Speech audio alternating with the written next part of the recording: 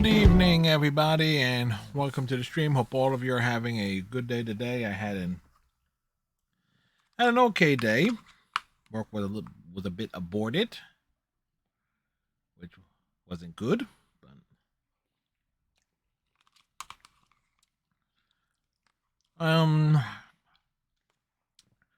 I got an appointment with Comcast, a technician coming out on Saturday to fix to check the lines, hardware, tap, and everything, because of the increasing issue of. Well, we saw last night with the stream got interrupted a couple of times. Sunday night stream got interrupted a couple of times. It affected my job at least twice during the hours of which I did have work this afternoon. But it does amaze me, though.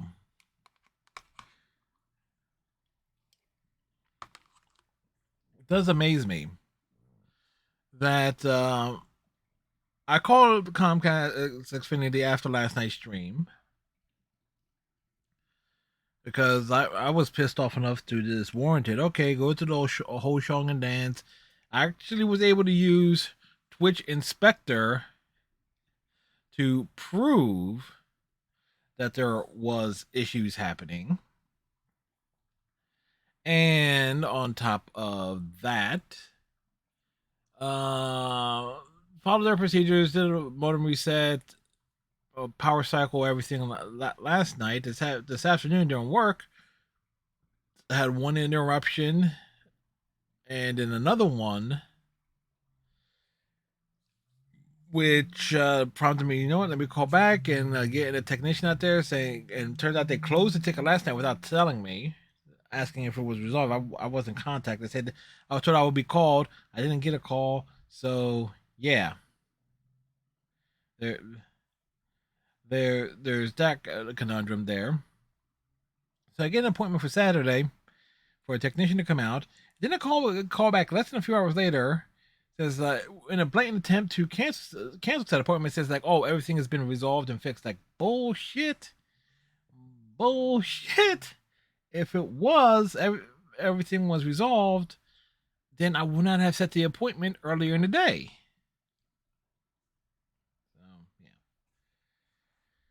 So yeah. I tell you, if it ain't one fucking thing, it's another, right? Right. Anyway, tonight, Persona 4 Arena. Go to the story mode and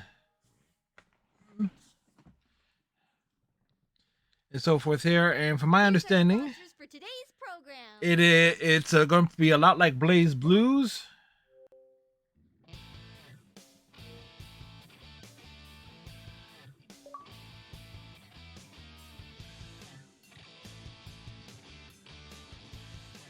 In terms of it's certainly more visual novel-esque.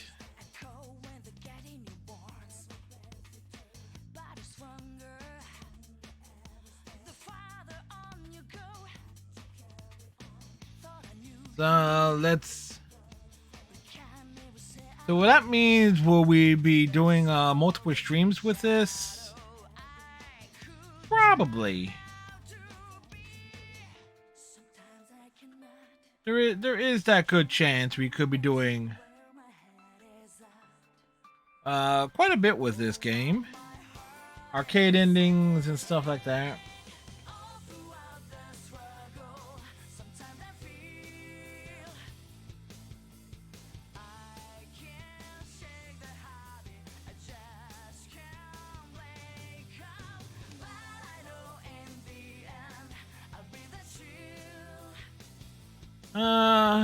Which also reminds me, I was trying to look up the Persona 5 the animation, because Persona 4 the animation is actually available through Amazon Prime.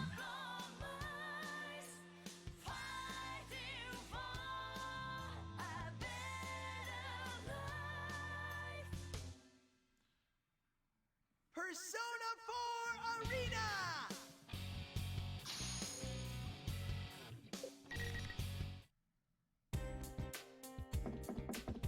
Alright, last time I met. would do it on easy.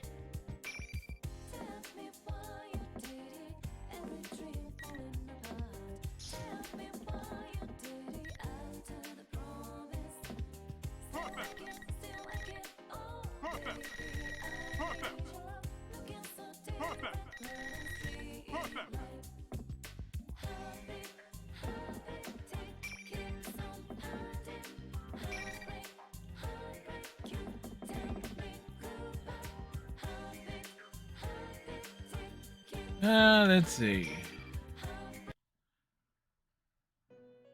Welcome to the Velvet Room. This place exists between dream and reality, mind and matter. Now then, why don't you introduce yourself? All right.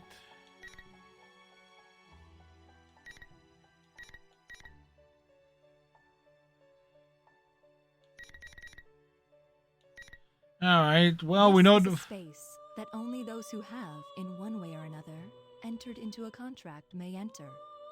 In your daily life, you subconsciously heard the call to awaken, and you chose to follow the destiny of your inner voice, thereby enacting your glorious awakening to your power. That's nice. Well, Strength.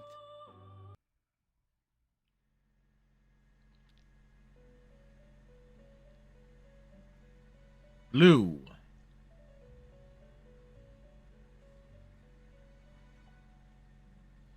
The floor, the ceiling, the furnishings, everything is blue. It's quite unlike what I normally see throughout my day, and yet my heart is mysteriously calm. I recognize the slight rumbling as an engine and realize that I'm in a car, or rather, someplace else I recognize. Welcome to the Velvet Room. The old man with the bizarre face sitting before me makes an expression that appears to be a smile. Sitting quietly next to the old man is a woman as beautiful and as delicate as an ice sculpture. It seems we have a guest with an intriguing destiny. My name is Igor. I am delighted to make your acquaintance. The Velvet Room. Igor. Even though I am barely conscious, I remember that this is not the first time I've heard those names. I see, this is a dream. This happened in the past. I've been in this room before. If my memory is correct, what he says next is... This place exists between dream and reality, mind and matter. It is a room that only those who are bound by a contract may enter. It may be that such a fate awaits you in the near future.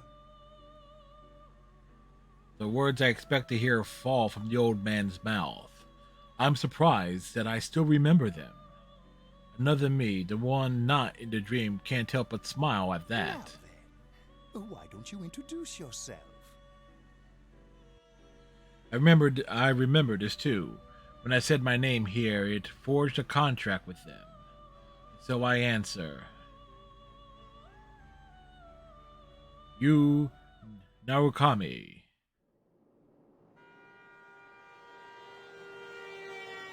When I open my eyes, the light is so blinding that I have to squint. For a moment, I can't figure out where I am, and I look around. Right. I was on my way back. I mutter to myself and I look out the window. The sky is somewhat cloudy, unfortunately, but the scenery is as peaceful as always. It seems that I fell asleep on the train headed to the countryside where I spent the last year, in Inaba. If I recall correctly, when I first came to that town, it was an afternoon just like this. I dozed off in the same way back then and was summoned to the Velvet Room. That was when Igor said that misfortunes would befall me, and just as he foretold, I was dragged into an outrageous murder mystery. That was no ordinary case. The Midnight Channel, shadows and personas, the powers of the heart. I saw things that could scarcely be believed. But I made memories there that could never be replaced as well. We gained the powers of the personas, and we suffered together.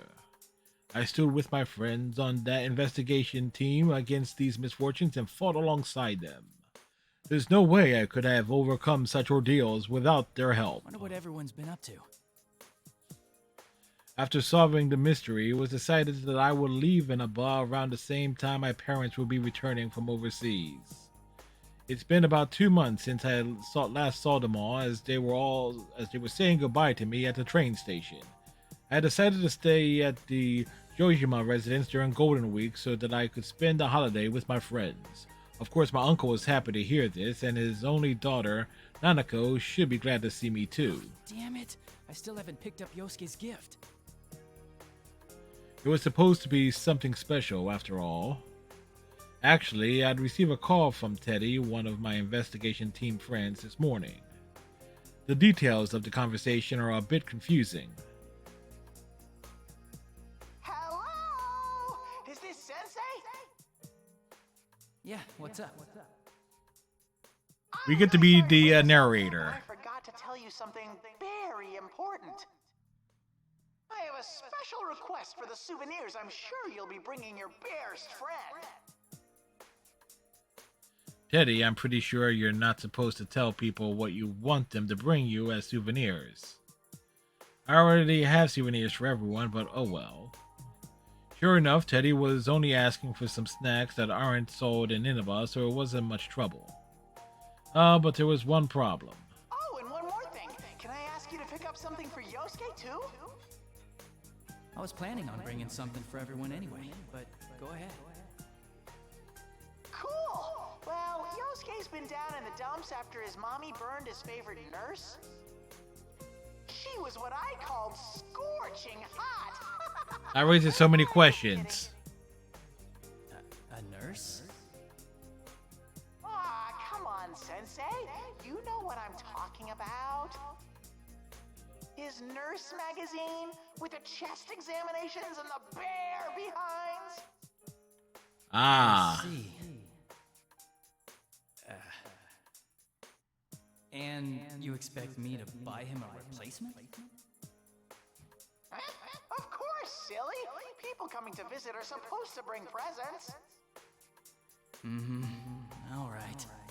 Well, that's unusual. I was planning to head back tomorrow, but since we're meeting up early, I decided to go back today. Can you pass that on to everyone? Aha! Then the sexy nurses will be arriving even sooner. It'll be like, Sensei, we have an emergency patient. Yusuke will be so happy. Okay then, we'll be waiting for you. Uh-huh. I'm a little worried now. I hope he isn't telling everybody something that will give them the wrong idea. Well, I should just call again once I get there. But I'll ignore that for now. Nurses, huh? In the end, I wasn't able to pick one up for him. How can I put it? I'd feel bad for Yusuke if I gave him that magazine and every time he opened it, his friend's face kept popping up in his head. And I have to think Yusuke has his pride too. He doesn't need me to buying this stuff for him. Then again, this is Yusuke we're talking about. I'm sure he'll understand if I explain my reasoning. Probably. Now pulling into Yaso Inaba. This will be the last stop. Yaso Inaba. Okay, my pronunciation wasn't too far off. End of the line already. It looks like I've been asleep for a lot longer than I thought. Just as that thought came to me, a certain worry crossed my mind. If I had a dream of the Velvet Room, did that mean I was going to be dragged into another adventure? No, I shouldn't think such things. I'm overthinking it. Igor had said, I am delighted to make your acquaintance after all, so it's nothing but a dream. It's quite misleading since I've had dreams of being summoned into that room ever since. The train begins to slow, and I take that as my cue to gather my belongings from the luggage rack above me. When the train comes to a complete stop and the doors open, even the smell of the wind evokes a sense of nostalgia. Ha ha ha ha!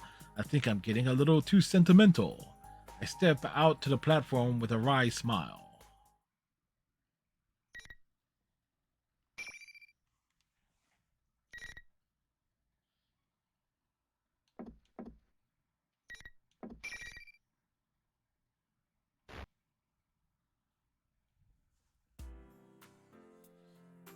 I'm standing in front of the train station, but this town is as quiet as it's always been. I realize that the sun has started to set and the orange sky envelops the world. Now, what should I do? Today is May 2nd. According to the calendar, the latter half of the holidays will begin tomorrow. I told Dojima-san that I was going to arrive today, but it seems he's been too busy with work to come get me. Ryoto Dojima, he's my uncle. I stayed with him last year. He's a detective with the Inaba police, and he's raising his elementary school-age daughter, Nanako, by himself. It seems that he was suddenly contacted by a detective from the Metropolitan Police Department regarding last year's case and will have to work late. What happened last year was very serious, so that may be why this has come up. He shouldn't have worried about it. I recall how apologetic he sounded over the phone and can't help from smiling. I told him that I knew the way over from the station, but a backpack with necessities and souvenirs for everyone turns out to be quite a load. Nanako must be waiting for me alone at the house, so I want to get there as soon as possible too. To be honest, I don't know when the bus will come. Maybe I should just call for a taxi. Just as I'm thinking this... Huh?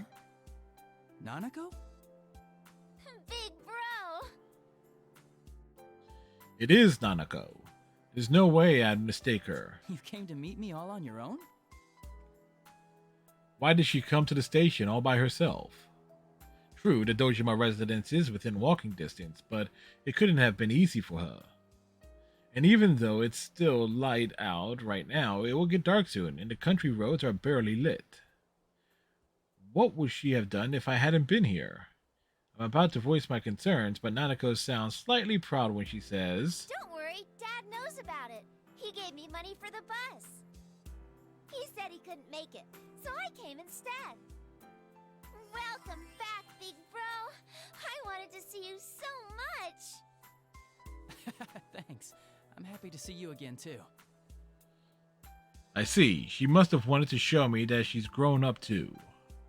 She is around that age after all. For a moment, I'm surprised that Dojima-san let her do this. But I can kind of imagine what kind of conversation took place. Nanako had always been a capable girl, but over the past year, her housekeeping skills have improved greatly, and she's proven herself to be very reliable. She takes the lead in many things within the house, and even Dojima-san can't compete with her sometimes. I can easily imagine the scene in my mind, and it's true that I'm glad someone came to welcome me. I take Nanako's hand and we begin walking side by side. Well, no sense. Thanks for the hydration, What's Steve. in the fridge at home? Lots. Dad and I bought a ton of stuff since you were coming to visit. Hopefully you're having yourself a good day. If Nanako says so, then he really must bought a lot. Dojima-san did say he picked up dinner for us, but if that's the case, maybe I should put together something to go with it. I asked Nanako what she wants to eat, and she looks back with a twinkle in her eye. You gonna cook dinner? Someone? No worries. I want to help. Nanako and I make small talk while we walk through Inaba for the first time in a little while. It goes alright.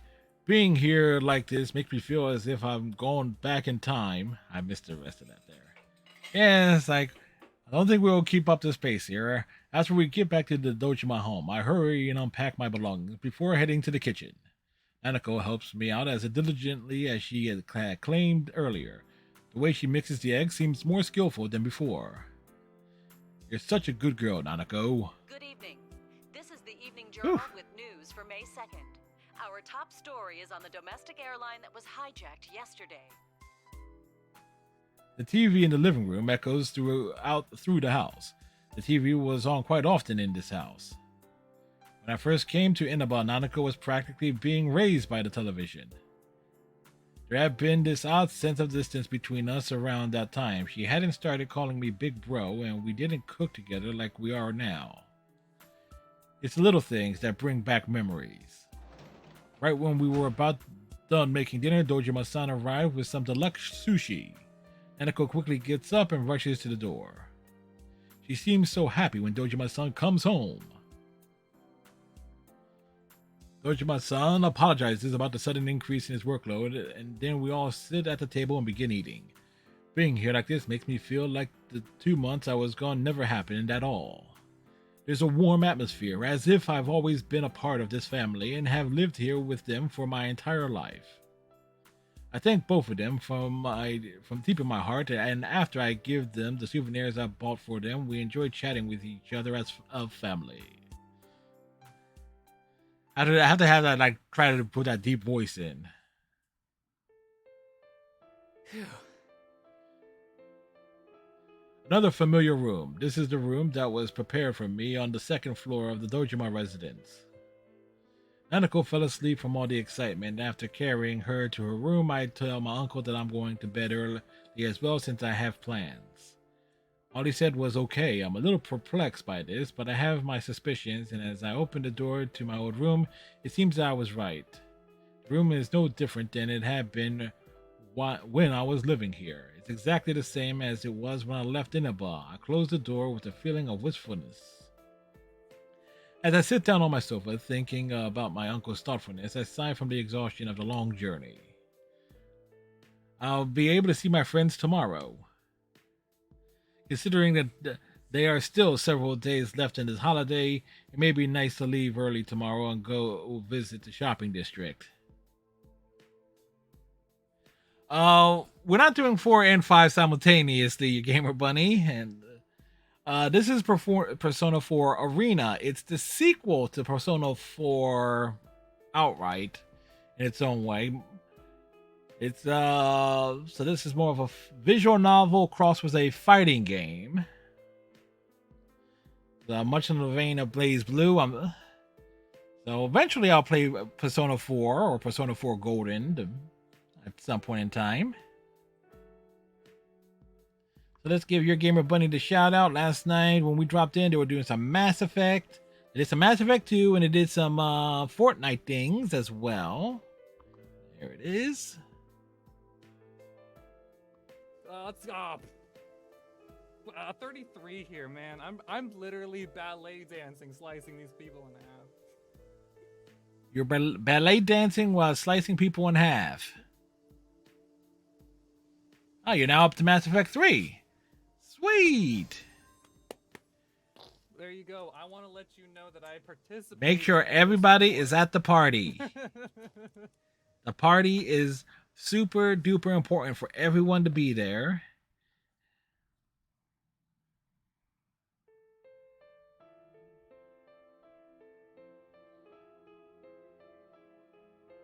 Tally is gone. What happened to Tally? Oh, took too long getting through the vents.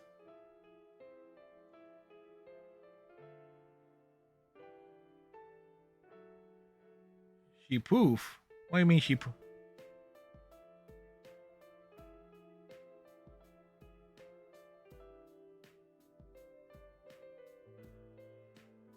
Oh.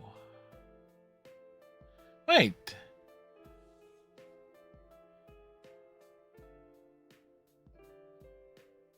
Tally guys. Wait, if you did all the...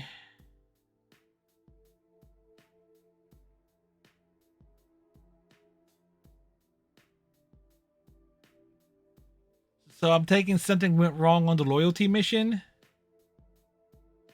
Did not romance anyone. Okay.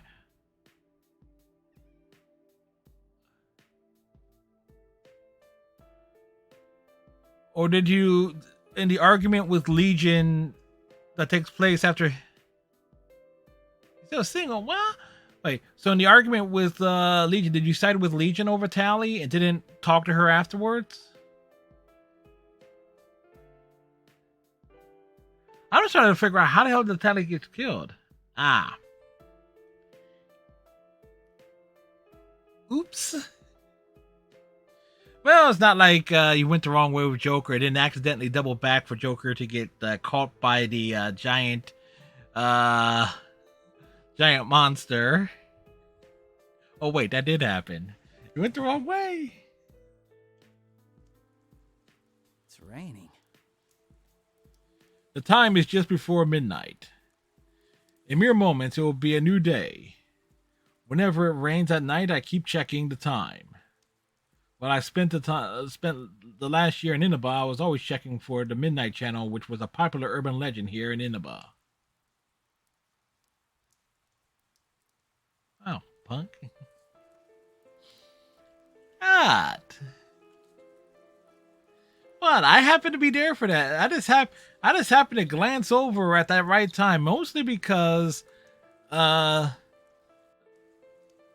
matter of fact, it's one of the whenever I play Mass Effect 2, regardless of the version, there is that one line from Edie that always gets clipped. I think I have the Legendary Edition version and Classic Edition of Edie saying, "I enjoy the sight of humans on their needs."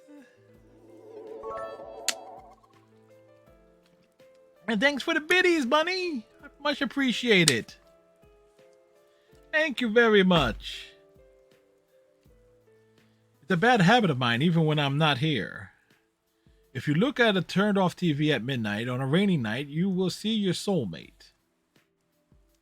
Discovering this rumor was actually true was the first reason why I became involved in the murder investigation last year. But the person who actually appeared on the Midnight Channel isn't your soulmate.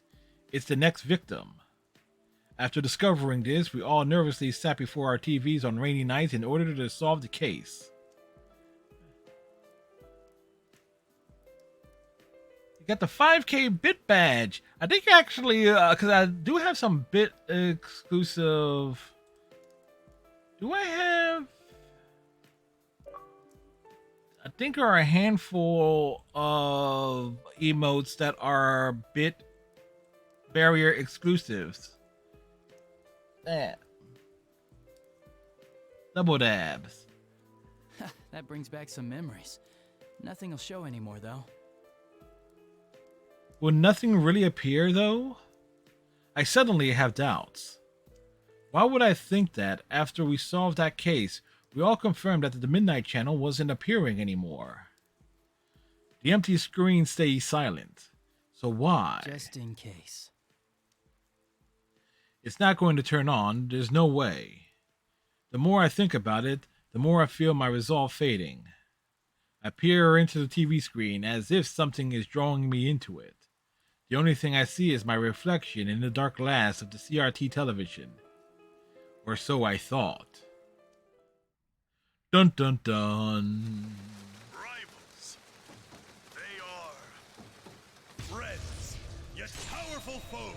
Friends, yet powerful foes. The desperate fighting program amongst high school students. A new legend is about to start. The manliest of all men! Come on down! Nobody touches his precious Nanako, the sister complex kingpin of steel, Yu Narukami! It's only natural. That raises some questions. Captain Resentiment, Yosuke Hanamura! Everything that bores me has gotta go! A spunky dragon with deadly legs, the carnivore who's discarded womanhood, Chie Satonaka! You need to eat more meat! Please escort me to The carnival who discarded womanhood. Snow Black, Yukiko Amagi! I'll finish you in one strike! Blooming roses and bulging muzzles, the blood-curdling beefcake emperor, Kanji Tatsumi! Deep into realms of romance, Some of this needs explaining to me. genius, the 2000 IQ killjoy detective, Naoto Shirogane! Is this an army of idiots? Yes. Fight and survive towards the one throne waiting at the end! The P1 Grand Prix where fierce fights will be fought! The battle begins tonight! Okay.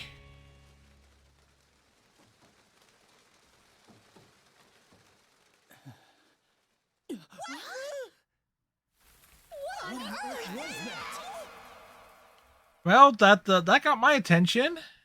Did it get yours? What? Sister Complex Kingpin of Steel? Was that me? Sister Complex Kingpin of Steel? I'm impressed. There's so much wrong with that phrase, I don't know where to begin. No, I shouldn't be thinking about that. Those words aren't the problem here. I hurry to make sure that the TV isn't plugged in. That was the Midnight Channel. What it was actually showing was rather ridiculous, but thinking back, everything the Midnight Channel showed last year didn't make much sense either. I'm suddenly gripped by tension. If the Midnight Channel was appearing again, I have to find out why. I pull out my cell phone and search for Yosuke's number. Let's see, H. Hanamura Yosuke. I quickly hit the call button. Does everyone know about this? Is everyone aware that the Midnight Channel is still being broadcasted? Do they know that it's showing us? And that we've been given taglines that can only be described as uncharitable? Hello, this is Yosuke. Yosuke? It's nothing. I just freaked out when you called all of a sudden. Yeah, that's it. What's up? Hey, when do you want to meet? Oh, that's the only thing. I can tell what's going on just by the sound of his voice. Yosuke knows about what's happened on the Midnight Channel just now, and he's trying to hide that from me. Considering that I've been out of Inaba for a while, I bet he's trying to keep me from worrying about it. There's no need for him to be concerned about that. Then again, I can kind of understand how he feels. I am his friend after all. That's not why I was calling. I saw the Midnight Channel. You saw it too, right? Huh? I can easily hear Yosuke panicking on the other side of the phone. He's probably surprised that I saw the Midnight Channel when I shouldn't even be in Inaba right now. He must be thinking that the Midnight Channel is now appearing on a national TV network. Looks like Teddy didn't tell them after all. Did Teddy not tell you? Since we're meeting up early tomorrow, I decided to come today. I figured you wouldn't think I could have seen it, so I gave you a call. Well, I assumed you weren't here yet, so I didn't want to rely on you. See, the theory was right. I already read this silent line of logic. You're not gonna leave this be, are you, Captain Rasantama? Why'd you zero in on that part? Did you see how they called you a Sister Complex Kingpin? Mine's not that bad. It's bad enough. Oh, I ought to tell you, that program's not the only strange thing lately. Teddy, Rise, and Kanji aren't here either. They disappeared. For a moment, I'm at a loss for words. Not only has the Midnight Channel come back, we've lost contact with 3 of our friends. I have a bad feeling about this. I can't believe that those 2 things are unrelated. Alright, we should get together tomorrow like we planned. Yeah, at the Jeunesse Food Court. Welcome back, partner. I'm suddenly reminded that I haven't even greeted Yosuke yet. I finally feel the sense of worry fade a little, and I answer with a smile. It's good to be here. No matter what has happened, our friends may be in danger. If that's so, then there's only one thing to do. Speaking of things I have to do... No problem, your gamer bunny.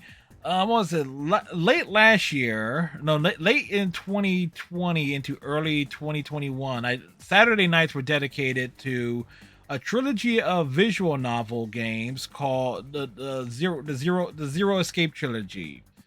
9 Hours, 9 Doors, 9 Lives, Zero Time Dilemma, and I forget the name of the third one. And I damn near read every single line of dialogue in that, particularly since they cut back on the voice acting in some of the other ones, in one of them. Well, I do read verbatim as part of my day, when I actually have day work. But since I have it set to auto read, to like auto advance, it's trying to keep up the pace is not exactly easy, so. Oh, right. Sorry to say, I forgot to pick up your souvenir. A souvenir? Don't even worry about it, man. You sure? I thought you were really looking forward to it. Those nurses. Nurses? Nurses. I had a feeling he wouldn't get it if I don't tell him flat out. This is rather hard to bring up, but oh well. Teddy asked me to get it for you. He said you were crushed that they got burned. You have a question for me. Guide Ray, what does that do? It means like at the very end of a stream, if you know somebody who is on, like when I'm ending on the stream and like I'm looking to see who's on, who to raid, and so forth, that will allow you to suggest who I raid. Because if you may have noticed, I do have some people that I would typically drop in on. There's Kaladol, Flintlock are two of my more common ones because they typically, sometimes I might end a little bit. I know when they normally end, but those are two great streamers in itself. There's yourself. I put on that short list of like people who I will instantly. There are people that I will instantly look for. It's like, okay, who is on right now that I know? Drop in on, and that's where the raid normally would go to. But the guide to raid means, okay, you make the suggestion. So it's always like a great way. It's like, okay, exposure. It's like, oh, go check out this person. No, you actually. You can choose anyone. You would be able to choose anyone. A couple of streams on Sunday nights, following the Overwatch stream, ended with me rating people that were recommended via the guide to raid thing. So I would say. So it's often best is like when you see that I'm about to end the stream. It's like that's which typically, you know, about on a weeknight typically will be about 11:30. That's like often like that great time. Hey Taz, how's it going? So that's what the guide is rated for. And Taz Holes is a streamer as well. And Taz, I want to apologize. Last time Taz popped in here, it was in the middle of me freaking going off on regarding the lack of gun control here in the United States. So I do apologize for that, Taz. But Taz is a podcaster and he's done some streaming as well. He was also big in Twitch Sings. Hey, it's my friend Star Fox. Hey, friend. Hey, Star Fox. The last time Taz was playing, awesome. was playing Final Fantasy X. By the way. Don't worry, Taz. I got big. And there you go.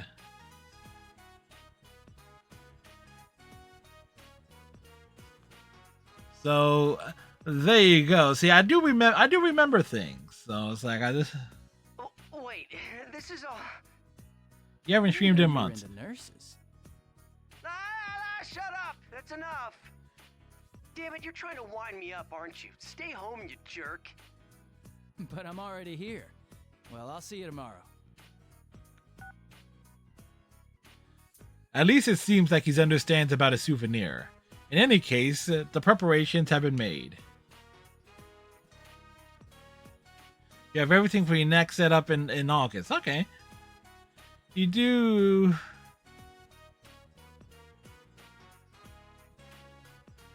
I have a great memory. Yeah, well, I kind of have to.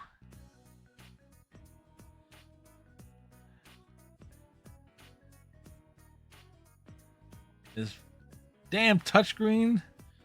See, can't beat a good old-fashioned keyboard. A $6,000 monitor. Oof.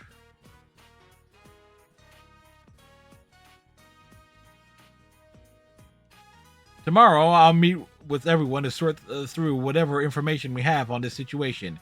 If we have to, we'll go back into that world. It'd be best if this was all just our imaginations, but unfortunately, we know that the Midnight Channel wouldn't have appeared without a reason. I should make sure I'm ready for tomorrow and get some rest.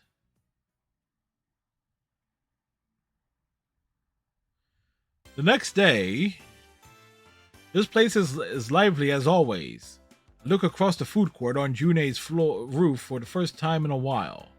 Even though there aren't many people in Inaba, this place is exceptionally crowded.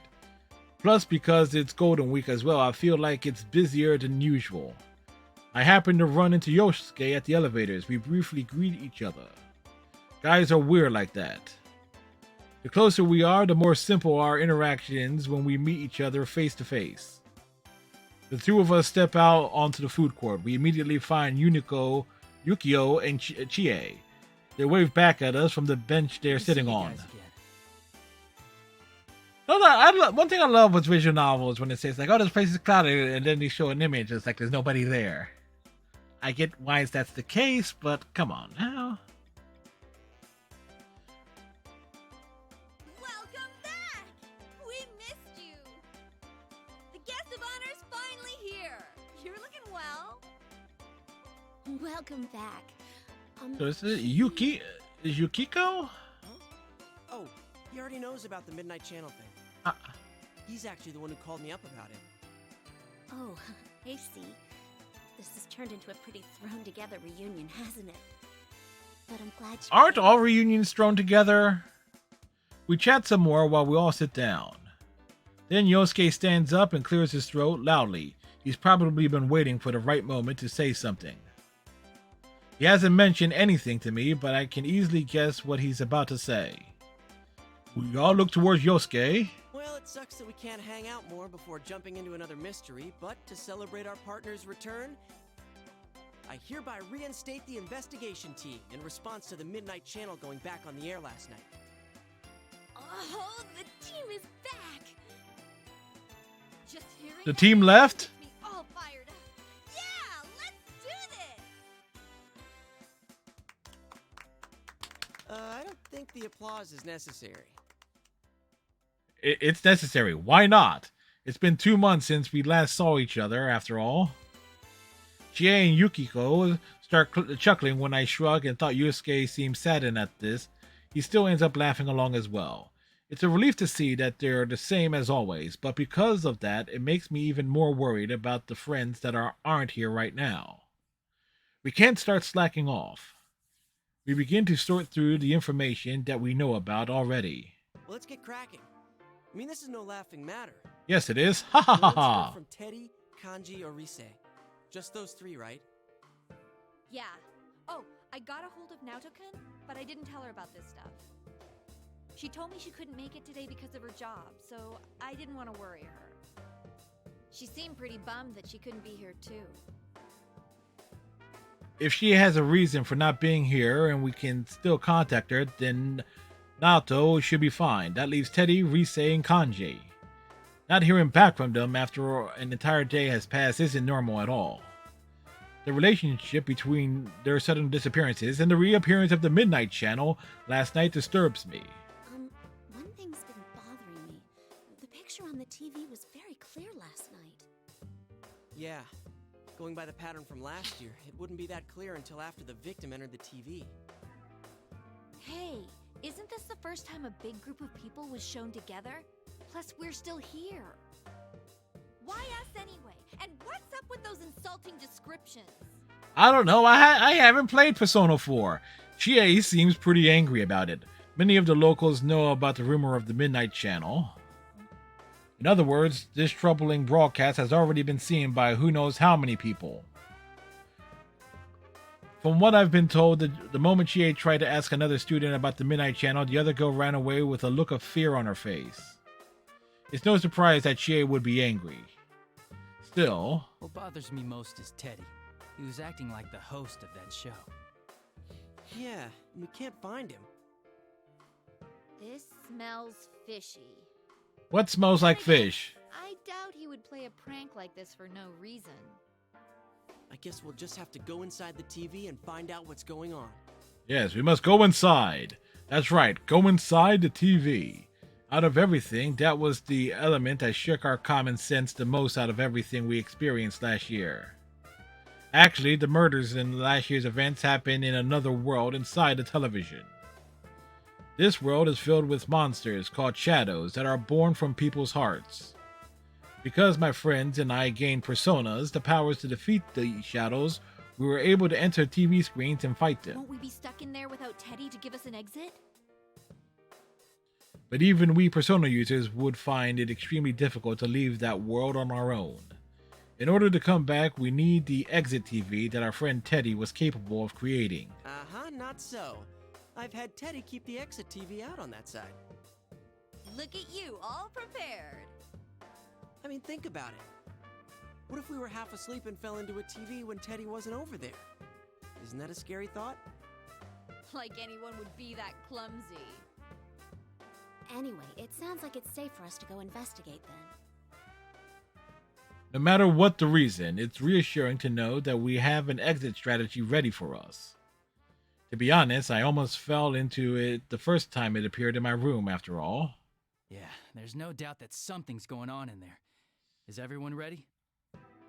We're all good to go. To tell the truth, I had a hunch that this was going to happen. We all share a look to confirm our intentions.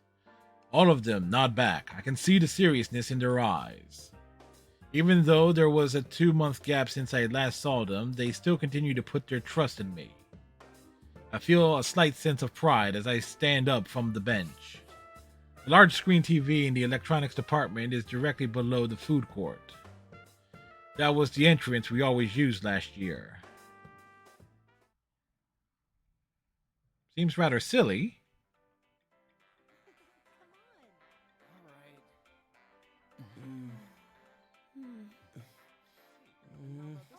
It's a holiday, so the store's full of people. Feel like things are picking up around town. That's a comfy looking chair. You know, it's been a while since last time. I'm a little nervous.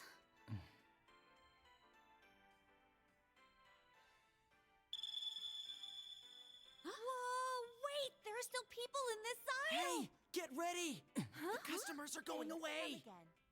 Uh-huh. Everyone, into the hole! Ah! Let's go!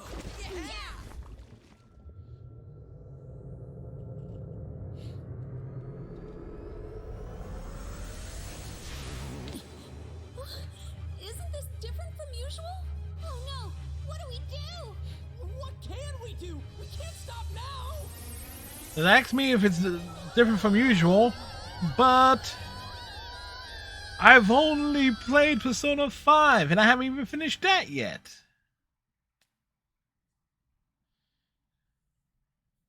I hear a voice. It's a woman's voice. It sounds familiar to me. This voice is... Welcome to the Velvet Room. I don't sense the distinctive floating feeling that I usually have when I enter the TV world. When I concentrate, I realize that I must be sitting in a chair. The moment I open my eyes, I see vibrant blue, the Velvet Room. I visited this place an untold number of times last year and once more in my dreams yesterday. I never thought I would return to this place. Huh? It's not a dream this time? What's going on? Didn't my contract end already? Yeah, new contract. Igor, who usually sits front and center, is nowhere to be seen. The one to greet me is the woman with silver hair, Margaret. Could this be a personal summoning, then? That happened a few times last year, too. Margaret smile as if she senses my suspicions. This room is tied to your fate. Nothing that occurs here is meaningless. Who's Though me? you reached an end to one journey, you now find yourself here again. This shows that you will once again be faced with a question. A question? And something really is going on? Another mystery has appeared and we are about to be dragged into it again. Could that be what she means? From here on, what befalls you will upset your status quo. It is true that you've opened the door once already, but all things change. Nothing ever remains the same. What you gained before will change over time as well. You will have to face them once again. Face them? Again? We didn't face them the first time. The first thing that Margaret's words stir up in my mind is the sight of my friends' smiling faces. Is that going to change? No, that can't be true. And face them again, that's impossible. Once I wake up and leave this room, I should still be with my friends. There's no need to jump to conclusions. But Margaret's appears to have anticipated my thoughts and smiles while narrowing her Show eyes. me how you will proceed down the path that awaits beyond the door you've opened. My vision wavers and the blue light before me vanishes quickly. Wait. I still need to know what you mean by those words. We just got kicked out the car. Place a bookmark.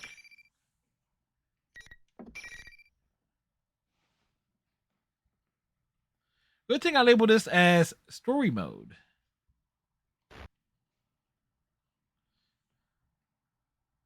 Where am I? Where did I get thrown to when I left that blue room? The scenery is so unexpected that I am at a loss. This is a school. It's the music room of Yashogami High. I attended this school with my friends until recently. There's no mistaking it. We entered the TV together, so why am I here? No, that's not right. This is... No, wait. This has to be the TV world. The graffiti on the ground. Shoes placed like they're for some kind of ritual. The eerily shining eyes of the portraits on the wall. The more carefully I look, the more I realize that this place is not the real Yashogami High. Most of all, I sense no warmth from this place like I've always did from the students who would come here and go from here. This is a fake. It's definitely not the school I attended. But what happened to turn the world inside of the TV to this? On top of that, we entered the TV from our usual entrance, but I ended up in a completely different place. This has never happened before. I also realized that my friends aren't with me either. Did we somehow get separated? I start to feel chills down my spine and look around. Hello! Sorry for the wait! Greetings, boys and girls of Yasogami! The P1 Grand Prix is about to begin! There's no need for manners or courtesy or anything today, so let it all hang out! Tell us how you really feel! Ah, okay. What the...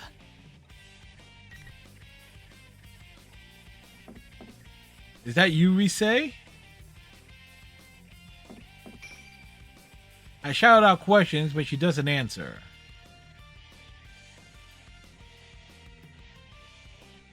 This is Rise Kujikawa, one of my friends on the investigation team that we couldn't contact. Does she not hear me, or is she choosing not to respond? As I ask myself this, I hear different voices echoing as well. I look around in surprise. These voices is not just from one or two people. I see countless students staring at me from the hallways, the entrance, everywhere I turn. May I have your attention, please? I, Rosette, will be your commentator. But first, the General has a few words for you all. The General, he's here to promote his car insurance. What's going on? Why are there so many people inside the TV world? Before I can think of any answers, Rise makes another announcement. And as if on cue, the monitor in the music room turns on. What appears on it was Teddy. He was wearing a strange hat and a cape, just like he did on the Midnight Channel last night. First Rise and now Teddy. What are they doing?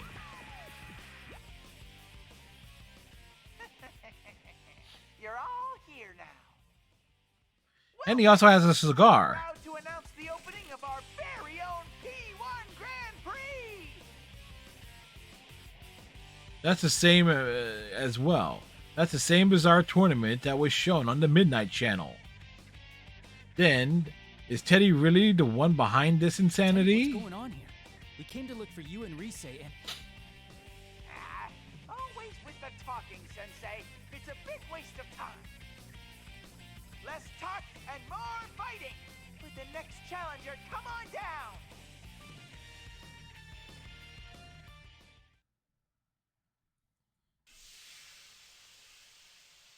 Teddy looks away and makes a dismissive gesture.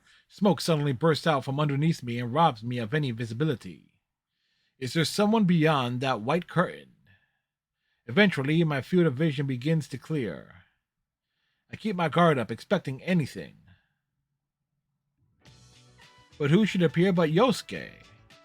Though I hadn't expected to run into him like this, I am relieved to see that he's safe. Teddy did say something about a challenger just a moment ago. I recall that the P1 Grand Prix that appeared on the Midnight Channel looked a lot like some kind of fighting competition. Wait, am I supposed to fight Yosuke now? That's not funny at all. Great. They're expecting you and me to fight. Looks like. Sheesh, what's Teddy thinking?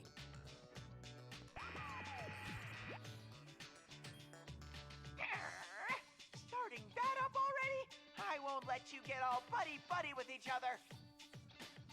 These battles are fought to the death. Only the victor can proceed. Bit excessive. This joke's gone on far enough, Teddy. We're not gonna play along with that. I look over at Yosuke, hoping that he would agree with me. But Yosuke did not appear interested in what I had to say. Oh, really? I guess you should declare me the winner then. Yosuke? What? You don't plan on fighting, right? That means I win by default. That was not what I was expecting to hear. What's gotten into you, Yosuke? Did you have some reason to be talking like this? I can't figure out what's going on. Yosuke continued to speak in a carefree manner and said something that I simply couldn't believe. Oh, but is that okay with you? I mean, since Nanako-chan's here and all? Nanako's here? Wait, really? You haven't seen her? She's with Teddy. That can't be. I saw Nanako back at the house when I left this morning. And even then, Nanako can't enter the TV world on her own. But she's in this world? I can't believe it for a moment. But what if it's true? Just coming into this world can't tire a person out very quickly. On top of that, if someone who can't use a persona comes here, it can sometimes even be fatal. Where is she? Yosuke, where's Nanako? Whoa, what's gotten into you, partner? No need to get hysterical. Why are you so calm about this? You know what happened to her last time she came here. Nanako did come into this world once last year. It was not something any one of us would have wanted to happen. That was the start of a whole chain of events. Remembering them is heart-wrenching even now. And yet, no, even then, it might be wrong for me to lash out at Yosuke for the way he's acting. Calm down, I need to think straight here. All Yosuke said was that he saw her with Teddy. Then was Nanako brought here by Teddy if he's the leader of this tournament? Yosuke, be straight with me. Are you sure Nanako is with Teddy? How should I know? If I had to guess, I'd say she's probably still with him. Man, are you alright? Are you that worried about Nanako-chan? It's no wonder people look at you funny, thinking you have a sister complex. The sense of wrongness that I've been feeling this whole time is getting even stronger. True, Yosuke may say some insensitive things, but mostly that's because he reads too much into the situation and becomes outspoken. He's not the type of guy to enjoy making hurtful remarks like this. Yosuke, are you alright? Huh? What are you talking about? I should be the one saying that to you. She's not even your real sister. All that big bro stuff really creeps me out. It was a while ago that I saw her. It's probably too late to save her now. You know how things went last year, after all. Yosuke. He's definitely not the Yosuke I know. Yosuke is my friend. He wouldn't be so callous as that. At least, I thought so up until now. He was the one who had to face the pain of losing someone he cared about when the murders first started last year. I can't hate him for accidentally mentioning someone who was dead, but the way he's acting, he's doing this on purpose. I silently draw my sword and face Yosuke. Draw your weapon. You'll get your fight. What? Dude, what are you saying? You told me you let me win by default. To be honest, I was thinking that this Yosuke before me was some kind of fake. I even wondered if something had happened to him and Yosuke's shadow had appeared again in this world. But this wrongness that I keep sensing is nothing like that. This probably is the real Yosuke. The strangeness I feel is because these words really are coming out of the mouth of someone I never thought would say them. If so, then... I don't know if you're being controlled or if there's something else going on here. Either way, you must understand the best way to resolve the situation. There's no way to tell if what I'm saying is getting through to him at all. But if I want to figure out what's going on, I'll just have to fall for this trap once. Sorry, but I'm gonna go all out. No hard feelings.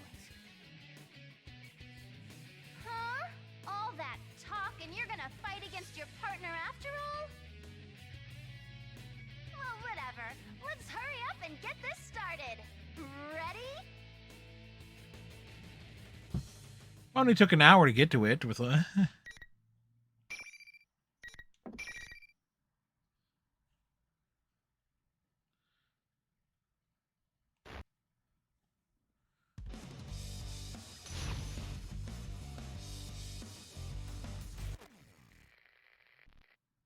Finals. Here comes Yosuke Senpai!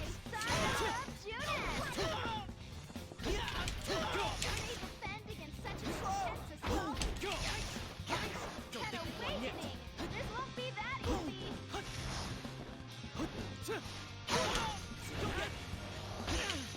Fierce attack! Make him stand it. One rush after another!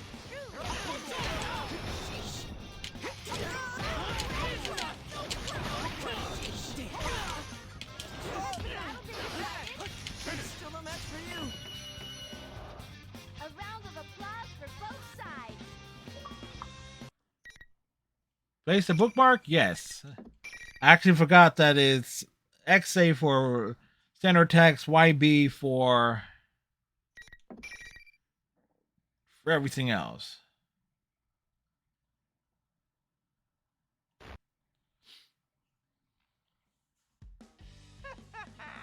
Amazing, Sensei!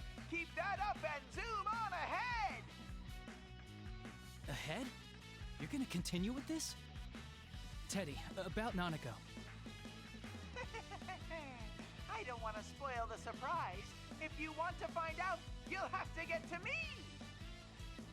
And I can't say why, but I think you should hurry. The monitor shuts off. I still haven't learned anything about Nanako, but he did seem to have been expecting me to ask about her. I don't want to think about it, but Nanako really may be here. The moment the monitor turned off, the students began to leave like waves in the receding tide. No, they don't look like students anymore. There's something inhuman just taking the shape of students. I was too focused on the fight to notice, but it seems their true forms were coming through. They look like silhouettes. Could they be shadows? Even so, I don't sense any hostility from them. Well, if they're not a threat and they're going away, there's no need to chase after them. Besides, there's something more important to do right now. Yosuke, are you alright? I walked to where Yosuke lies, collapsed on the ground, and gave him my hand to help him up. Couldn't you hold back a little? I seriously thought you were gonna kill me. The same went for you. I wouldn't have stood a chance if I held back on you. Yosuke grimaces in pain as he stands, but he doesn't seem to have suffered any severe injuries. That's good. I knew I couldn't risk going easy on him, so I was a little worried that I'd actually hurt him. But once we get a good look at each other, Yosuke's demeanor suddenly changes. Anyway, that aside, shut up about the nurses already. It's not like that's the only thing I ever think about. What's this about nurses? Huh? You were harping on it the whole time. How can you stand there and constantly bash my taste in women with a straight face? Is it such a crime to like nurses? Nope. Wait a second. Hello, Ness. I don't understand why he's suddenly angry, but he's not making any sense at all. I tell Yosuke to calm down and we go over what he thought had happened before the fight. We learned that our memories of what each of us had been saying didn't match up at all. According to Yosuke, it seems that I've been, well, teasing him about his taste in women. Yosuke was so heated up over what I supposedly said that he almost went into a graphic detail, but I stopped him before things went too far. I mean, really, it's best for both of us if we pretended this hadn't never happened. But thanks to our conversation after the battle, I've come to realize something. If we've been hearing each other saying things neither of us have been meaning to say, then... Yosuke, let me ask you something. Is it true that Nanako is here in this world?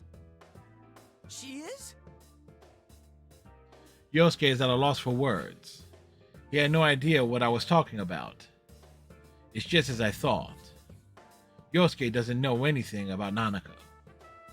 If that's true, then what I heard Yosuke saying before the fight was something that Yosuke couldn't possibly have said.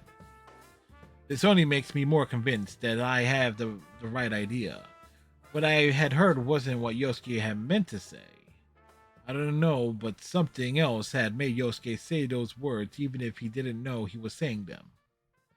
That reminds me, Teddy on the screen had said that I needed to get to him if I wanted to find out the truth. Does that mean that Teddy had done this to us? I guess there's no choice but to keep going. Nanako is good friends with Teddy. I don't want to imagine it happening, but if Teddy wanted to kidnap Nanako, it's certainly possible he could have. I want to go home at once and check to make sure she's okay, but I have no idea where I am. Even worse, Teddy holds the means of returning to the real world. There's no way out of here unless I find Teddy on my own. Taking off? Yeah. Well, be careful. Be careful, I'm worried about you. Do your best. I sense a lot of emotions behind those words. Yes, I know that now I'm hearing the real Yosuke. I take Yosuke's cheering me on to heart and I leave the music room. Teddy had said that only the winner could go on in the tournament. I don't know exactly what that means, but it's probably not a lie. Yosuke understands that as well. That's why he's trusting me to sort it all out and lets me go without much talk. He's frustrated that he can't help me out. I could just be jumping to the conclusions here. After all, Teddy did say that was the rule, but we didn't have any proof either.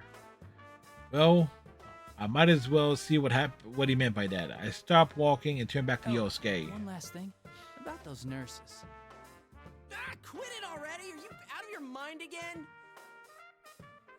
Yosuke turns bright red and rushes towards me, flailing wildly in an attempt to stop me from finishing. And...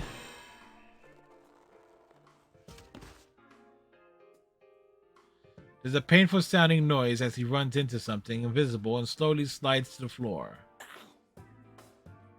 What is this? So there's an invisible wall. Looks like the loser can't leave the room. It looks like there is some force that prevents the loser from leaving the area where the fight took place. It's likely that every time one of these battles happens here, the winner will get sorted out this way. That's annoying. I see how it works now. Thanks. If Teddy really has kidnapped Nanako, there's no time to lose. Don't use me as your guinea pig. Wait, that's it? Hey, don't wear yourself out, alright? I turn away as Yosuke shouts at me. Not to worry, Yosuke. I give him a quick smile before leaving the area for real this time. At that moment, I feel a wave of disorientation crash over me. I'm surprised that this is happening without warning, but it's not a threat. After all, I know this feeling all too well.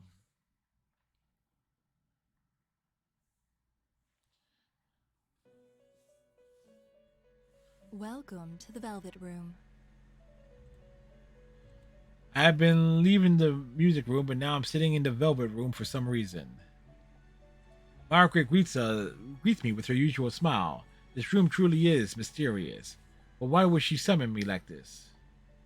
Margaret sees my suspicious expression and speaks up. Things have only just begun, and yet you already seem tired. The misfortune that has befallen you can be thought of as a sort of trial. A trial? I want to know the details behind her words, but I know that she won't answer me even if I ask. The inhabitants of the Velvet Room never reveal everything. That's because they can only watch over the choices their guests make. Margaret's smile broadens when she sees that I don't intend to ask her anything. Indeed. I am an observer on your journey. I would do nothing so thoughtless as to force you to make choices. You do not need such provocations. I already know that you shine brilliantly enough. This shine she speaks of, could it be about my ability to use personas? Yes, that is part of your brilliance. Personas are masks of resolution, strengthened by controlling one's heart, by forming bonds. You understand this well, don't you? Yeah, that's how we all fought up till now. Yes, indeed. But one's heart is intangible. It cannot be seen and cannot be felt. When polished, it releases a strong light unlike anything else. But it can also be clouded by trivial things. Have you ever felt that way?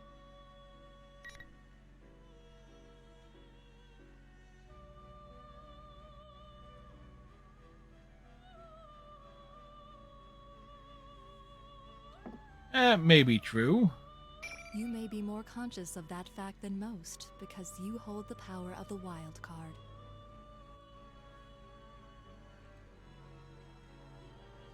The wild card, she says. Margaret's voice fades away as she answers me. From here on, you will be forced to re-examine the things you know as bonds. How will you face the changes to come, and what choices will you make?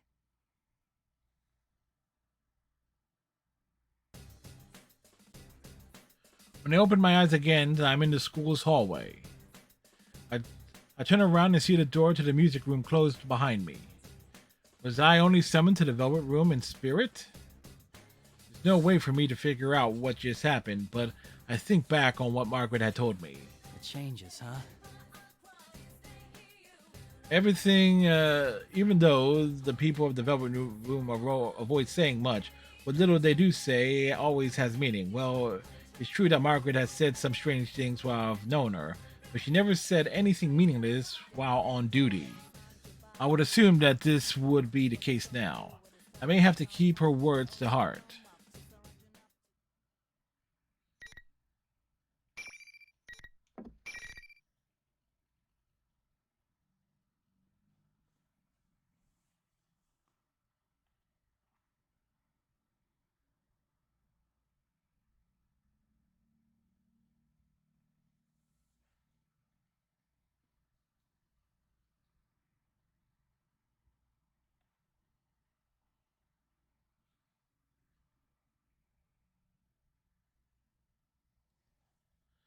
Okay, so there are...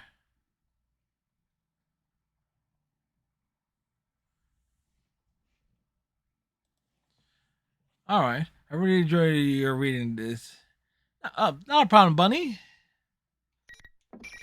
As I'm looking at a notes regarding it, because the developers behind this game, also the developers behind the Blaze Blue and Guilty Gear games.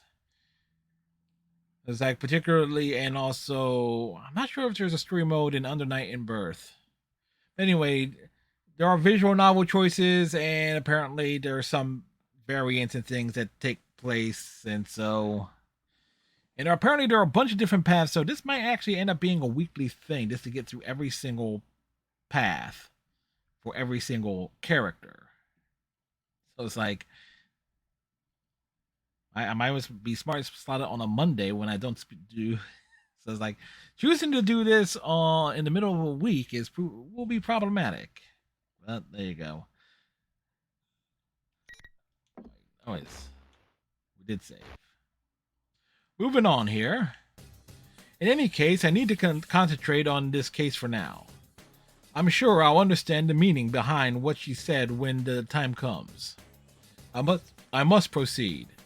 Through this bizarre place looks nothing like Yashigami High I intended. The building seems strangely familiar as I run through it. Teddy had appeared on the monitor in the music room. From the looks of things, he appeared to be behind what was happening. But I heard Rise's voice over the school's PA system before my fight with Yosuke. If this school works anything like a real one, I can make a good guess as to where Teddy and Rise are. It might be the announcement room. But of course, things aren't that easy. Those invisible walls keep getting in my way wherever I go. It seems that some of these walls don't let anybody through, no matter if they won or lost their fights. Every single time I run into one, I'm forced to take another path. It's like my route is already set for me. I feel like I'm being led somewhere. I stop for a moment in the hallway out of the practice building and mutter to myself while I take a look around. Who is no? Where are they trying to lead me? At that moment, Hey, you there! You're one of them participants in that Grand Prix thing, right? a voice that I don't recognize at all breaks me from my reverie. I instinctively jump back and draw my sword in surprise. Whoa, whoa, whoa! What's the big idea? You could poke someone's eye out swinging that thing around. Phrasing! I turn around and see a girl that I've never seen before. Was she part of that crowd?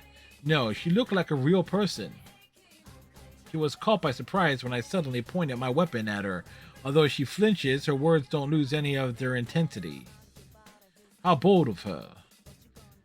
That may seem like an odd thing to say, but it's what suddenly crosses my mind. But this girl doesn't seem to have any intention of attacking me. I sheath my sword, but remain cautious. Sorry, I didn't mean to startle you. Sorry ain't gonna cut it. What were you gonna do if you hurt one of the students here, huh? You can't go pulling that stuff without student council approval. All right, the jig is up. Hey, Red Fox, how's it going, sir? Tournament right now. Hydration. Things are going all right. Thank you very much for the sip of the water.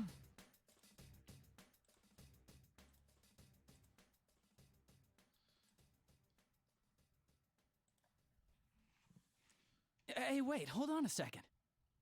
I'm not in this because I want to be. I'm trying to stop the tournament. Whoa! Red Fox, 11 months in a row. Thank you very much for the resub, Red Fox.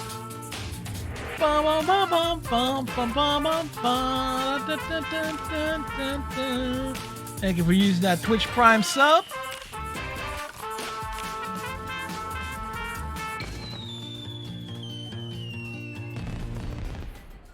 Really appreciate it. Hope all is well across the pond over in the UK. That you're staying cool.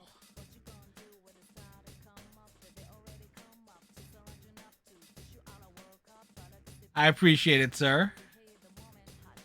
I'm trying to act non-threatening, but the girl continues to glare at me. Who in the world is this girl? She's wearing a Yashigami High uniform. She says something about the student council, but I don't recognize her. You don't encounter people here in this world that often. If a person is here, then they're either a Persona user or a... By the way. Wait, did you fall inside a TV? That's right.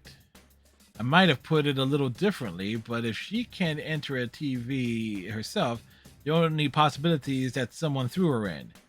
That was what happened in the murders from last year. TV. What kind of nonsense is that?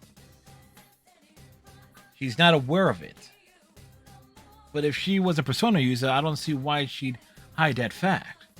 If she was trying to keep that from me, then she wouldn't have come to talk to me like this. Then does that mean she's a victim after all? I carefully choose my words to avoid provoking the girl and introduce myself. I'm Yu Narukami. I was a second year at Yasogami High until last year. Huh? Last year? But that uniform. Oh no, this is kind of my usual equipment when I'm in the TV world. Equipment? Yes, his equipment. Forget it. Well, if you were only around till last year, I ain't gonna blame you for not knowing. I'm the new student council president. Nice meeting you. The student council president. If I'm remembering correctly, the student council election should have taken place just before the holidays. I have no knowledge who won any of those elections, since I left Inaba before they took place. That reminds me, I didn't have any friends on the student council last year either. This girl may very well be the president. No reason to not believe her. Now it's your turn to spill. You said you ain't in the tournament because you want to be. Then what are you doing here? And what's this tournament about in the first place? Well, that's what we're trying to discover here. I feel that if I don't explain things very clearly to her, it will only provoke her further. But trying to tell her everything about what's going on here will only confuse her. I leave out the fact that this place is inside a television and tell her about the other things that are going on. First, I tell her about Teddy, that a friend of mine is likely the one who set this tournament up. Second, that I entered some of my friends who were dragged into this as well, but they were acting strangely. And third, that my cousin Nanako, still in elementary school, may have been dragged into this mess. The girl calling herself the student council president seems skeptical while I talk, but eventually she sighs. So if I got this right, you didn't start this, but your friend did. Well, you don't seem like you're lying. No, he's standing up. It seems that she somehow grasps the gist of what I was trying to say, and what I was trying to read. I thank her out of politeness, but she laughs and asks why I'm thanking her. There's still one more difficult task left at hand. How do I make her understand that all this is within another world, one accessed by going through a TV screen? She still appears to be energetic, but it doesn't change the fact that she's in danger. I have to get her out of this world, no matter what.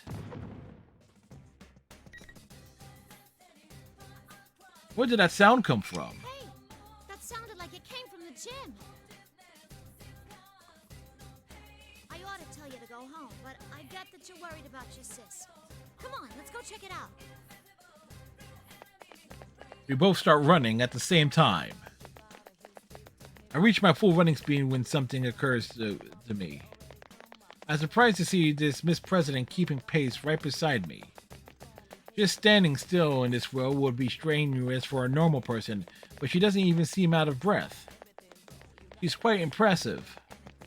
I take a moment to quietly praise the girl running next to me.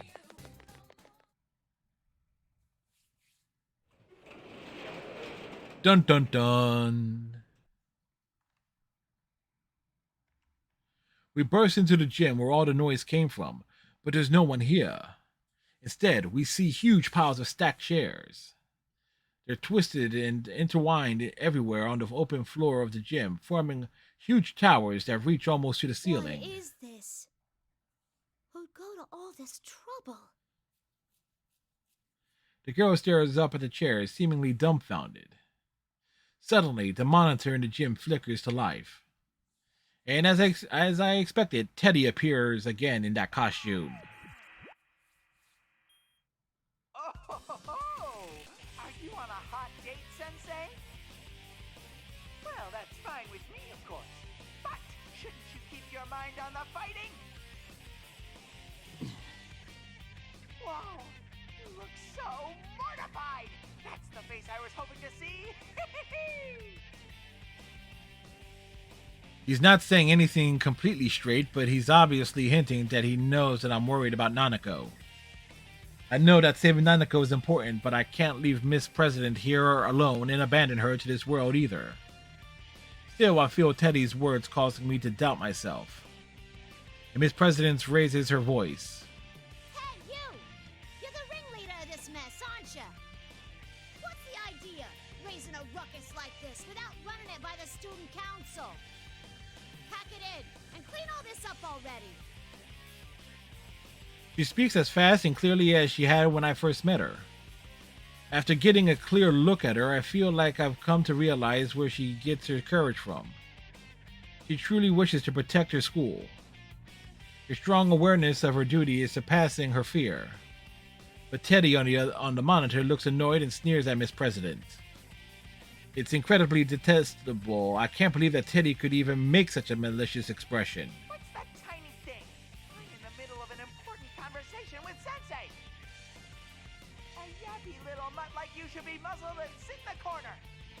Rude. Sit, puppy. Sit. Also rude.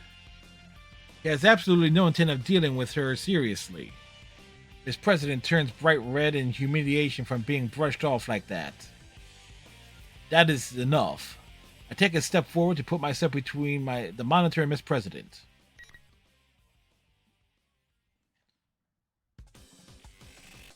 Just let it go.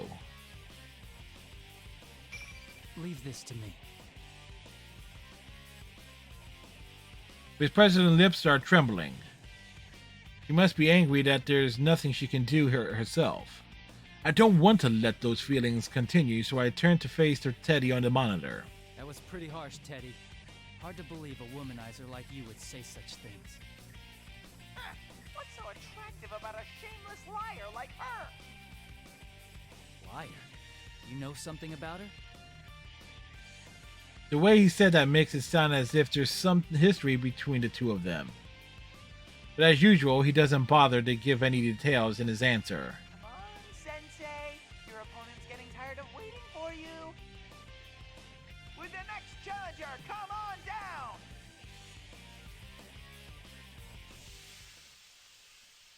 After that line, another cloud of smoke rises from the floor. But this time, it is Yukiko who appears. Oh, thank goodness you're safe. What's the matter? It's nothing. Are you alright? Has anything odd happened to you? Odd? No, I don't think so. Yukiko seems alarmed to see me in a defensive posture. I feel my shoulders relax in relief as I shift my weight to stand normally. It seems that she hasn't been affected like Yosuke had. I didn't think I'd been that tense though. Now that's the Yukio I remember, she's as sharp as always, exactly when we need her. If she's not being confused, then I can immediately ask for her help. I try to explain what I need from her. Nanako might be in here. I'm heading to the announcement room where Teddy is. I need you to protect this girl from me. She might be a victim of all this. I motion towards Miss President standing next to me. Yukiko looks at me in surprise. I don't blame her though. Well, what Yukiko said next was even more surprising. Why do I have to do that? It's not like I know her or anything. I'm not going to help her because I don't know her? Is that really what she's saying? I can understand that she might be cautious when meeting someone for the first time, but would Yukiko really think that way? It's got to be the same as with Yusuke. The same uncanny sense of wrongness is coming back to me when I hear Yukiko speak. Not you too. Calm down and listen to me. Can you understand what I'm saying? Can you understand the words that are coming out of my mouth? What are you saying all of a sudden? I can hear you clearly. What did you mean by you too? When I try to question her, Yukiko's expression returns to normal. I can't tell anymore.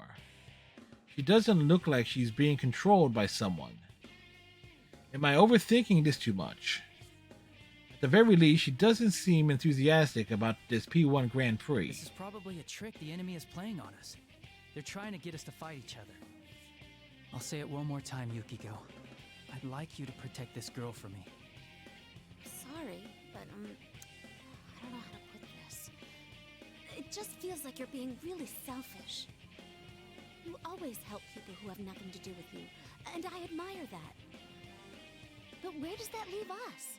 It's always your friends who get put in danger because of your self-centeredness.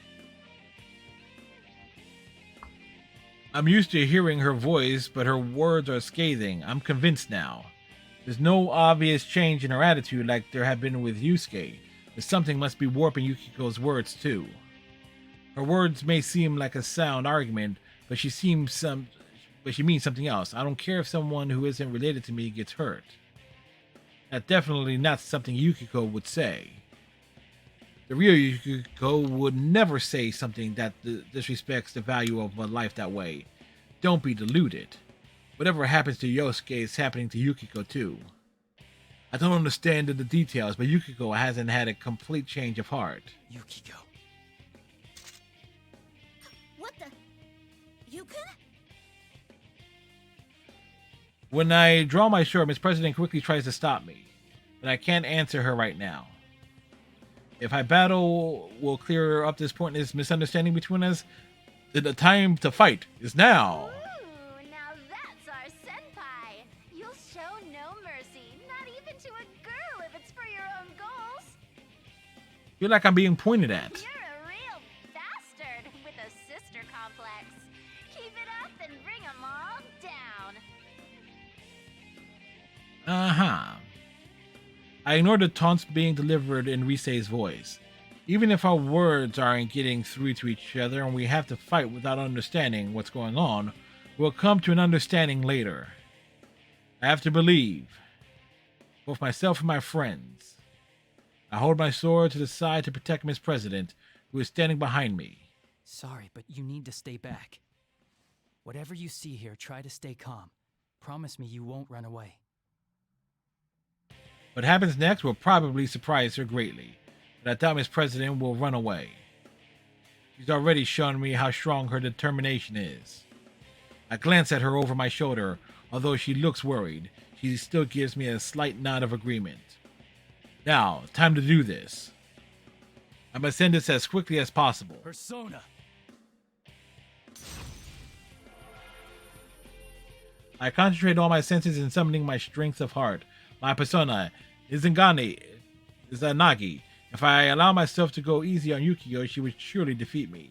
Yukiko smiles faintly and takes her battle stance. She resisted the idea of protecting Miss President, but she seems to have no qualms whatsoever about fighting me.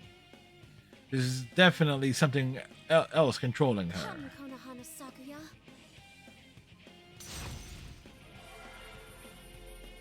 Yukiko's black hair forms graceful arcs in the air as her persona. Konohana Sakuya rises behind her. That's right, the usual Yukiko should have a beautiful heart like this. Wait for me. I will save you. You know, up until like he starts having to read like some of these Japanese names of places and of the characters, it flows pretty nicely.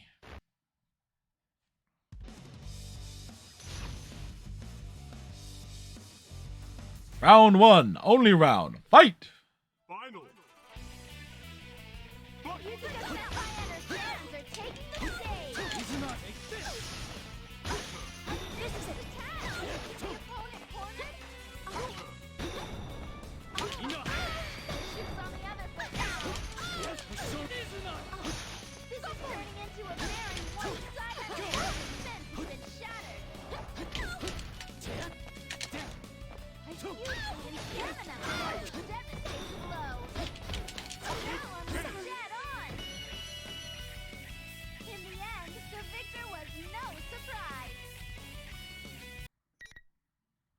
Place a bookmark? Yes. It's mostly the story we're here for.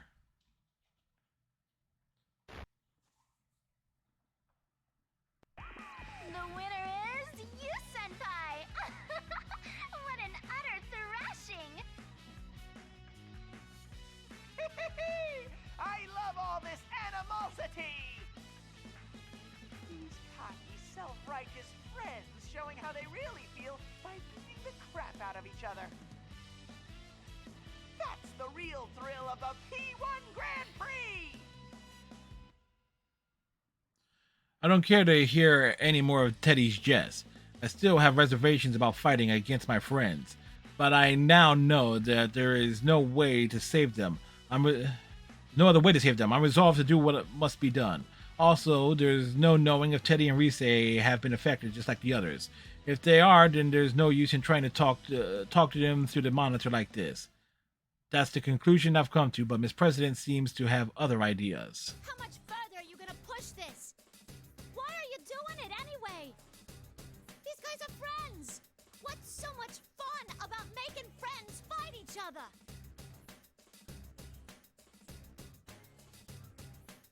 Miss President vents her frustration at Teddy's image on the monitor, but I was a bit surprised at how she worded it.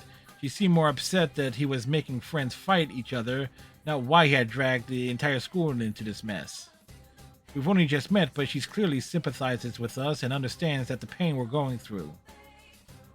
I'm embarrassed, but proud at the same time. A girl with such compassion will be a great student council president.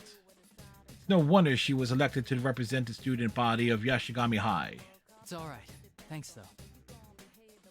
It's not alright! This is... She's still worked up and she lashes out at me. Perhaps her heart is a little too honest. But her anger sets my mind at ease. She's right.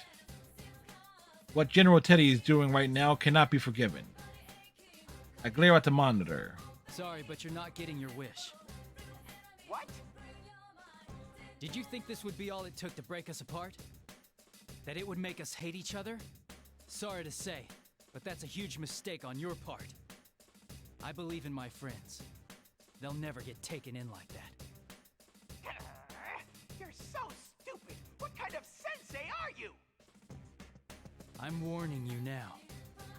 If you really are Teddy, then we'll get you back to normal no matter what it takes. Even if it costs us our lives. But if you're an imposter, hiding behind Teddy's face, I will make you pay for toying with us.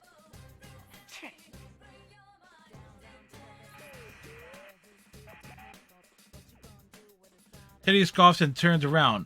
The monitor suddenly switches off, suddenly turning on us without any signs of remorse. That's not like Teddy at all. No, he's more likely not the real Teddy. Seeing the anger in his face only strengthens my suspicions. Someone must be taking Teddy's form to make it look like he's the one committing these acts. That girl's come around.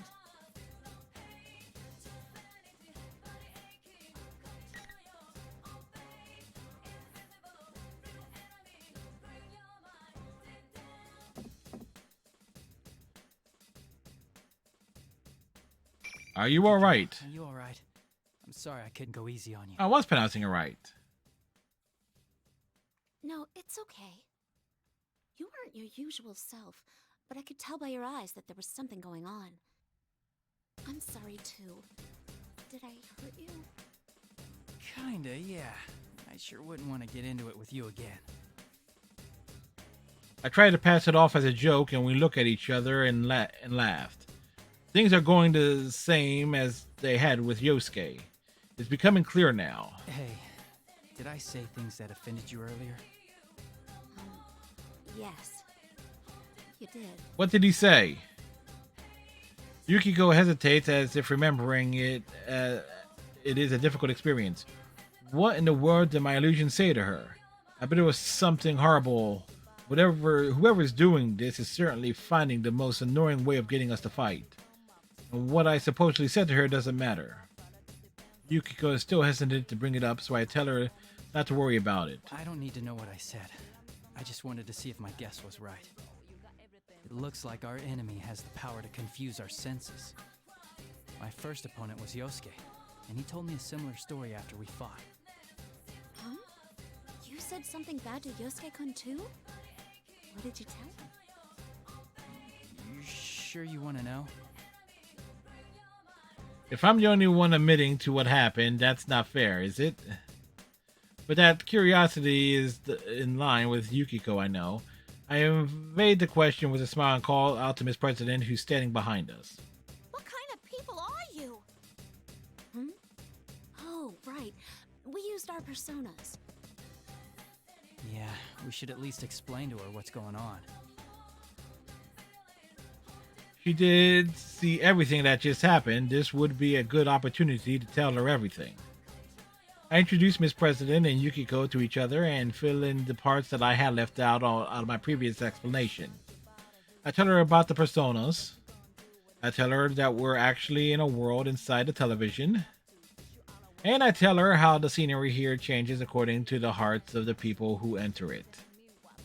She looks doubtful while I'm talking, but considering that she's just seen our personas only moments ago, she doesn't immediately deny it. Still, it seems that she can't accept it all either. She crosses her arms as if lost in thought.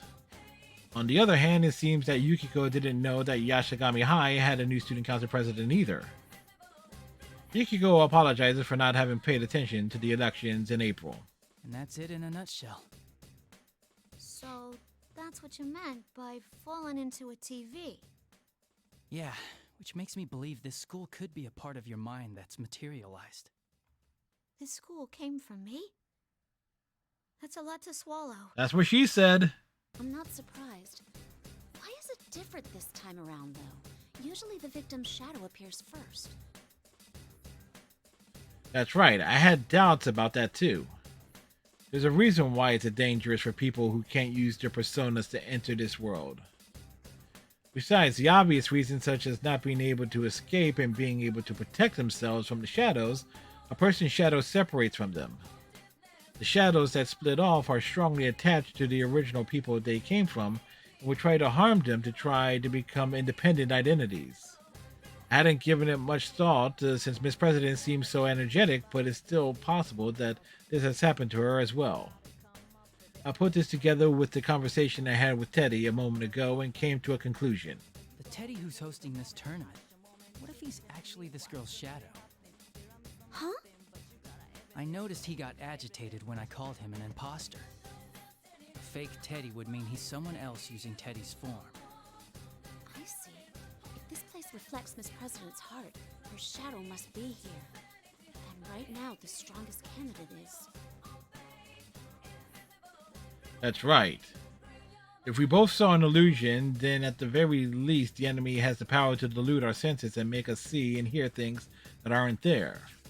On top of that, it can alter what others hear us say and see us do. If it can do that, then I can easily see that our enemy can use that power to change his appearance. That means it could be impersonating Teddy and leading this tournament. That still leaves the question as to why it would take on the appearance of someone it doesn't know. I've seen shadows in the past that took on bizarre appearances, but this is the first time I've seen one impersonate an existing person. Does this shadow have some kind of objective? When I came to my senses, I see that Miss President has turned pale and is staring down at the ground. All this talk of shadows and another world doesn't seem to be reaching her, but she seems troubled at the thought that she might be causing all this trouble. I'm about to tell her that the actions of her shadow aren't her fault. But Miss President rises to her feet. I'm gonna check out the announcement room. That General Teddy's behind the whole shebang, right? And if you came from She bangs, she bangs. Ooh yeah, she moves, she moves. a student body president, I can't let this go. Wait, you're being reckless. We'll take care of the shadow. You need to... What? Get out of this TV world? And how am I supposed to do that? Go on. Show me the door. She has a point. Well... Her eyes are filled with the fires of determination, just as they had been when I first met her. Her senses of responsibility and her awareness of her duties say that she would never back down. Your little cousin's in the announcement room. And you're gonna go save her, right? I might not be as strong as the two of you, but I'm no slouch in a fight. Wouldn't it be better if we went together? No, don't you understand? This world is... I know it's dangerous, but there's gotta be something only I can do to help. Hell, that aside, I can't leave after causing so much trouble. Making friends fight each other. I'm going on ahead. You don't want to waste time arguing, yeah? Miss President declares this in a voice that brokes no argument and takes off running. Yikes, I wasn't expecting her to behave rashly like this. I remember how fast she can run. If I'm going to go after her, I need to go at once or I'll lose her. Please, you have to go after her. Yukiko sees me hesitate and knows exactly what to say. He's right. There's so much we don't understand, but there's no way the investigation team can let a victim run off to die. Yukiko ignores the fact that I'd be leaving her alone and tells me to follow a girl who she's only just met. This is the exact opposite of the behavior she'd been displaying before the fight. Now, this is the Yukiko Amagi that I know. I'm ashamed that I had even slightly let myself be confused by the way I had heard her speak before. Alright? I'll come back for you no matter what. I believe in you.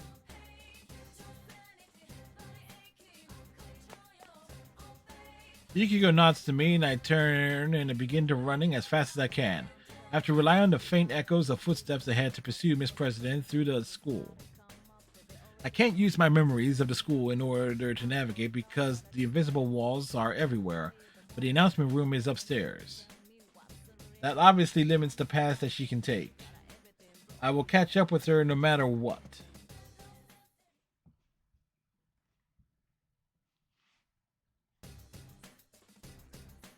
I've been running after Miss President for a while, but I still can't catch sight of her. She's so fast it's almost supernatural. I even begin to think that her path may not be hindered by the invisible walls. Wait a second. Now that I think about it, she's not a participant in the P1 Grand Prix. She didn't appear in the introduction video, and even though she'd been there when I faced off with Yukiko, she wasn't affected by the rules. Could she be able to walk through these walls? If so, then catching up to her will be quite difficult. Just as I'm thinking this, suddenly a blue door appears in my path. I've seen this before. This is the entrance to the Velvet Room. I don't have time to deal with this, or so I think, but when I consider the timing of its appearance, I can't help but feel that there must be a reason for it. I make up my mind and reach for the door. As I walk through the door, I feel a slight sense of lightheadedness, and I close my eyes reflexively. When I open my eyes, I'm seated in my usual position, and Margaret is smiling quietly at me as if nothing is different. When she sees that I've noticed her, she speaks as if aware of my impatience. You seem flustered, but time has no meaning here. Margaret politely points this out, knowing that I'm in a hurry. Time is meaningless, huh? I thought I had figured out a few things about this room, but it seems that there's still more for me to learn about it. If time doesn't pass while I'm in this room, then I should concentrate on what she's about to tell me. Once again, as reading my thoughts, Margaret smiles. It seems you've emerged victorious and have come away with a piece of the truth. Though you are in a garden of deceit, you have the vision to go forward. Very impressive. Is that student council president's shadow really the cause of all this then? Who can say? All I know is that you are getting ever closer to the truth. There is one thing I can tell you. Margaret's golden eyes are If fixed that on girl's mine. shadow is the cause of this misfortune, she will face her trial. But it's separate from your fate. You have your own trial to overcome. Keep that to heart. My own trial. I didn't mean to, but I repeat with Margaret what Everyone sees Margaret had just various said. things in you that draw them to you. Salvation, hope. I myself find fascination in watching over you. Fate may not be the author of your trials, but you are destined to be tested. Margaret smiles mischievously and nods towards me. Another slight feeling of lightheadedness passes, and I return to the otherworldly school. The blue door is nowhere to be found, as if it had never been there to begin with. I look up. I still don't understand what my own trial is supposed to be. But for some reason, my mind has cleared up a bit.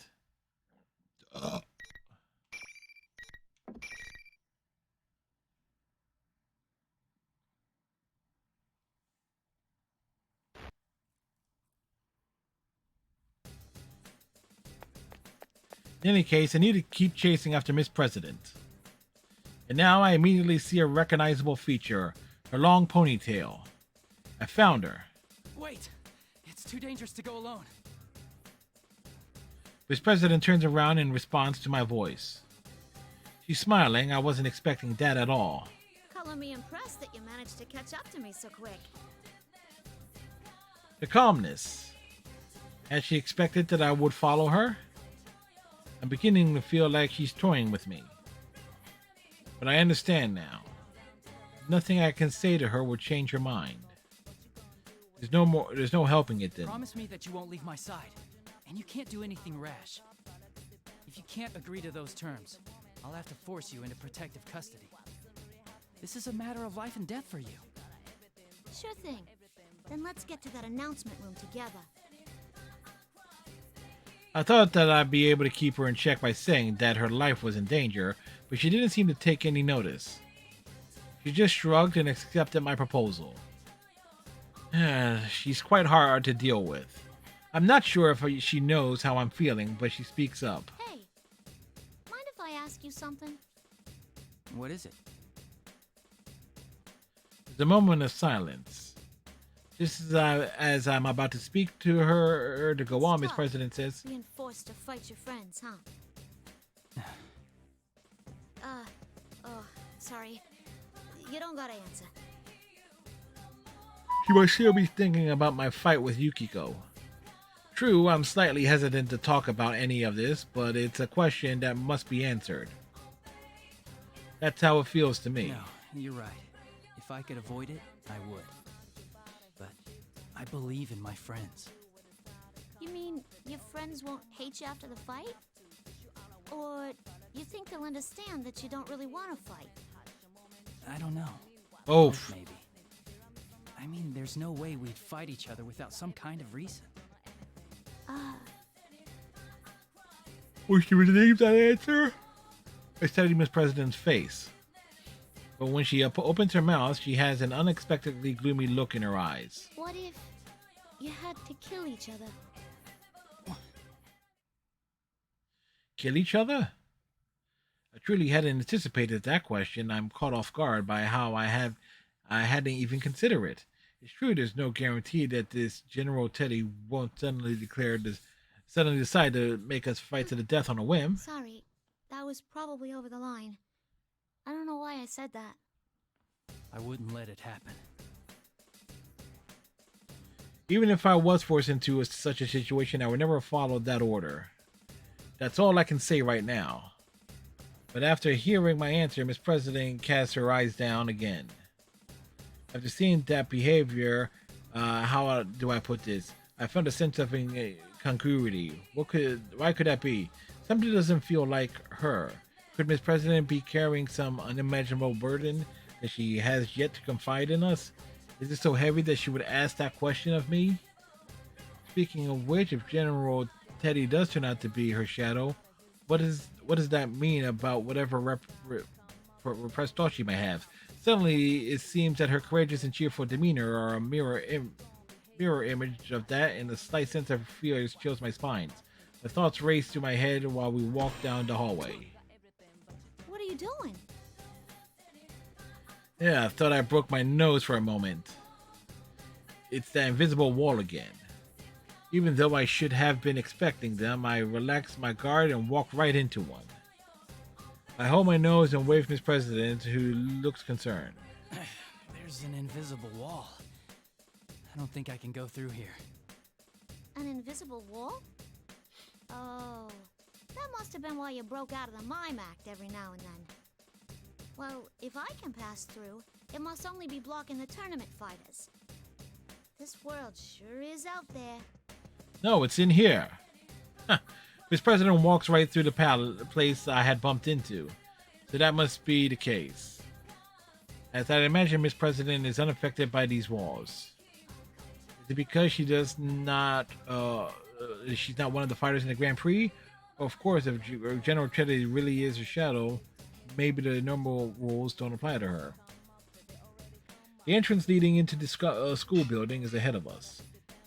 But perhaps worst of all is that the wall I had just walked into is blocking me from reaching there. I'll just have to find some other way. No, there are walls here too. The same building can be used for research.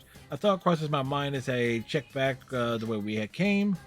It's as I thought. Another invisible wall had formed where I had just passed, and I can't go back. With walls in every direction, there's nowhere I can go. I'm trapped. And if I can't go anywhere, then that can only mean one thing. Be careful. This probably means... The moment I call out to Miss President, General Teddy appears on the monitor in the entryway. It means my third opponent in the P1 Grand Prix is about to begin.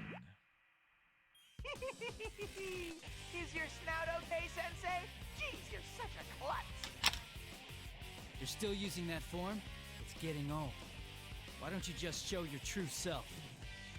Boy, you've gotten peevish. I don't have any idea what you're talking about. Does he? I was intentionally trying to rile him up, but he wasn't falling for it. It looks like I'm not going to get him to reveal anything that way. I quickly changed tactics. Okay, So who's my next opponent? Ooh, now you're getting into the spirit of things. Let me guess, you're starting to enjoy beating up your friends? Okay, with the next challenger, come on down!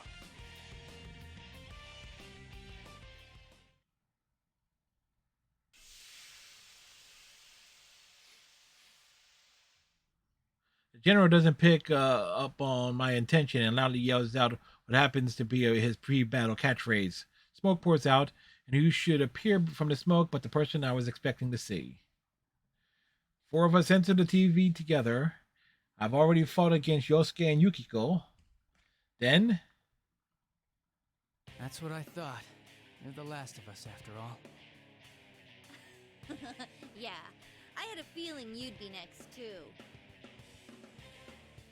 Chie laughs along with me. For the moment, there doesn't seem to be anything wrong with her, or with her words and actions, but I can't let my guard down around her. After all, I'd felt the same way when I encountered Yukiko too. But as I say the third time's the charm, I have to see if Chie's normal or not. I decided that the best way to do this is to be calm and start a conversation with her. What you're doing, right? Before I can begin to explain, Chie cuts me off. Yeah, I know. The stuff we say gets twisted around, so we end up fighting each other, right? But Chie has a good head on her shoulders. You're the son of a bitch who left us as soon as the last case ended, but you're still our good friend. I mean, you have it easy. You're just fighting your friends. I have to keep killing over and over, all because of you humans! Now, this is obvious. Chie is clearly not herself. It's so blatant her words don't offend me at all. Moreover, it's not just out of character, but Chie would never say anything like that. And you humans, that's as good as a confession that you're not human. Oh, right. Carnival, was it? This president is watching us from nearby. She looks more dumbfounded than worried. Still, what Chie said at the end caught my attention. I had to keep killing over and over. More stuff about killing, huh? This president was talking about it earlier, too. This must be. It hurts. It hurts. It hurts. Hurts. I'll give you a taste of the pain they put me through! She's not even trying to sound like Chie anymore. I can't even begin to understand what she's talking about. But if a shadow is intentionally making people say these things, what does that mean about Miss President? Killing each other? All because of humans? What kind of secret past could the new student council president of Yashigami High be harboring? No, now's not the time for this. I'll have to look into this after we've cleared up all the confusion between us. Let's do this, Chie. I ignore her words and draw my sword. I immediately Rise's voice echoes through the area as if she was waiting for this. Well, round 3 of the P1 Grand Prix already. Word on the street is that the carnivore may have a slight advantage. Will you, Senpai, all talk and no skill, manage to eke out a win this time? Probably not. Let's get this show on the road. Ready?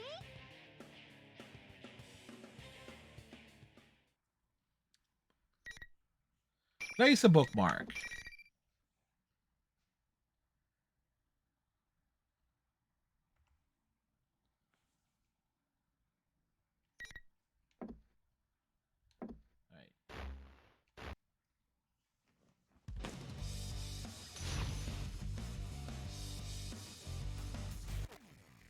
Dramatic battles are dramatic.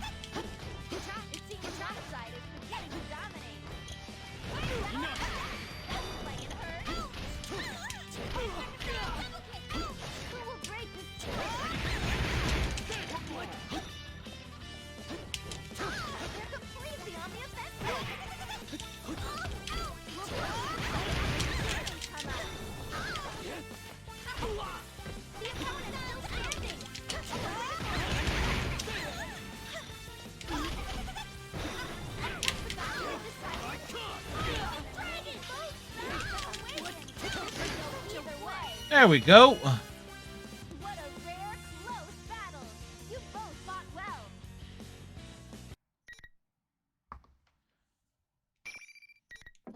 That one came down to the wire.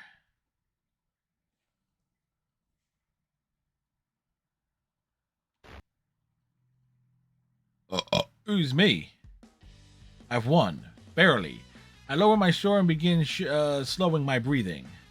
I don't believe I've injured Chie too badly. Considering this was my third time having to do this, I feel like I'm getting pretty good at not having to seriously wound people in a fight. Wipe that smug look off your face. This isn't fun at all. The smug face. General Teddy has seen that the fights ended without any injuries and spits his words with vile and venom. The image of the monitor on the monitor disappears without anything further. Let him say whatever he wants. I fought all the friends I came into the TV with, and none of them are hurt. All that's left is to head to the announcement room and make sure Nanako is safe, and then we'll be able to go home. I walk over to Chie and help her up off the ground. She's coming back to her senses, and she seems a little sheepish.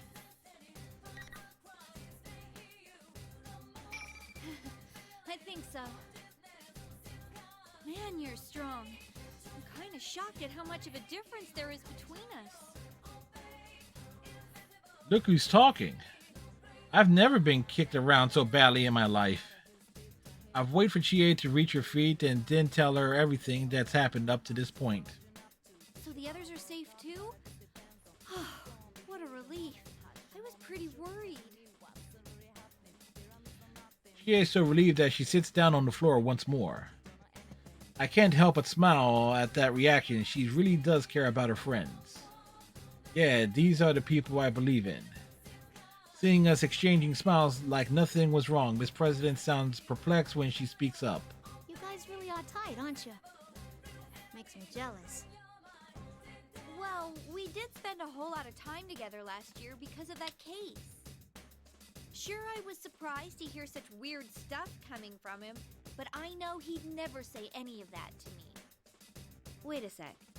Who are you? Yes. Oh, I forgot about that. I quickly introduce Miss President and tell Chie that she may be a victim of this case. But Chie looks again at Miss President suspiciously. Huh? The student council president? You mean ours? That doesn't seem right. I remember the new president being a guy. Oh. What are you saying? I'm the student council president. Who else would I be? I'm pretty sure, though. Maybe if you told me your name, I'd remember. My name? Miss President stops moving. What's going on? She can't tell us her name? That's not that strange a question, is it? But for some reason, Miss President seems unable to answer. I sense some kind of Oh, wait. She and I share a tense glance. My name's... What's wrong? My memories. No, I don't want to fight anymore. Why do we have to kill one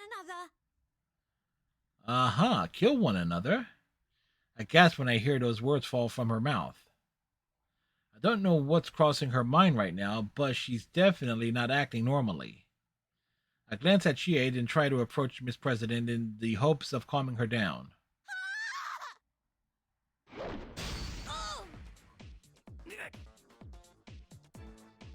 Without warning, Miss President begins flailing her arms as if trying to ward off demons that only she can see. Chie reaches out and touches her in concern. Miss President's arm catches Chie and easily knocks her aside. Chie! What power! I barely managed to catch Chie before she slams into the concrete wall. Still, the sudden breakdown. What in the world is happening to Miss President? Once I've helped Chie back to her feet, we carefully approach her from both sides. This will be a little rough, but it can't be helped. Phillies and the Brewers have just started. Thank you, Sportsbot. Oh boy. We can't ask her anything while she's like this. But at the moment, What? No way. before I know it, Miss President is flying through the air. She was jumping.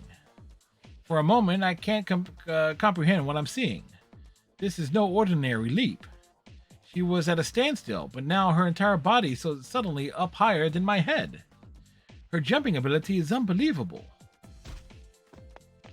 She and I look up in astonishment as Miss President kicks off the ceiling to change directions and lands at a full turn. Who is that girl?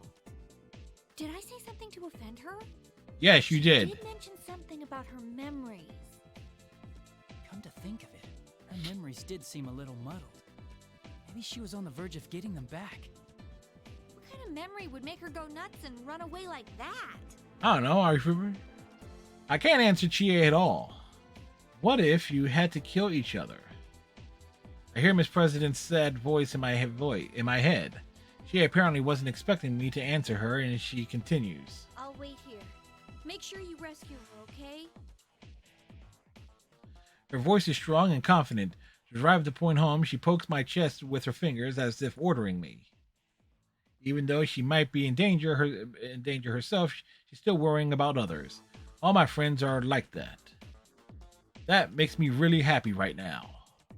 I ask Chie if she'll be alright on her own. She fires back, "Let me worry about that." I nod to her and begin running after Miss President once more. I will save her, no matter what.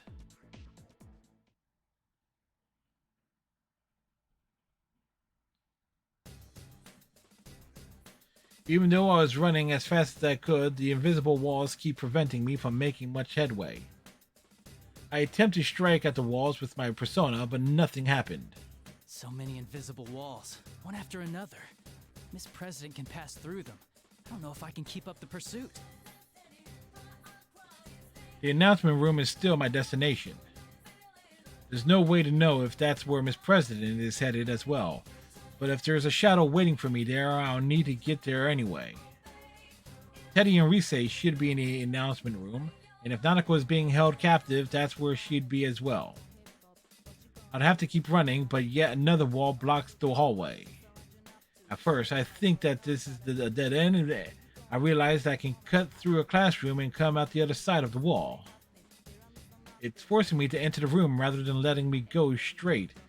This probably means I brace myself and put my hand on the door. The moment that I step inside, a familiar voice echoes in my mind. Hi. Senpai! Can you hear me? Please answer me! That voice. Is that you, Rise? The real one?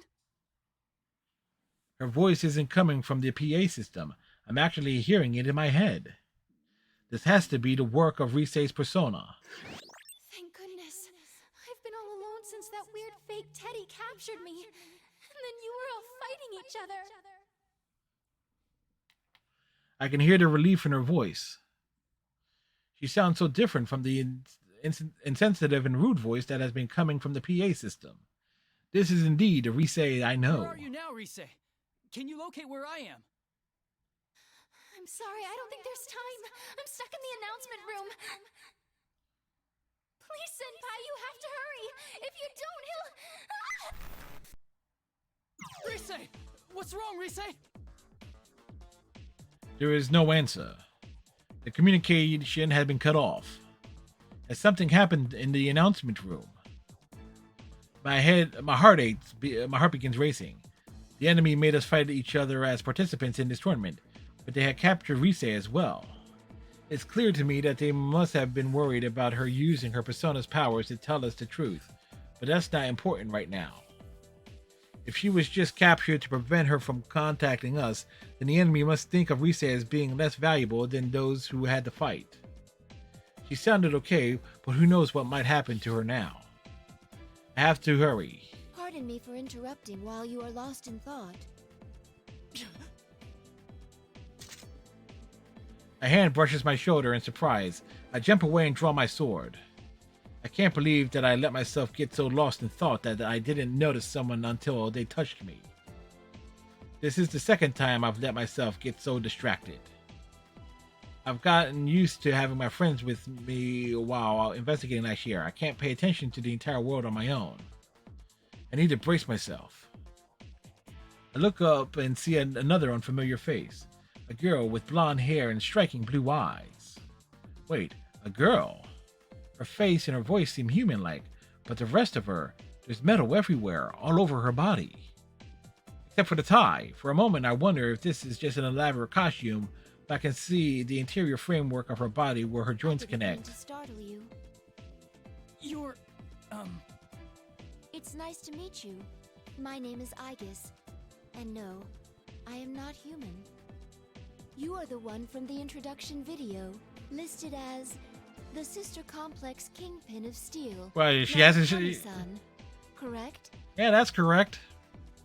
The question catches me off guard. I wasn't expecting a complete stranger to call me that. And did she say she wasn't human? It's, well, when Yosuke called me by that stupid title, I knew it was a joke. When a stranger says it sounds like they truly believe it. Huh. This is a pain. Nanako is important to me, but calling it a complex is stretching things. No, wait a second. I was trying to play it off, but I ended up blurting out that Nanako's name anyway. Calm down. I need to take this conversation away from the subject. I clear my throat and try to start over. Aegis-san, was it? Why are you here? Our primary objective is the destruction of shadows, but we have come to this world on a different mission. The destruction of shadows? She fights shadows, but how can she do that if... Then does that mean... Yes, I have a persona as well. Though my body is a machine, personas are the strength of the heart after all. Well, she makes a point there. Just as I thought. I'm surprised to find another persona user outside of my group of friends, and a robot on top of that. I can't come to grips with all of this. From the way we're talking, she seems just a normal person, only in an interesting suit. True, I've seen stories on the news about robots looking uncannily like real humans, but isn't something like this beyond those? Far beyond those? Still, I can't help but believe that evidence of my own eyes. I mean, I've been hopping in and out of TVs for the past year. Who am I to judge what's about that? Perhaps the technology behind her creation has supernatural roots of its own. I find myself growing more and more interested in how she came to be here, but I have to put that aside for now. There's something that I need to find out from her first. Why are you wearing a tie? The P1 Grand Prix is so similar to the events of last year, but to think that it would involve someone like her, I don't have a clear picture of everything that's happening, that's for sure. I call myself and ask her what I feel would tell me what she's doing in this world. Mission of yours? She opens her mouth to respond, but it's just then.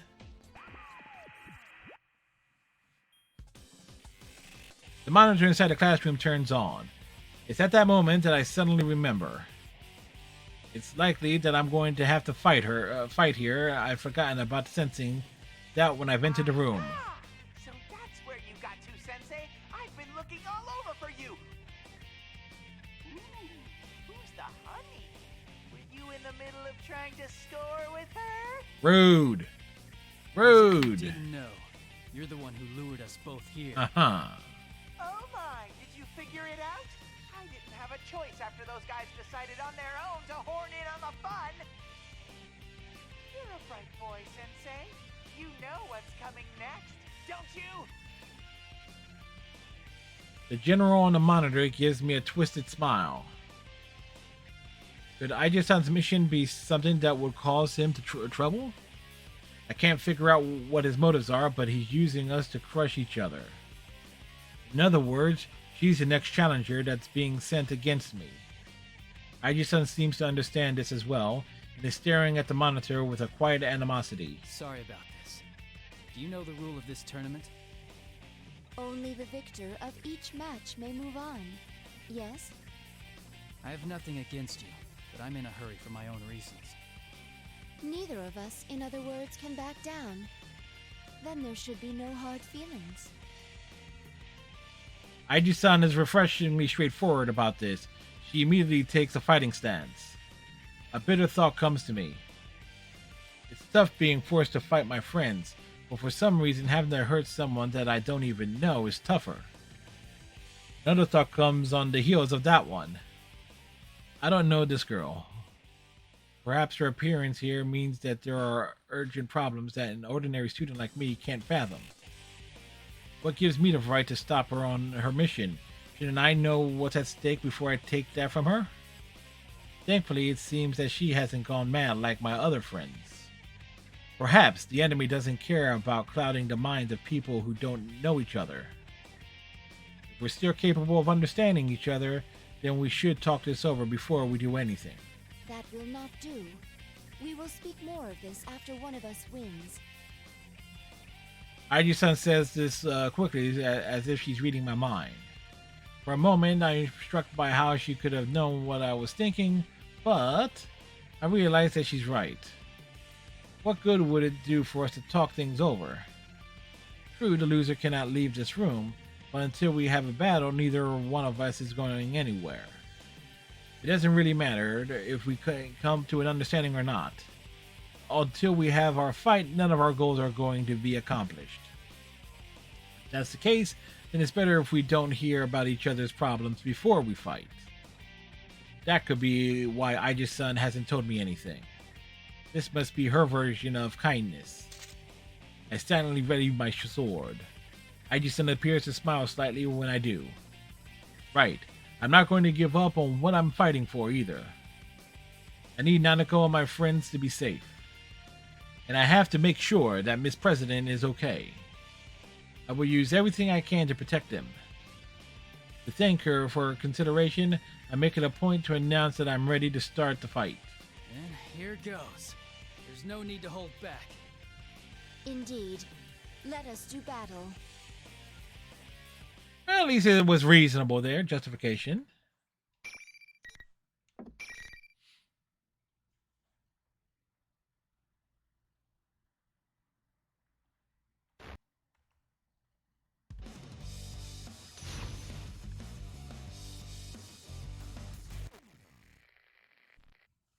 Final.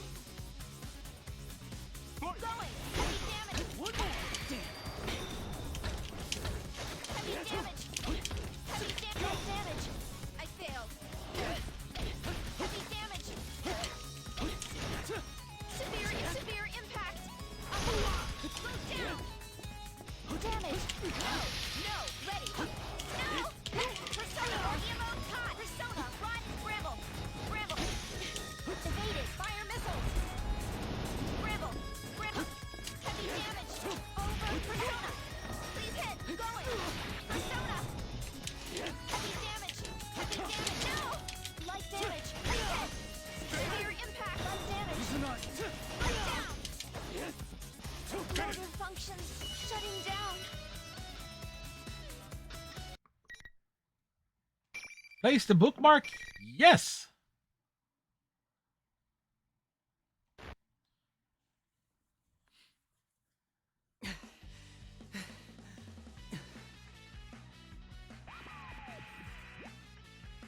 Wowza! Now that's the sensei I know! That hunk of junk was no match for you! Or was it? Serves you right! Keep suffering! Friend against friend, beating the heck out of each other! A machine with the power of a persona. She was made to fight shadows, but I had no idea what she was capable of. I feel like my mind's been drained even more than my body. It angers me to see that the general is watching over us with an expression of joy, as if we were some performers for his amusement. I look up and glare at the monitor. I don't know why you're making us fight, but it's pointless. We aren't fighting because we hate each other. The reason we can fight is because we respect and trust each other. A low growl. That's the only sound I hear. The real Teddy's never made such a hateful sound. It's actually rather scary. Stupid! You're such a dumbass! What's with you? Ah, his voice changed. The image of the monitor distorts along with that outburst. The general is having trouble remembering to act as someone else, and his face bulges and ripples disturbingly as his hate pours through the screen. Any pretense at copying the adorable stupidity of the real Teddy is gone now. I noticed that the voice splitting out of these hateful words was it's not Teddy's either. So what if you don't hate each other? You're not like me. I was forced to fight against my will. I destroyed them with my own hands. You should all have to go through the hell I've suffered. See how it feels to destroy everyone you call a friend. Whoa. If this is gonna happen, I would have made the rules so you had to kill your opponent to move on. The general on the monitor continues to rage. What are you talking about? Why did you set this tournament up? The moment I say that, I feel that all the dots have become connected. When Miss President had asked out of the blue if we were going to be forced to kill each other, the ominous murmuring of killing one another, were these both something that had come directly from her past? Maybe she had been forced to fight against people she didn't want to fight. Had she been forced to destroy something that was precious to her? There's no way to know for sure, but it's possible. Considering this, it kind of explains why her shadow would have to create a tournament like this. That is, she wanted us to feel what she went through. I might not be entirely correct, but I feel like I'm close to the truth. Should I just ask General Teddy about my suspicions? But as I'm considering raising my voice... Pardon my eccentric entrance. Rude.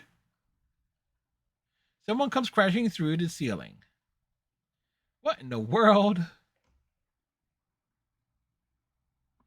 I rush over to Aegis Center Protector from the intruder. When I look up, I see a young woman who emerged from the cloud of dust. While not as strange as Aegis, she seems a little uncommon as well. But even besides that, why does she have to come through the ceiling? This room has doors. It makes no sense at all. I had been about to get to the heart of the matter with General Teddy, but the monitor in the room has been destroyed, along with the ceiling. Though she seems oblivious to my confusion, the girl cocks her head and apologizes again. Oh, please excuse me. I didn't have the faintest idea that someone would be here. Faintest? Feigned? Fiend? Something along those lines at any rate. Uh-huh. What the hell is she talking about? Who in the world is this person? Wait a second. That blue suit she's wearing, it looks familiar. And with that silver hair and golden eyes, could it be? Are you from the Velvet Room? My, is this what's known as being hit on? Or on hit? A ritual where one human approaches another based solely on appearance and bets on the inner self being equally attractive. Well, that's a leap. No, I'm not hitting on you. That's a leap in logic. Someone I know. Okay, so that actually sounded like I really was hitting on her. No, I need to stop thinking about that. In any case, I need to ask her something. Margaret? Margaret? When she repeats the name, her face seems surprisingly useful. I've been taken aback by her bizarre speech and actions, but could this girl be younger than me? Her profile simultaneously invokes the images of a pondering philosopher and an innocent girl. I can't figure out exactly how to speak to her. Should I be more polite? I guess that doesn't matter too much. Anyway, worrying about the niceties isn't the most important thing right now. Oh, actually, we should introduce ourselves first. I'm Yu Narukami. Ah, that had slipped my mind also. My name is Elizabeth. Dear me, to hear that name fraught with memories in such a mundane, remote place. She thinks of this world as a mundane place. That's confusing. Yasui Inaba may be out in the countryside, but I don't think it is as bad as people say it is. The girl Elizabeth suddenly bows elegantly to me. Margaret is indeed my sister's name. Can I take that to mean that you are another guest of that room? I see. So she's Margaret's sister. That would explain why she reminds me of her. Elizabeth-san, huh? Well, I guess that's the case. It's true that there was a time when I visited that room. Igor, Margaret, and now Elizabeth. It seems there are more people who call that place home than I thought. I think I'm glad I met Margaret last year instead of this girl. But why is a resident of the Velvet Room here? Did Margaret send you with a message or something? I am currently utterly neglecting my duties. Is that so? Really? That doesn't really tell me much, and I have no response anyway. So what possessed her to come blasting through the ceiling instead of using the door? I decided not to bother asking her that. I met so many different people over the last year, but trying to have a conversation with this girl is like trying to ride a wild horse. She's just going to ignore the direction I'm trying to steer us towards and just veer off wherever she wants to. Best to just hold on and go along for the ride, then. Maybe if I pay attention, she'll tell me something worth my time. Even if I try to ask her any questions, she'll likely just be confused anyway. Just as I'm having that thought, the girl seems to have noticed my hesitation and starts to talk about herself. Her eyes are lit up with a sincere passion. She really is a hard one to read. I have a certain desire. It may take a very long time for it to be realized. In order for my wish to be granted, I require a power much greater than what I have.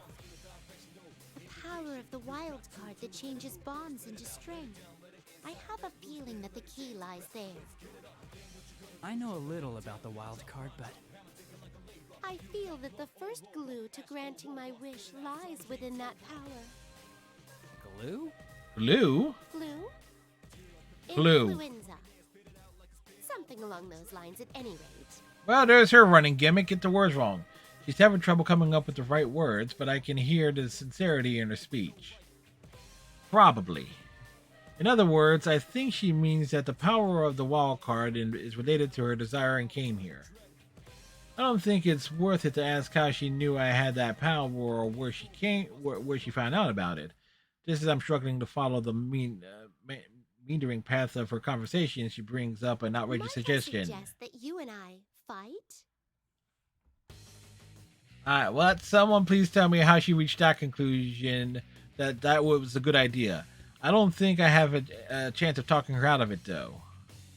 But of course, I have to try, so I say... Oh, how exciting We're gonna fight? this is making me. My expectations are ascending skyward at Mach speed. To be direct, I'd like for you to show me the potential slumbering within you. Let me make sure of something, just in case. Yes. You understand what I'm saying, right? There's no illusions at work? Such parlor tricks can get stuffed. Well, she understood I that. see. So you're actually in your right mind here. That's kind of, impressive. Kind of. Well, maybe she understood what I meant when I mentioned the illusions. If that's so, then she at least must have some idea of what's going on around here. And even though she might understand it, she still wants to fight me. I wonder, though, if she's unrelated to General Teddy's plans and invited herself into the tournament, do the usual rules apply? As I think about this, Elizabeth-san taps her foot on the ground and takes the fighting posture. She really does want to fight. The huge leather-bound book in her hand opens as if by itself. A torrent of power pours from the open book with a blue light. I can't believe that this strange girl has such unimaginable power. She seems so aloof. No, it must be more maybe more correct to call it. I won't be able to hold back. To be honest, I was really only saying that in the hopes of bluffing her. I have absolutely no room to hold back in this fight. I hurriedly cast off my fear and focused on the upcoming battle. There's no room for doubt. I need to hit her with my full strength from the start. Even if I were to fight her with the intent of killing her, I'll be lucky not to end up dead myself. At least that's how I feel. Elizabeth-san calmly begins the battle. Let us do this. Your fate is in the cards.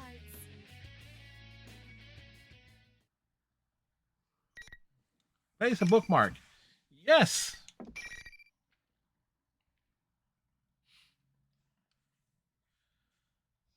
So I can safely say I'm looking at a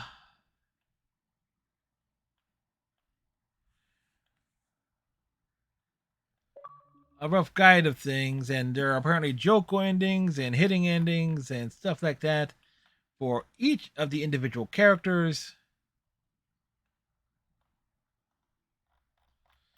So yeah, like I guess we do this like a weekly. Yeah, so I figure it's like a weekly focus on one character's story, and there are cliffhanger endings, and you can't get to their true endings until you do other things first. So it's like it's going to be like a roundabout story time.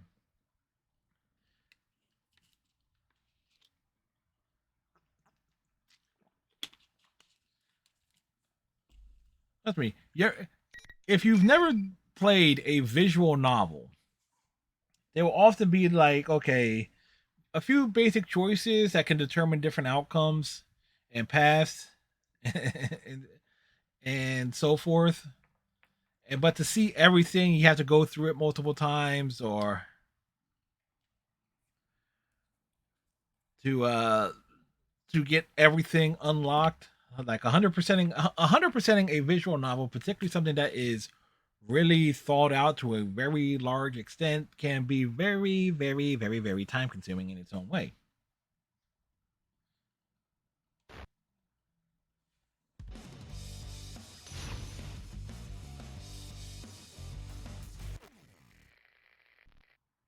Final. Fight. One. Oh. Go. Want you to have some? Opening my deck. Have a turn. Oh, my. Impressive. Oh, my. Opening my deck. Let it pass. Let's change things out. Please do watch your step. Rude. Oh, no. Oh, from the impressive. Summoning. This one will hurt. Impressive. That's impressive. Impressive. Oh,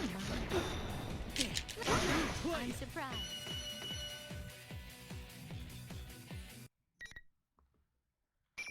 Bookmark placed.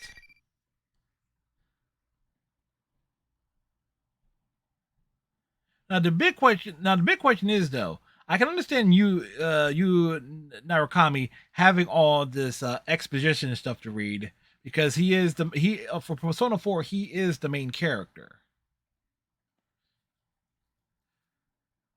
So I can definitely understand, the exposition there. So I kind of am going to wonder with some of the other characters if the exposition and internal thoughts and stuff is going to be as heavy.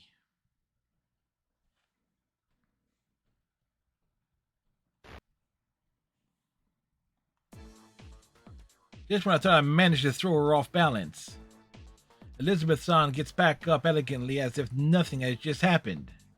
Suddenly, I feel an intensity build up in the air. Don't tell me she hadn't been taking this seriously at all up until now. The next moment, I'm swallowed into a torrent of power like a leaf being blown into the air without the slightest understanding of what's happening. My vision blurs as I spun about, and before I can tell up from down, the floor jumps towards me and I'm slammed into the ground. Am I going to lose? As my consciousness fades, I see the faces of my friends and Aija-san, all those I fought up against until now. Haha, it's like that story that you see your life flash before your eyes just before you die. Am I dying? Can I really accept that?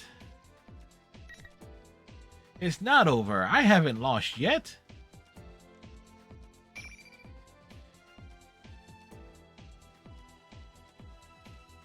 I can still fight. I've come so far, I can't lose heart now. I desperately force my legs to move and manage to stand up again. Elizabeth-san shut her book with an air of finality. I see. I am quite content with this outcome. It seems you possess true strength. The unyielding turn of power suddenly ceases without warning. Is it over? Even as I come to understand that, I continue to stand still, I believe unable to you were move. at the limits of your stamina after the battle against Igus earlier. In actuality, your heart almost gave in during your struggle with me. But each time you faltered, the many hearts supporting you gave you strength, helping you to rise again.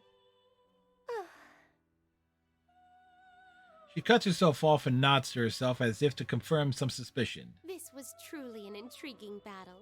I believe our encounter has borne much flute. Flute? Flute? Flue? Chimneys. In any case. Yeah, okay. Even after a battle, she acts like that. I feel like a fool for believing that she really would have killed me, even if it felt quite real at the time. I can't believe any of this. My legs give out under me and I sink to the ground. Maybe she understands how I feel. Elizabeth-san looks straight into my eyes. May I ask you something? To continue fighting in order to prevent an undesirable future, it is a path of endless hardship. Would you still choose to walk it? Margaret had said something similar just before this tournament had begun. How I had overcome the ordeal concerning last year's case and opened the door. Margaret and Elizabeth-san's words come together in my mind. Yeah. Working for a better tomorrow isn't just a one-time thing. The tomorrows keep coming. Opening the door is necessary, but it's not what is truly important. What's more important is making sure that you follow the path that's beyond the door. Only once you have that path in mind does it matter whether you open the door or not. That's how I feel. I would keep fighting for the future we want.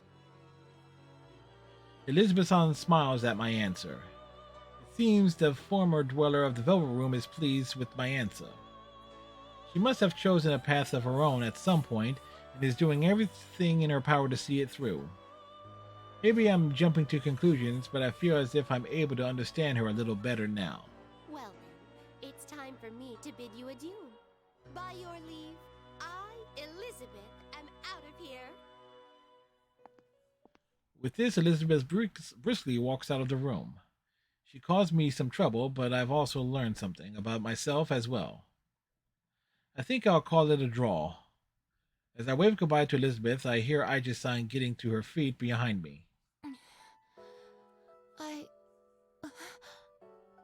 Are you alright? You shouldn't force yourself to move. I was concerned at first, but Aija-san doesn't seem to be very hurt, or damaged, or whatever you would say. She was likely just knocked out.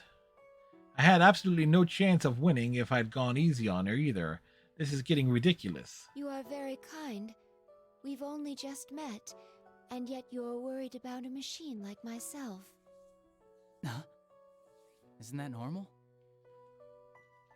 Aija-san laughs at my confusion. Seeing you smile like that, I don't know. I just can't think of you as a machine. You have a heart, right? Then it doesn't matter whether you're man or machine. What? She's woman-machine. Aija-san stops laughing and thinks deeply for a moment, but after a few seconds, she looks back up at me with a serious look in her eyes. You have defeated me in single combat. That will make it difficult for me to continue forward. But I believe I can trust you. Will you listen to my mission directive? I have no reason to say no. I look Aija-san squarely in the eye and nod reassuringly. So Aija-san told me about her directive, and it was truly surprising. There was another case involving personas and shadows outside of Inaba even before our adventure last year. And she is a weapon with a heart created with the express purpose of wielding a persona to fight the shadows. She believes that this current situation came to be because someone had stolen a similar weapon and caused it to enter the TV world. So, there's another girl robot with a heart like you, and she's the cause of all this? We came to this world to retrieve her. My older sister, the 5th generation anti-shadow suppression weapon, Labris, is in this world somewhere. Nanako is president, her shadow, and now Labris. I have a mountain of tasks to accomplish now. But even though I have a lot to do, I can't ignore any of it. Tell me more about Labrys, and I'll do what I can to help you get her back. Unfortunately, I just saw an expression in the clouds. She said that she was a machine, but that really is no different from a human. Am I listening to her? As I think about what this means to my search for Labrys, it's not helpful. You don't know what she looks like, what she can do, or what equipment she's loaded. Hey, just like the Phillies, gone on, win 3 in a row now. Yeah, because you fired Joe Madden. Yeah, I saw that.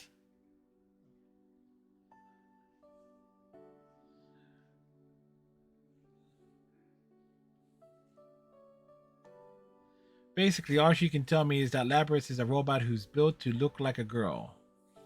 Wait a second. I did meet a girl I didn't know in the TV world, Miss President. Could Miss President be Labrys? Is there a possibility that she looks, well, more human than you? You mentioned earlier that she was your older sister, so I assume she was built before you, but... my sister was an older model, a prototype for the 5th generation to be exact. It's doubtful that she would look more human than myself. Then there's no way Miss President could be Labrys. I could tell at first glance that Aegis-san was a machine. Miss President appears to be completely human. I never once considered that she might not be human until now. But that just makes things even more complicated. What in the world is going on inside this TV? All right. In any case, I'll keep an eye out for her. But right now, I'm heading to the announcement room. If Labrys is the cause of this, then I'm bound to meet up with her eventually. I shrug slightly. I don't want to be so grave. Aegis-san must sense what I'm trying to do and smiles. Thank you. I will trust my sister's fate to you. Of course. I give Aegis-san a determined nod and run out the classroom. But man, what a busy golden week. I have to make sure Nakano's okay, find him as president, unmask whoever's masquerading as Teddy, and now search for Labrys somewhere in here. If this wasn't happening, I'd be kicking it with my friends at the June's food court. Yukio seemed to be trying to be coy, but I'm pretty sure that big bundle she was carrying was probably boxed lunches that she'd made. As to how they might taste, well, let's not get sidetracked. I'm sure we'd have enjoyed them all anyway. Eventually, I would have called Nakano over, and we would have brought some snacks together. There were things I wanted to buy from the Shiroku store, and maybe I could have made it to Tojo Daigazu in time to buy at least the last of their special bouquets. I wanted to talk with the owner of Daidara and get some books from the bookstore. I'd have a steak bowl at Aya, hung out with the fox at the shrine, waited for my uncle so we could have dinner, and tomorrow I'd have gone fishing. If the one who ruined my vacation and caused all these problems is the same person who stole Labrys, and if they truly brought Nakano back into the TV world, I will not let them go for that. I'll make them pay. As I run on, I come across yet another blue door. Perhaps it's a sign that I need to calm down. True, I may have lost my cool for a moment. Someone here? Again? I reach towards the door with a relaxed smile.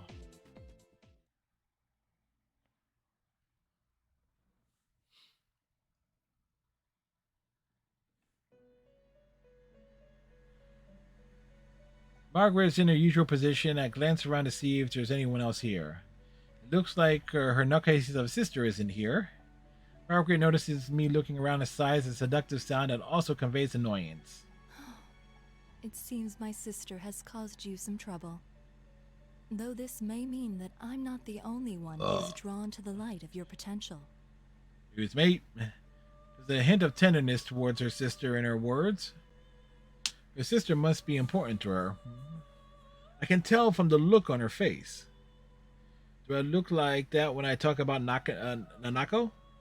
Margaret pulls herself together and speaks again. You have gained a new resolve by overcoming many doubts and falsehoods. A new resolve. I find myself nodding along. You have reached the threshold of truth. But man's hearts are mutable. That is why a resolve to continue fighting is more important than any one victory or defeat. Yeah, Well- I understand. Well, what's below the ankle? But this will be The a feet. difficult battle without end. Are you equal to the challenge? The way she puts it makes it seem as if she was testing me. I don't respond immediately and think about the question. It would be lying to say that I'm not worried. I know that my heart can be swayed by change. There's no knowing what will happen from moment to moment. But even then, If I have my friends, if I'm not alone, I can do it. I see. Margaret nods slightly in response. I have heard your answer, but it's not enough.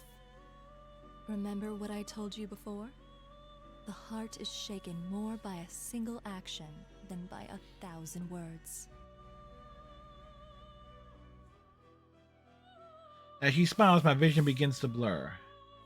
I hear words being repeated. I have reached the threshold of truth. Everything that's happened during the course of this case runs through my mind.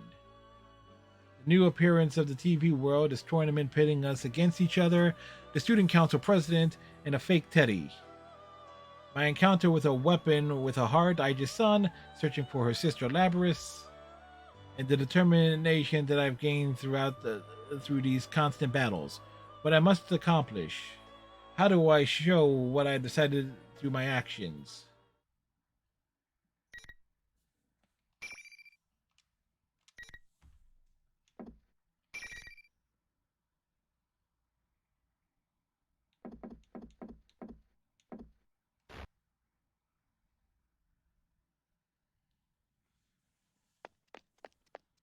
It seems that the number of visible walls here has decreased. Could this mean that the end is near?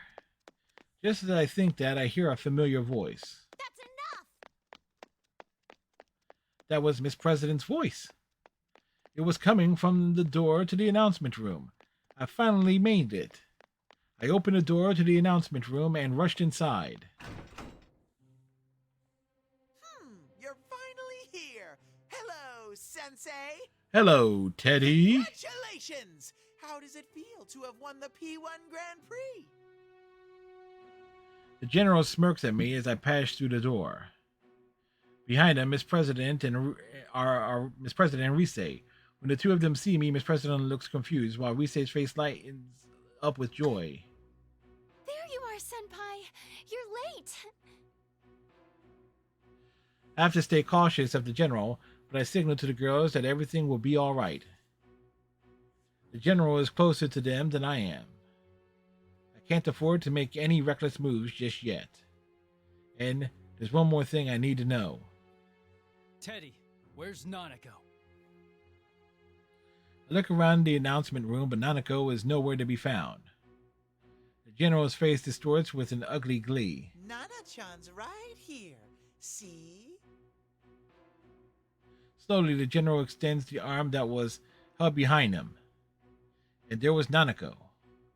Her arms are clutched to her chest, and she slowly takes a few steps towards me, obviously frightened. Nanako!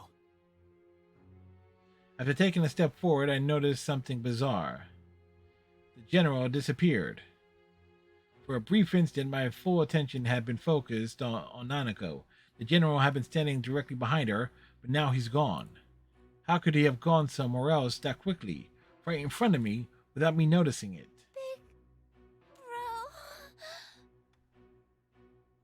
While I'm confused about the general's disappearance, Nanako weakly calls to me. Nanako obviously has been weakened by being in the TV world. She totters towards me unsteadily, looking ready to collapse at any moment. I can think about the general later. I have to save Nanako right now. As I reach out to her, Rise yells, Senpai, no! Nanako-chan's not there! Nanako's not there? What is she saying? She's right here. Just as I'm about to say so, my hand stops. Something's not right. I try to look into Nanako's face once more, and in her eyes I saw madness. Oh, so close! Just a little more and Sensei would have been a goner! You bastard! I barely reacted in time to draw my sword to block the attack. The general suddenly appeared out of nowhere to attack me with his cane, and I got a good look at him as our weapons clashed together. I see the madness in his face, the same madness that I have seen in Nanako's only a moment before. That's when I noticed that Nanako has disappeared. What's going on? You've got it wrong, Senpai. It's all been him from the beginning. He can make whoever's looking at him see him as someone else. So he's not actually taking on other forms? No, he's just distorting the things you see and hear. That's right, the enemy is able to control what I see and hear. But I'd realized that after all the battles I had had today, but seeing Nanako had made me forget all that. What explains his complex? The general laughs at this. It's hard for me to show someone who isn't here. But you actually saw this Nanako girl? You're hopeless. Just like how my friends hadn't actually gone crazy before our fights, Nanako had never been brought into this world in the first place. The appearance before me is a fake. He distorted our senses all to make us suffer. But just as I thought he couldn't deceive Rise's persona abilities, that's why he kidnapped her to keep her from warning us during her tournament. Now that I know that, I push the general's cane away and jump back towards the girls in order to distance myself from him. Good. Now I'm between them and the general. I then look straight at the one behind this bizarre situation. Who in the world are you?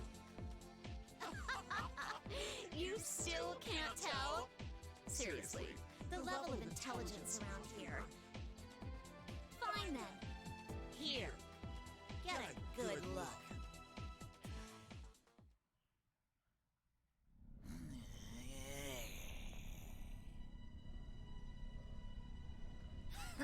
Well, he looks mad.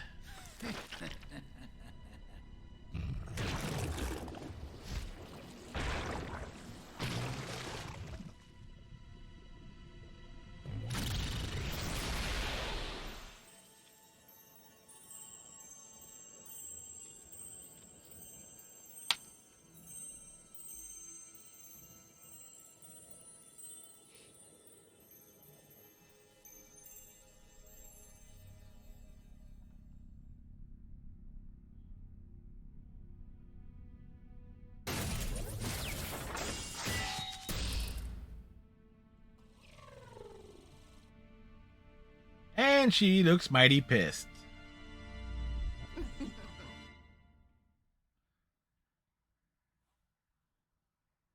I'm the Shadow. The true self. That's my face. I saw metal limbs, golden eyes, a ponytail, and a mirror image of Miss President's face, even though she was standing behind me, trembling. How about it? You wanted to see what I am, didn't you? Why does she look like me? That's its true form. That thing is your shadow. This is a shadow? She really came from inside me?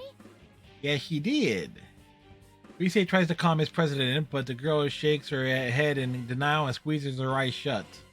While Miss President refuses to look at this mechanical-looking being, I now understand what is going on. Because this isn't the first time I've seen a robotic girl before. All the facts match up.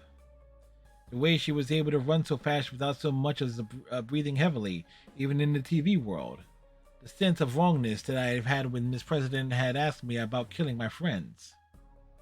The way she avoided telling me her name. That superhuman strength when she hit Chie, and that incredible jump to get away from us. And the Shadow's ability to interfere with the senses of other people. Just as Margaret had said, all the pieces to the puzzle were laid out before me. They've all come together, and now I can see the truth. She's indeed Labrys. Labrys, another weapon with a heart, stolen by someone unknown and thrown into the TV world, created this school and forced us to fight our friends. This deep-rooted depression regarding her past memories, all of this took the form of Labrys' shadow, Labrys, who don't manipulated look away. it. If you don't accept her, she'll get even stronger. Miss Labrys only shivers when I call out to her. there has to be some reason why she believes that she was the student council president. That's just a disguise for her, more for herself than for us. No matter how comfortable it is, it's only there to cloud her eyes from the Don't know what your truth. past was like. It must have had some painful memories. But you have us with you now. We're going to get you out of here. I'll call out to Labrys while keeping an eye on the shadow. The shadow is the darkness within a person's heart. Unless it's accepted by the person it came from, it will never disappear for good. Well, with that in mind, all we can do is watch over her as she accepts this darkness within her. We'll have to protect her when the shadow goes berserk and tries to kill her. But Labrys continues to shake her head and trembles violently. The words aren't getting through to her. You hear that, me? Your friend is trying to tell you something. Too bad he doesn't understand at all. These clowns are so hopelessly naive. The shadow laughs shrilly. It continues to smear more poison into Labrys' heart. I wish I could have made them feel my pain. What it's like having to murder one another. That sadness and pain and anguish. Everything went black, and I was always left alone. I'm a weapon. A machine made only to fight. No human can understand my suffering. Stop! I've had enough! I'm human! I'm not like that! This isn't good. I settled into a fighting stance, ready for anything, though I have a good idea of what's going to happen. Oh, you're still clinging to that. Then take a look at what you really are. Hey, Redneck. How's it going, sir? The shadow's eyes gleam with golden light. The change begins immediately.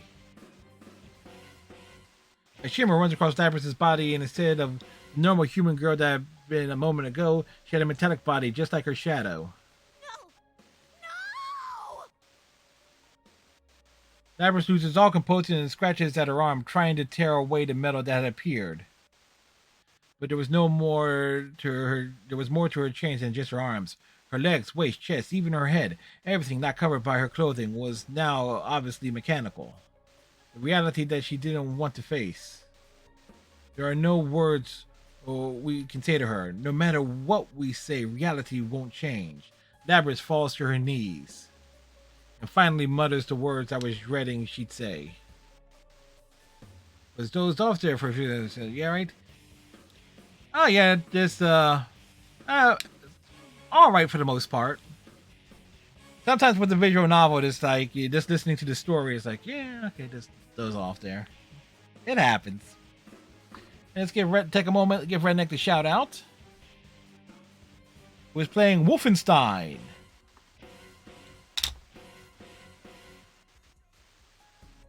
But that's more like his adventures in driving a truck.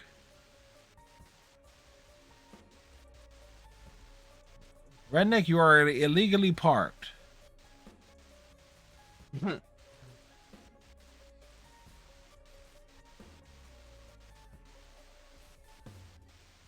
Or is that farming simulation? I think yeah. One or the other.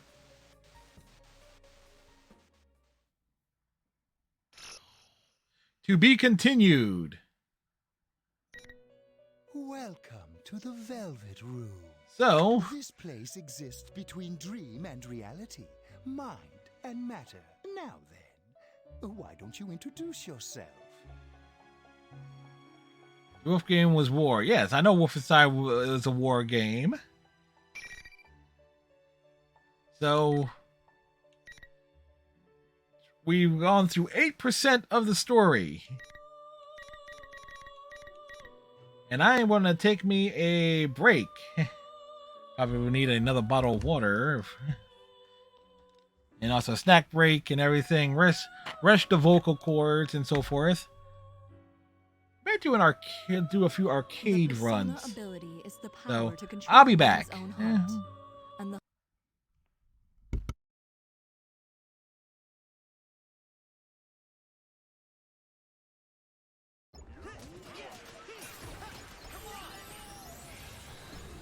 What we got here? Bumper cars?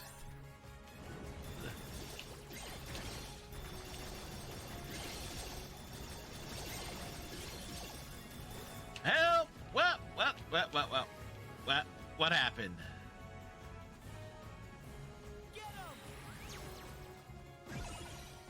I slipped.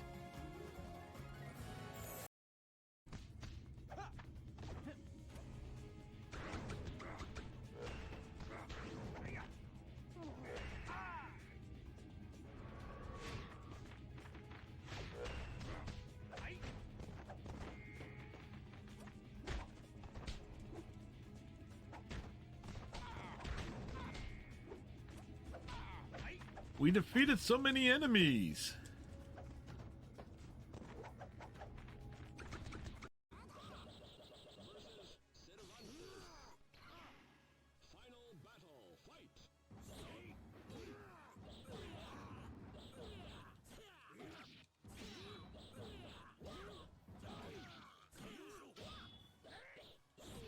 Hell, can we make it to 30?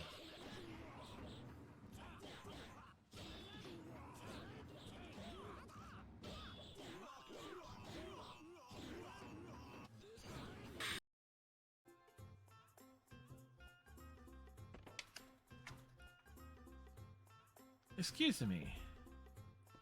We seem to have involved you in quite a task. If there is anything at all I can do, I'll be happy to join you. Ernest, join your party.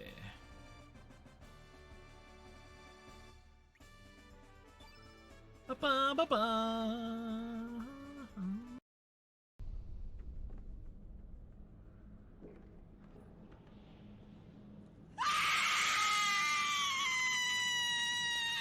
Fucking A, dudes. Thank you, whoever that was.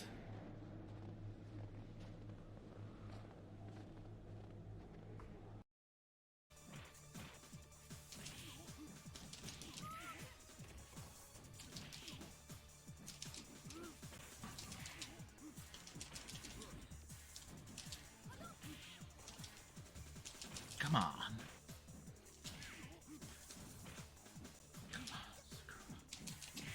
We did it!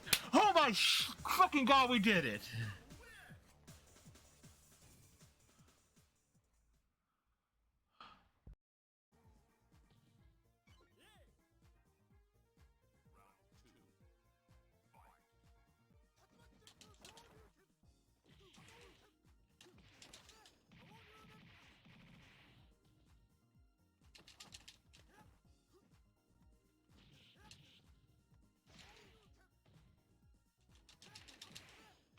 Got him!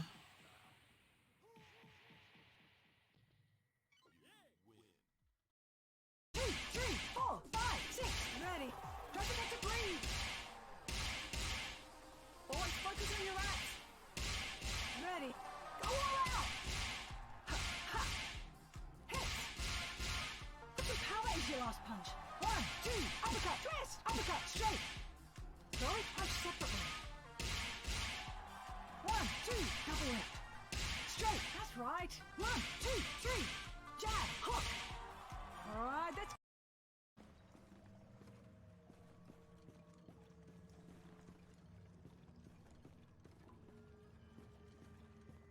Heads up.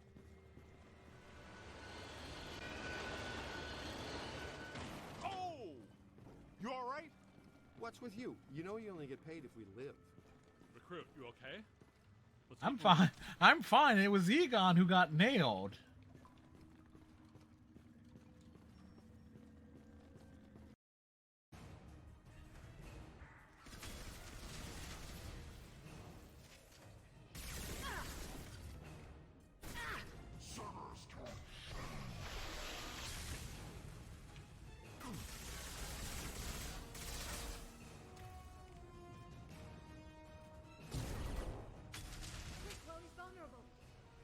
Charge!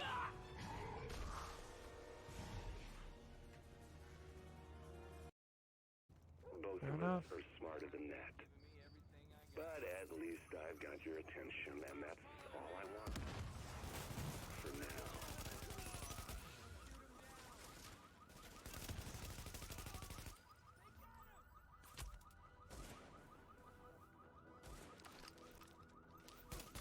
I haven't thrown the turret out in a while. Let's put it to use.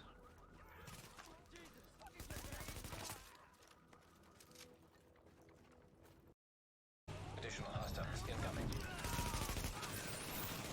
Jamming device disabled. Look, I nearly got thumbs because of these that damn jamming device. Dude, I'm sitting right in front. I'm gonna say I'm sitting right in front of this dude. Like, yeah, the AI in this is not great. Warning. Have detected heavily armored hostile approaching. Let's go have fun with Dragon.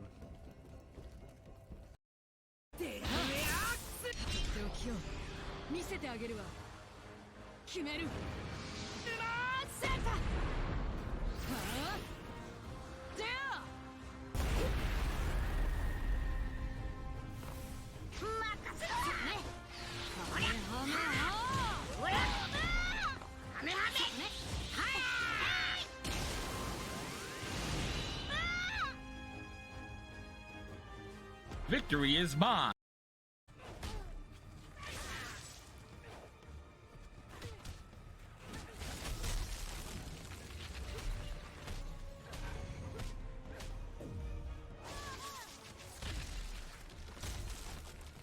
Finish her.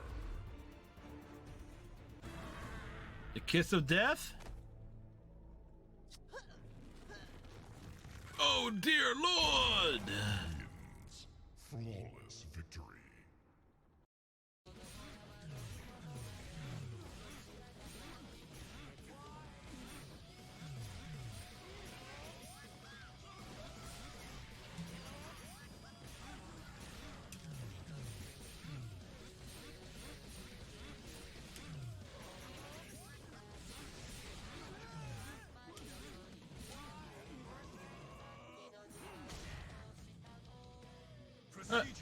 That will curious headache.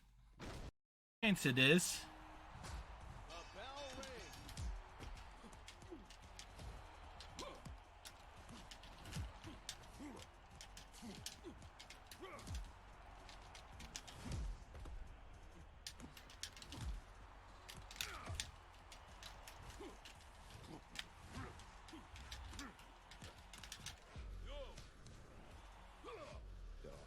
Really? Oh! Now be hit with a punch. 1, 2, 3, 4, 5, 6, 7, 8. Don't lose focus. Breathe steady. Show me what you've got. Feel that burn. Zap that. Punch. Twist. Body. Twist. Dodge it. Don't quit. No running away. Last burst. Spread it out. Feel that burn. Nice hustle. All done. Don't really care. Whoa, shredded green super blend smoothie? Sounds great. Shredded green. Shredded green? No way. It says freshly harvested greens. So fresh you can taste it. Sounds so good. I can't believe it. Pamela's being traumatized here. Right? I can't believe how good it sounds.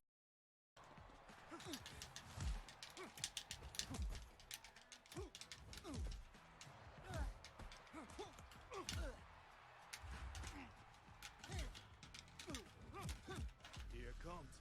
Finish him. Scores the knockdown. I'll beat you any place, anytime.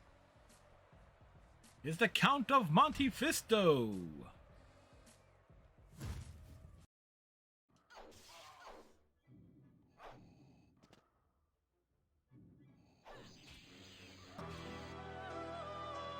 And back. Ugh.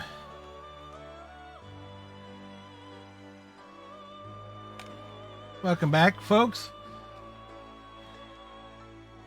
Thank you. Yeah, I know. I know Wolfenstein's like a first-person shooter, redneck. So surprised me that would be something that you would be playing. And Striker saw the footage for the new Disney kart racer, and it looks fun. Well, kart racer games in general are fun. It's just going to be a matter of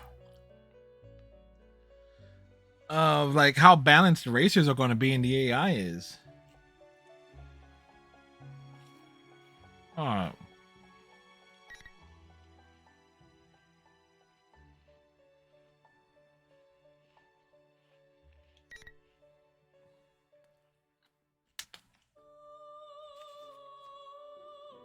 We got some I didn't exactly look at the packaging of these crackers to see what these were.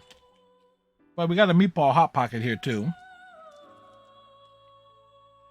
And if my appearance does seem slightly different than a few minutes ago, I did trim up a little bit here. Traditional, you know, grab a pair of scissors and snip, and a little snip here, just mostly on the sides.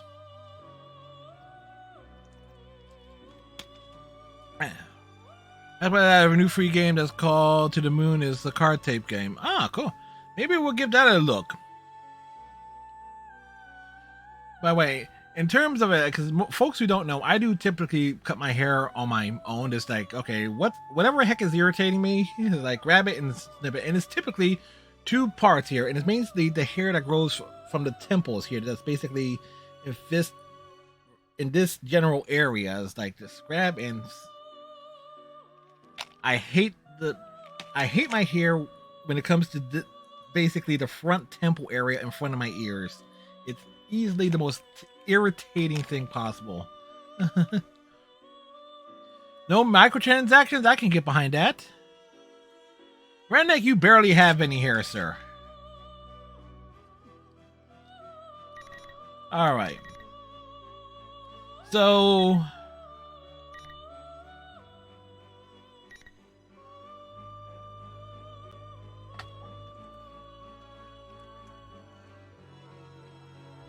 exactly your point.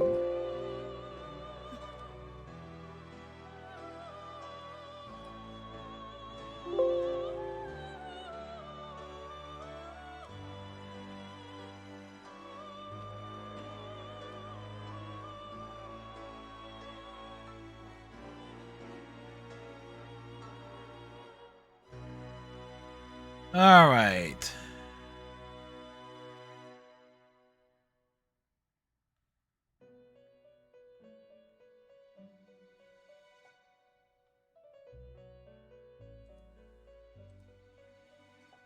Let's go through. I'm kind of curious though. Does it have like double I wish you good luck. exposition?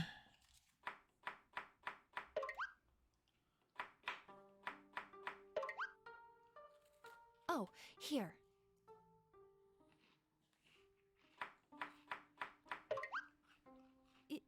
Yuki-chan, are you okay? Do you need any help? Huh? No, it's okay. I want to do this by myself. Ah. Are you sure? If you need a hand, don't hesitate to ask.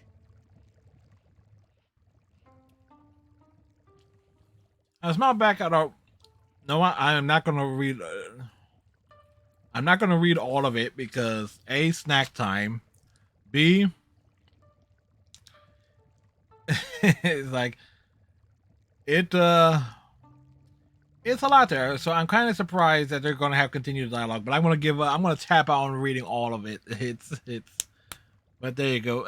At least it does appear. It does not scroll down far enough to where none of that text can matter, and the dialogue in between, when they're actually speaking, is actually voiced. So I was like, good evening.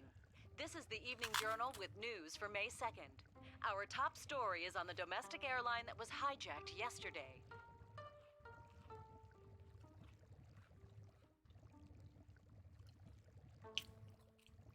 Oh my, look at the time. Yuki-chan, don't push yourself too hard, okay? Thank you.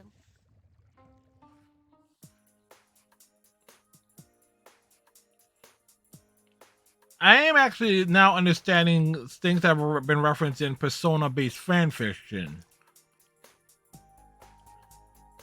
So I am getting some background on the Persona 4 characters that I was blatantly unaware of. Some things written by like talented writers like Grace Domino, and actually more along lines of Nidoran Duran, are starting to make more sense to me.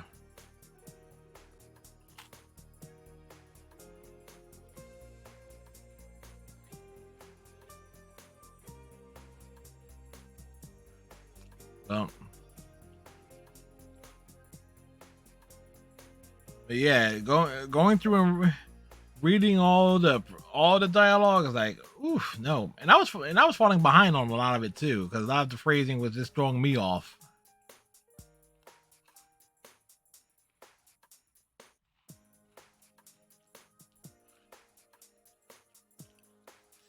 But this kind of bugs me slightly about all of your redneck's hair fell off his head and on his face. I want to say hair goes from a person from the top of their head down to the crack of their ass. Like, I forget who said that. That was something I saw on way back in the day. It was, like, as men get older, you lose the hair up here, but you get it everywhere else. Me, I'm a freaking chia pet. I hope everyone likes this.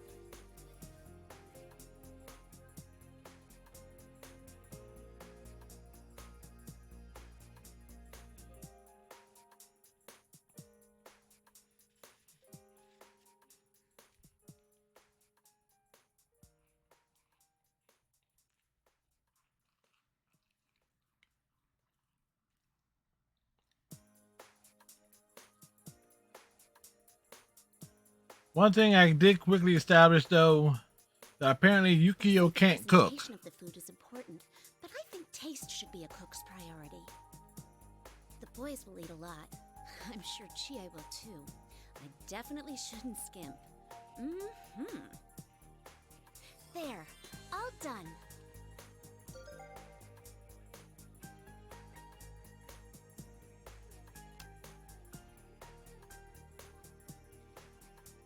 Oh, it's Chie.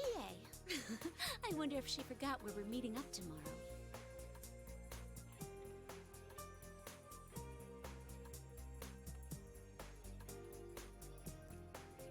Well, this is giving some lore and backstory, so we can appreciate that.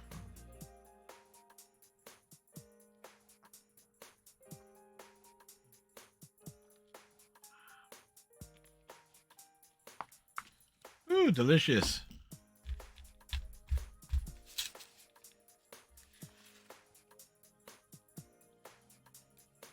What? The Midnight Channel is on the air again.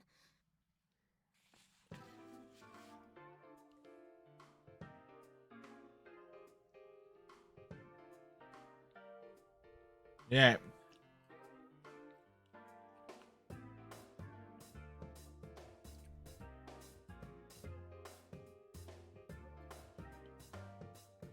Like the Midnight Channel. The Midnight Channel of Midnighters.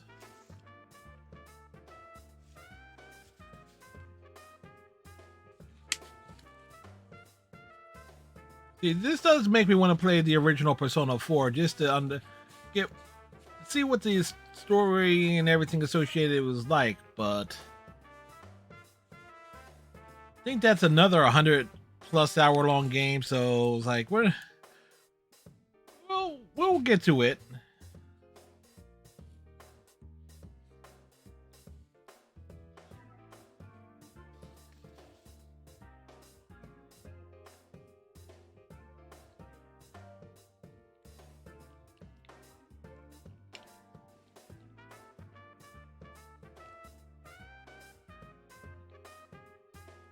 In some regard, this also kind of makes me wonder,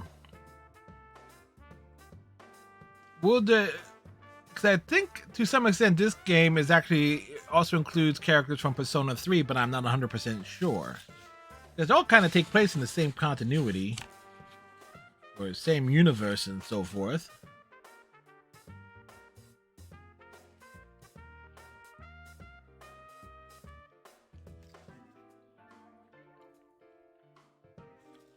But that's not possible. It is possible. We've seen it in the first half of the stream. It's totally possible.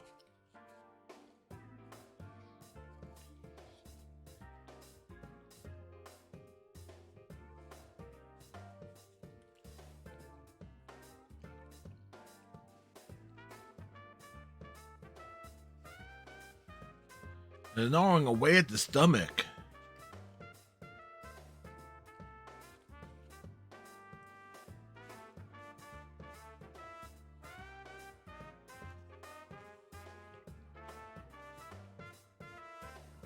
One of the big takeaways I've taken from this game as it relates to Persona 4 versus Persona 5, There you are.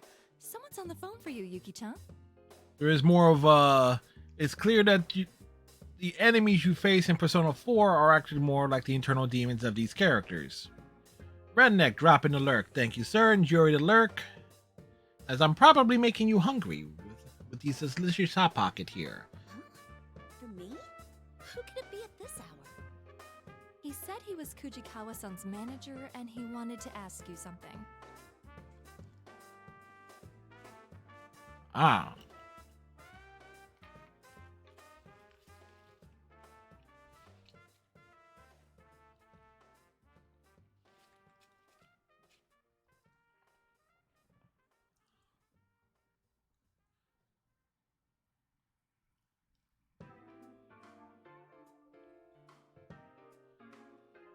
Wait.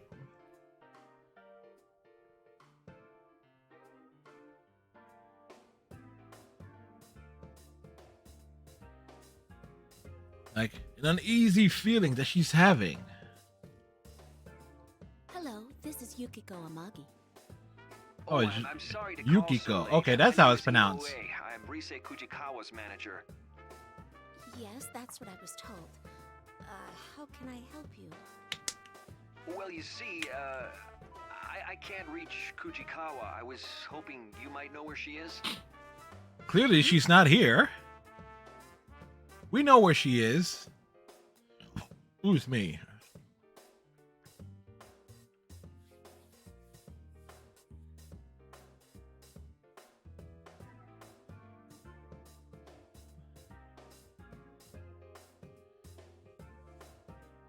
And we don't want to skip anything, so that we got to go through it. I'm sorry, I don't know.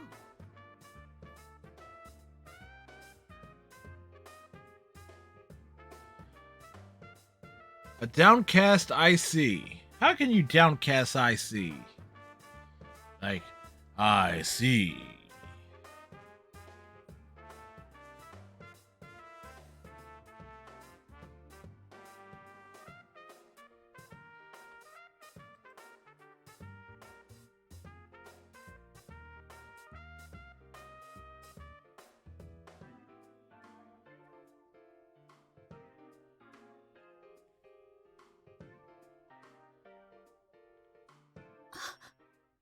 Don't tell me.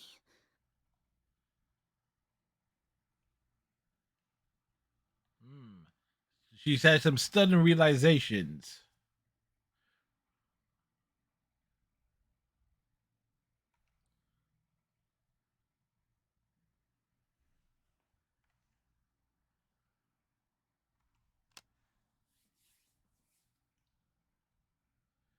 List of most called contacts. No, I can't go running to him with everything. There's no proof that it's happening again anyway. I shouldn't make him worry. Make him worried. He's coming anyway. Now, if these notes are right, I gotta make a save at scene 7.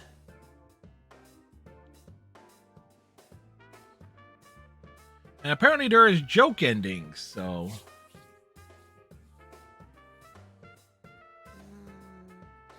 Risa-chan's number is...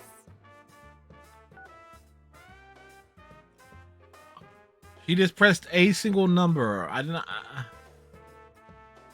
1 ring, 2 ring, 3 rings.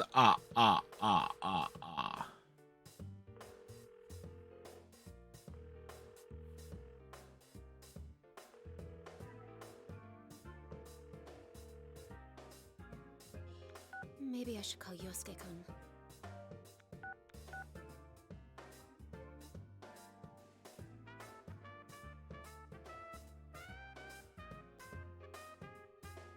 And it's certainly giving a lot of backstory and lore here. I do kind of wonder if these things are supposed to be played in a specific order.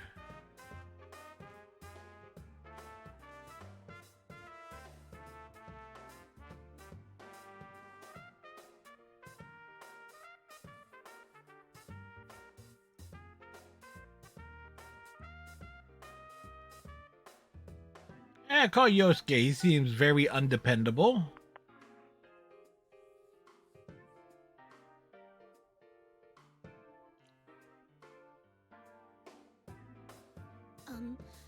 Yosuke-kun?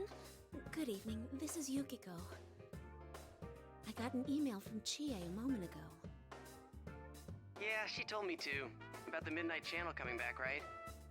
Sheesh. I bet Chie was half asleep when she emailed you.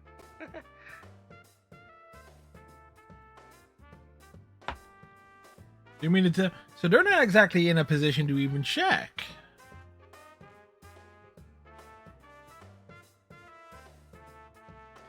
Actually, I just received a phone call about Risai-chan disappearing.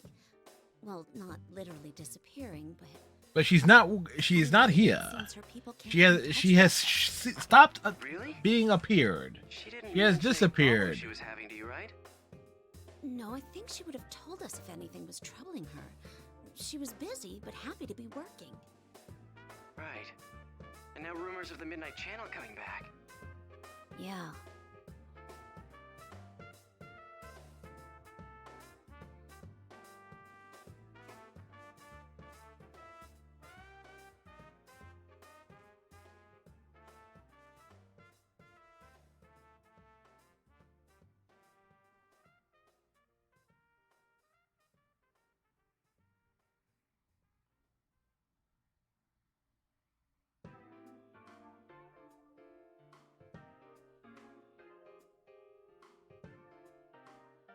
Well, let's not get carried away. Get carried First, away. See if the Midnight Channel's really back.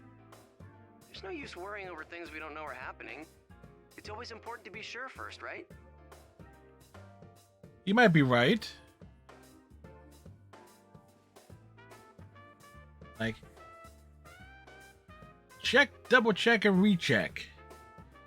So apparently, fighting Yusuke is the first fight for Yukiko too. Once we get to that part of the story. You're right. Thank you, Yosuke-kun.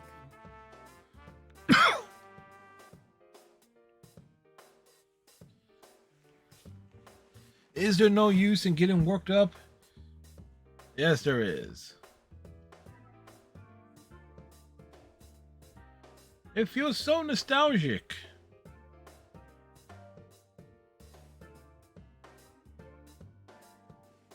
Are those lessons really helping her? Are they really?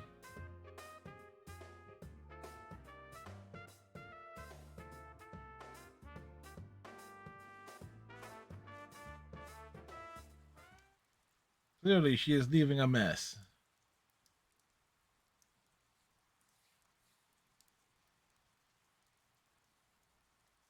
There's still time.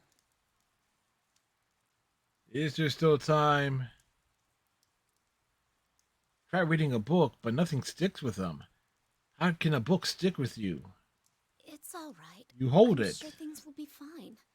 Nothing will happen. Things will happen.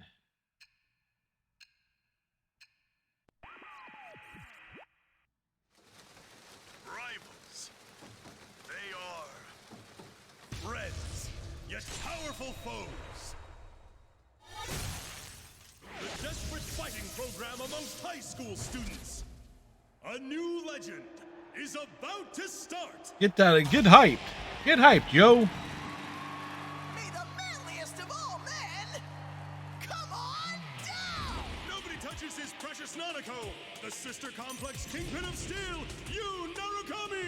only natural. I don't know his height or weight. Hero by night, Captain Resentiment, Yosuke Hanamura! Everything that bores me has gotta go! A spunky dragon with deadly legs, the carnivore who's discarded womanhood, Chie Satonaka! You need to eat more meat! Please escort me to the ring, my prince! The unconquerable Snow Black, Yukiko Amagi! I'll finish you in one strike!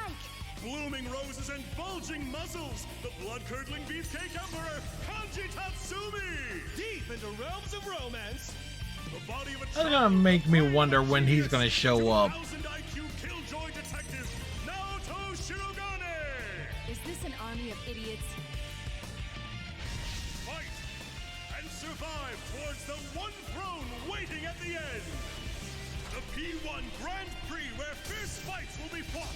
The battle begins tonight!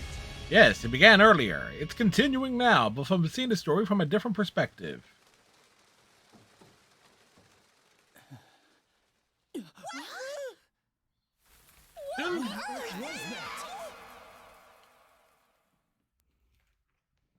What on earth was that? That was them being blatantly insulted.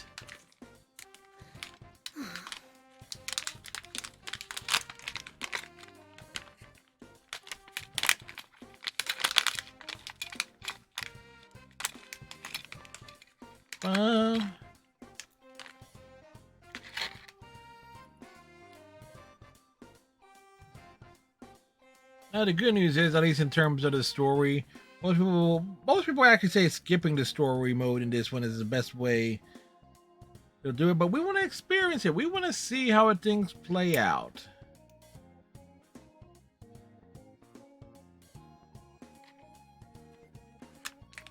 Why is this happening? Why? Because somebody has to go through the story mode.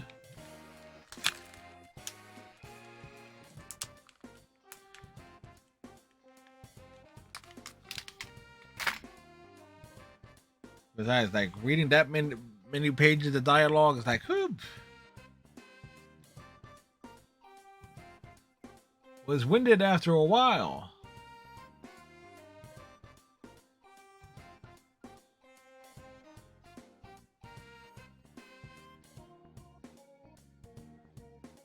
The incomparable Snow Black. That makes you wonder, what the hell does that mean in context of her personality?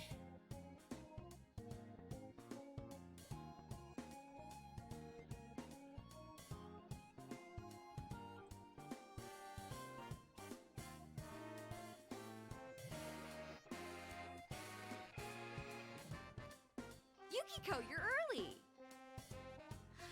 Good morning, Chie. I couldn't stop thinking about things, so I wrapped up my shift at the inn early and came here.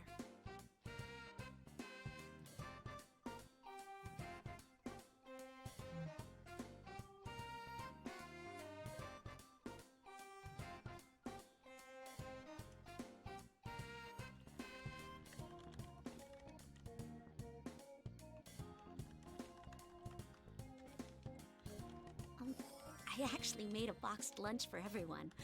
Let's eat it together later. Wow, a boxed lunch? You made it? Don't worry, I made sure to taste test it first, so it won't be like last year. That raises concerns. Well, you've got a point. We don't want people to keep calling us poison chefs, do we? Ooh, that does smell really good. Oh man, I can't wait to try it.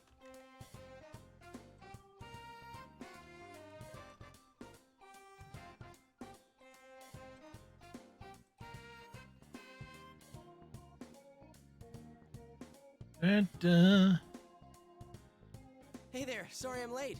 I ran into this guy at the elevator. Good to see you guys again. They ran into each other? Who knocked each other down? We missed you. The guest of honor's finally here. You're looking well. Welcome back. Should we eat? Yes. It's you-kun. Like, let's name him you, because that's who you are. You are you in Persona 4. Seriously, the name, it works as a pun. Oh, you already knows about the Midnight Channel thing. He's actually the one who called me up about it. Oh, I see. This has turned into a pretty thrown-together reunion, hasn't it? But I'm glad you came.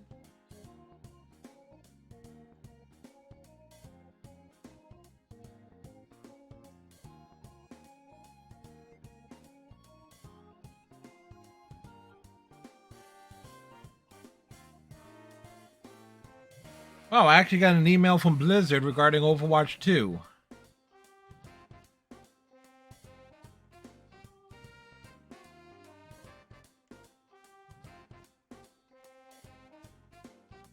Well, it sucks that we can't hang out more before jumping into another mystery, but to celebrate our partner's return, I hereby reinstate the investigation team in response to the Midnight Channel going back on the air last night.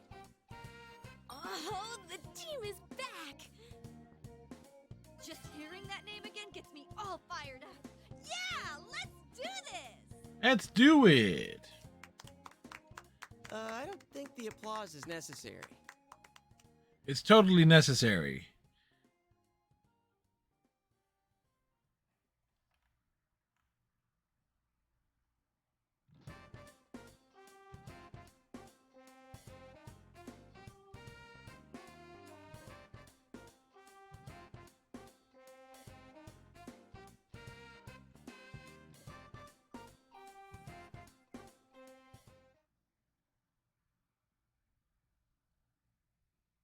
Well, let's get cracking.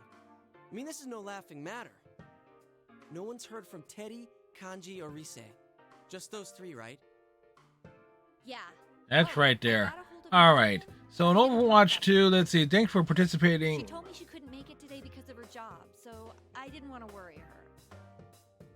Alright, so this email regarding Overwatch 2 from Blizzard says, thank you for playing the Overwatch 2 PvP beta. The world needs more heroes like you. Thanks to your participation and support, the Overwatch 2 PvP beta was a huge success.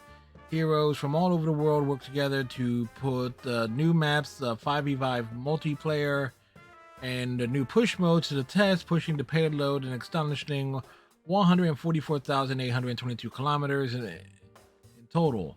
Overwatch couldn't have done this without your bravery in the battlefield, courage to try something new, and many matches played as Moira, which I did because getting the tank and damage rolls were often difficult.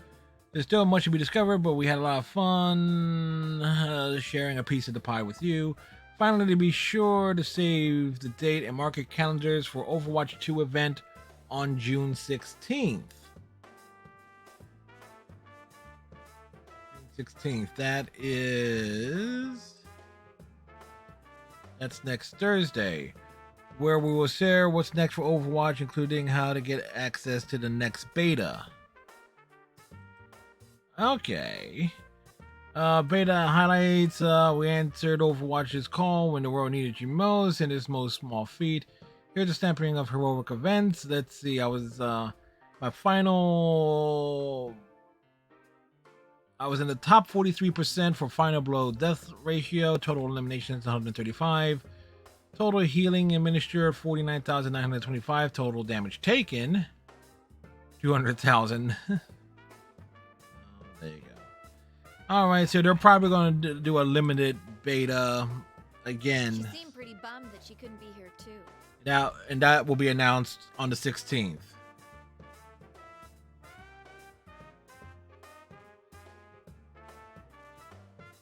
So at least I get to make note of that in my blog tomorrow morning, which is good.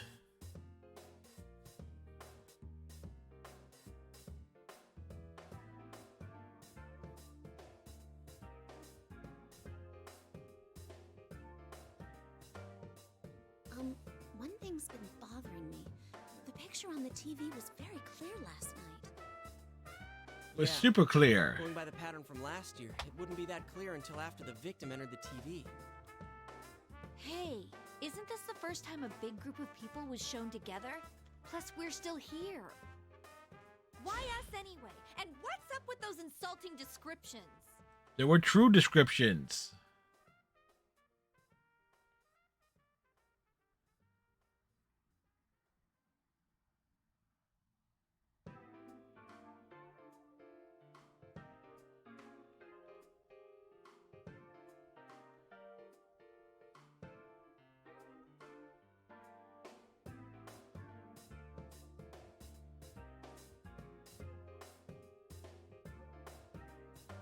Great.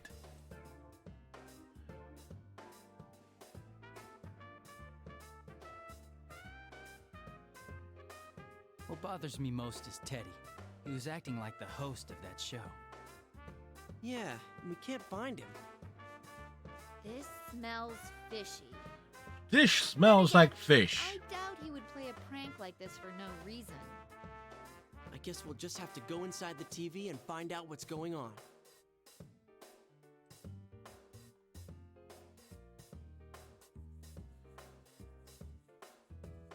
Yeah, but let's jump into the TV. Won't we be stuck in there without Teddy to give us an exit?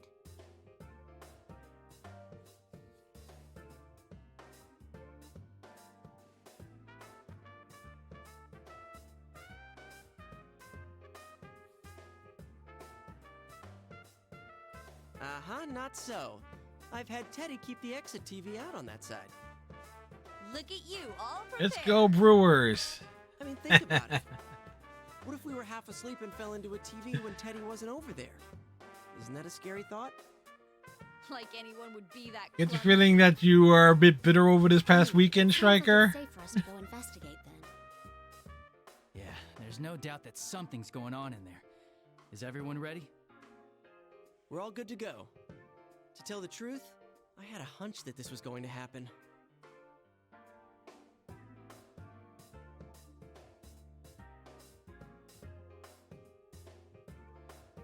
Nope, he didn't get fired.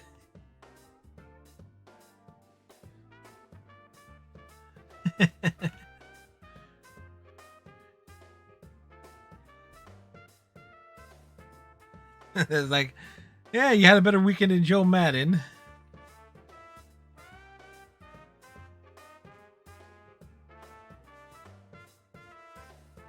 Yukiko, it'll be all right. You don't need to scrunch up your face. Was I doing that? Yeah, you're gonna give yourself wrinkles. I'll be more careful. They're an anime character. Anime characters don't get wrinkles until they're like We're old pros 80. at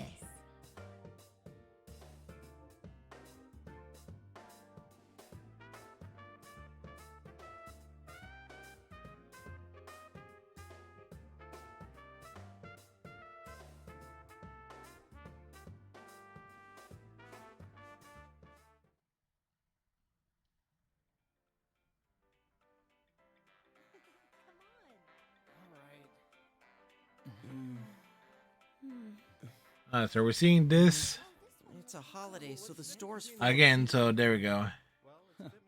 Feel like things are picking up around town. It's time to go. Hello. All the models are on sale right now. You know, it's been a while since last time. I'm a little nervous. Well, at least, you know, there's a lot of commentary going around, Striker, that the Angels general manager, Perry Minison, is getting credit for, you know, firing Joe Madden now before you face the Dodgers and Mets.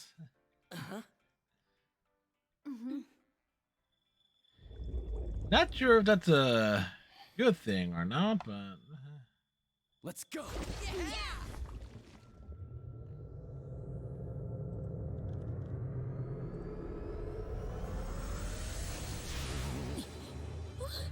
Isn't this different from usual? Oh no! What do we do? What can we do? We can't stop now!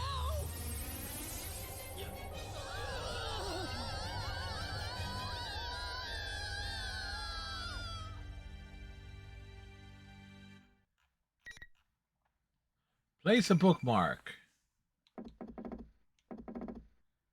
Alright. So we can basically oversave. Because we already got the story progression.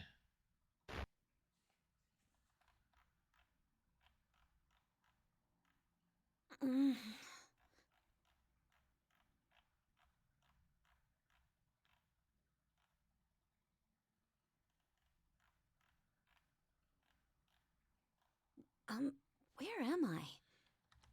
She's in the gym.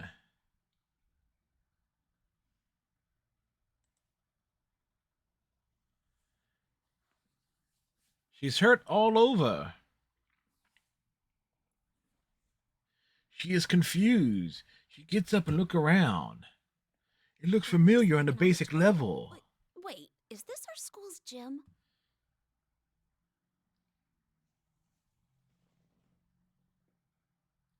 Yeah, there's this stack of chairs. It feels so creepy bad. Oh, where's Chie? Yukun? Hello? Isn't anyone around? Notice she didn't ask for Yosuke.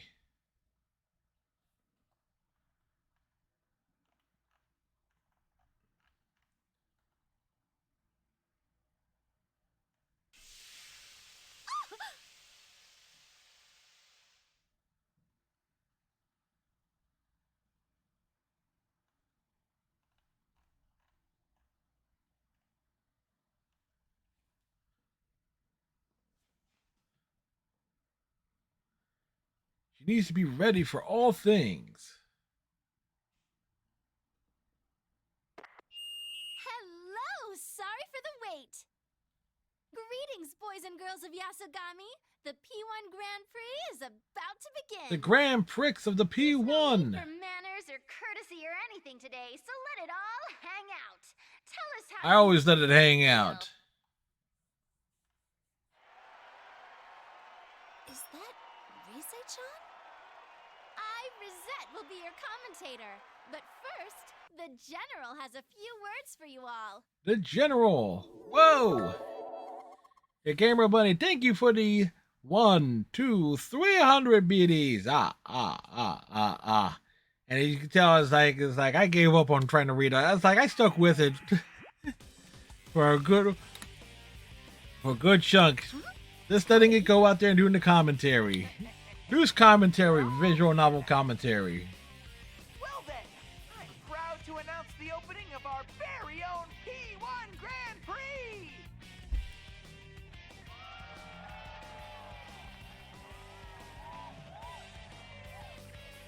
On the flip side, tomorrow night, Fallout 76. Thursday, Final Fantasy 14. Friday, Persona 5. I don't see anyone here. By the way, since we did 2 Persona 5 streams last week, on Friday and Saturday, we played Persona 5 on Friday. We're basically heading into like the last stretch of the battles in the original version of the game. Daddy, those clothes! I'm sorry, but every time I look at you, that hat, it fits you. Yukio is clearly not impressed.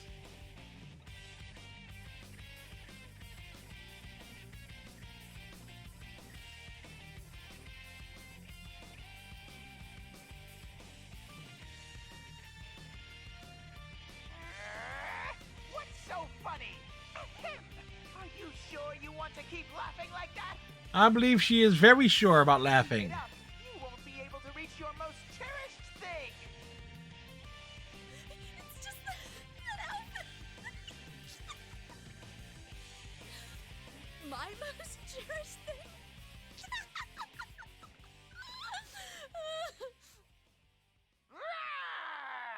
That's it. I'm angry now. You mean he wasn't angry before? Don't listen when I tell you things. You'll have to find out the hard way. Bring out the next opponent.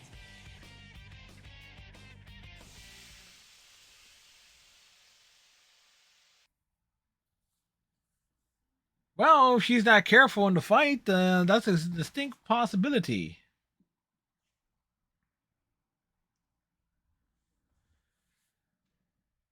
But yeah, Persona 5 stream on Friday, that's going to be real interesting as we are basically picking up on the day, in-game day of December 24th. So there's a lot of stuff to cover there. Opportunity to overcome the Amagi challenge in a different way.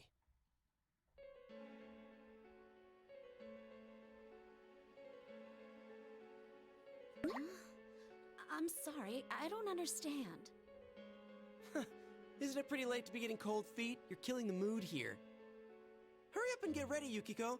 Just to be clear, I'm not gonna go easy on you. Yosuke-kun, what's gotten into you? Don't tell me you really want to fight. Can't you see what kind of mess we're in? We really need to get our act together. Now, considering these battles are supposed to be kind of almost taking place at the same time, doesn't Yusuke being Yukio's first opponent, Yikes! does it make sense Sure enough, in correspond? Goody Two Shoes ruins the moment again. You're always like that, you know? Always just going with the crowd. Huh? Oh, sorry, that wasn't it. I meant to say you just jump on whatever the easy way out is. That's not true. Yeah, You and said you thought things over and decided to take over the inn, but I bet you came to that conclusion the same way.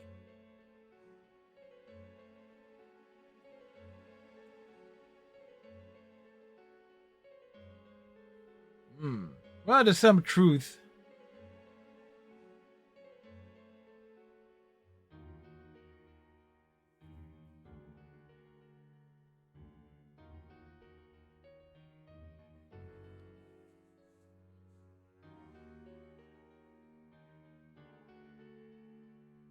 All right. So she self-doubt and everything and how she's perceived. You Some tried importance act to all high her. and mighty by saying you were determined, but you were just trying not to rock the boat. It's too Rock much the trouble boat. Let's digging on rock your the own. boat, baby. So you Rock closed the your eyes boat. to everything. Isn't that right, Miss Goody Two Shoes?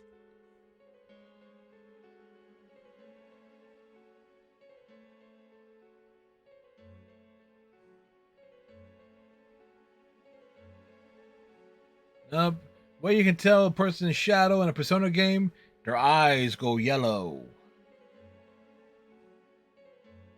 Me, I have dark brown eyes. Now there's something you don't see every day. What are you thinking so hard about, Yosuke? What was that supposed to mean? But it's nothing. He doesn't think. Come on, you can tell me. Here, I'll help you with whatever it is. Huh? What's this piece of paper? Hey!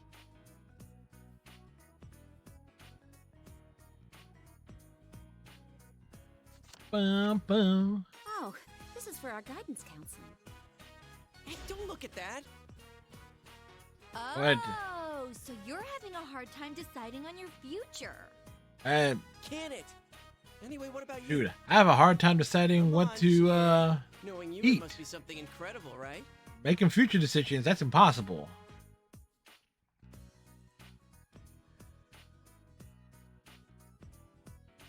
Do, do, do, do, do. Ha ha ha! Very funny. I'm all set on what I want to do. That sounded like you meant it. Did you think I was lying? That's Yes. pretty rude, you know. I'm totally serious about it. Seriously? What about you then, Yukiko? Are you gonna take over the inn after all?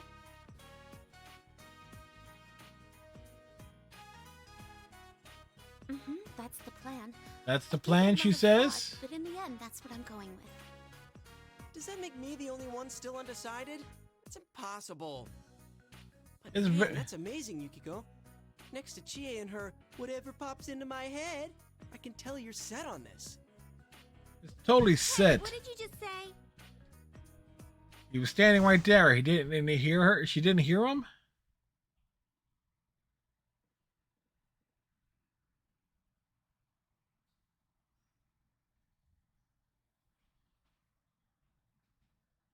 No, it's not an easy way out. Sure, fine. It's useless talking about it. An idiot like me wouldn't understand what a goody two-shoes like you thinks. Let's decide this with an easier way. Come, Jiraiya! Well, there's his persona.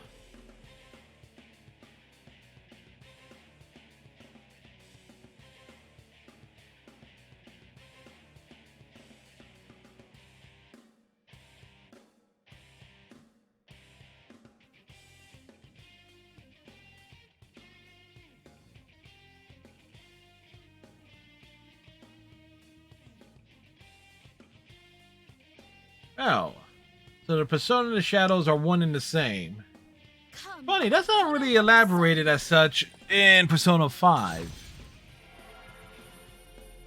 Well, when you think about it, considering some of them are actually named after, I think there's actually a Persona name Kamoshida in the game. Here goes the first battle. Captain versus Snow Black is about to begin. Who will Lady Luck smile upon? I'm as curious to find out as Snow you Black are, as opposed to Snow viewers. White?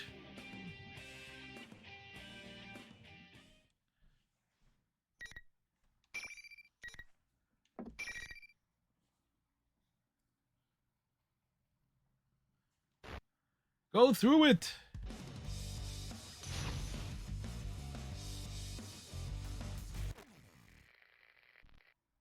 Finals. Here comes Yosuke-senpai! Sayonara! Sheesh, yikes. Just getting started. Scanned it? Finally getting serious. Just getting started. Has the battle been decided? The keeper has no mercy. Yeah, no mercy for him. Overwhelmed the opponent in the end.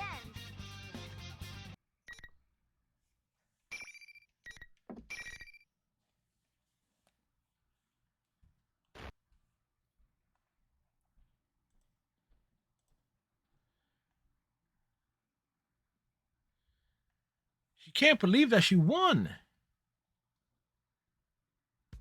Now that was one relentless battle! This is what makes the Grand Prix so spectacular!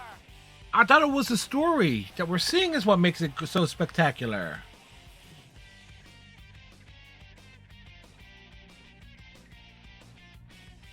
The music is very good.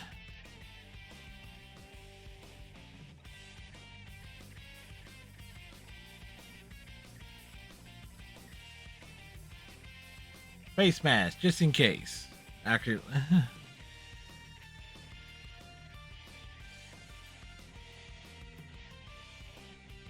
bum, bum, bum, bum, bum, bum.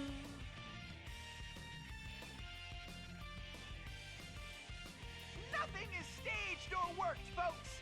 Yuki-chan, make sure you let your fists do the talking in the next fight, too! Trout with a 2-run homer. You know, if he hit one of the, if he hit a couple of those over, never mind.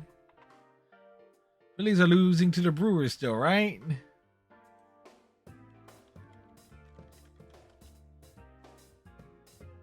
Yep.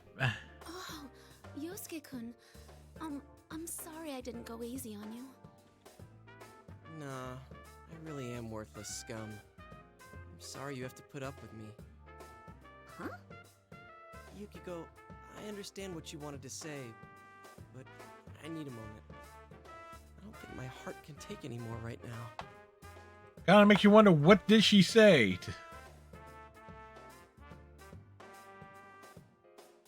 But this does raise a question. I was like, how the continuity of the fights with the different stories for the I characters. think my heart will be okay.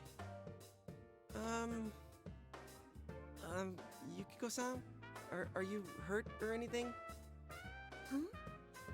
No, I'm fine. You didn't lay a finger on her, dude. Are you sure your heart's okay?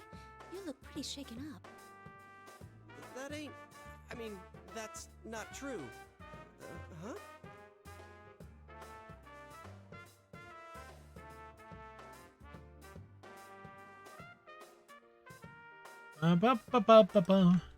Ooh, that trumpet. Gotta love the trumpet, don't ya?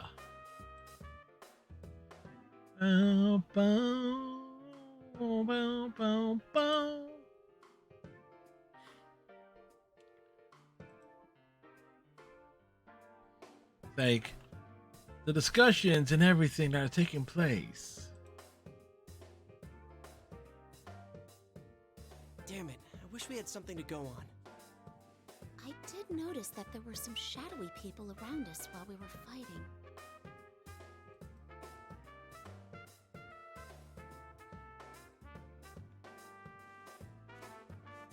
Yeah, they look like students or shadows. The they were too well behaved for the Dude. kind of shadows we're used to. Well, if they're not going to attack us, we can leave them alone for now. Oh, another thing. Teddy said that if I don't fight, I won't be able to reach my most cherished thing. What is her most cherished thing? Like something that's really important to you? Oh, maybe he meant me. I doubt that. Wow, she was quick to shoot that down. It's so hard.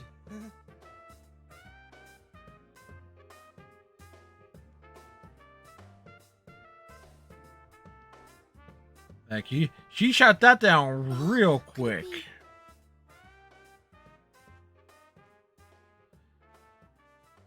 Her most cherished thing is the box lunched. That Oh no, did I drop it somewhere? her character motivation does not seem all that major. Sorry, Yosuke-kun, I need to go look for it. Huh? Look for what? The food. You can't go alone. It's too dangerous.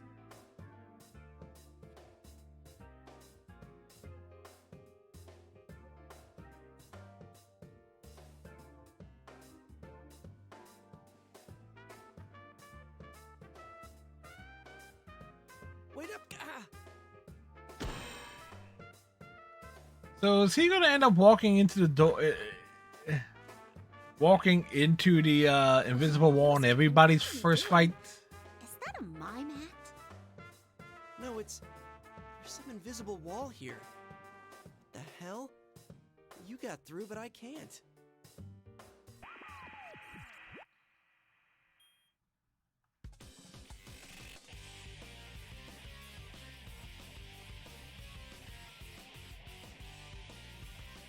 Apparently, Did I forget to tell you? Yeah. Only the winner can move on to the next. apparently she still finds the hat hilarious. No one's getting out of this school until a champion's been crowned. Only the one who fights to the very end and comes out on top can lead. The very end. What's up with that? What am I supposed to do then? I can't get out of here. That's right. Sorry, but you're stuck there, Yosuke. But- Now, Yuki-chan, if you want to get your cherished But how? you know what to do. But how does he end up in the fight against you? See, that doesn't make any sense.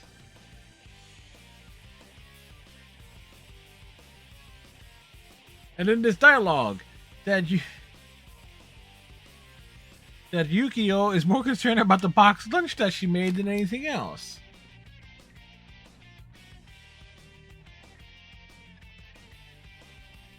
I mean, it's I'm sorry, Yosuke-kun. I have to go. that's pretty damn thin character motivation right You're there. seriously ditching me? Yukiko! Yukiko! Is this for real? For What am I real? supposed to do if I have to take a leak? Go in the corner.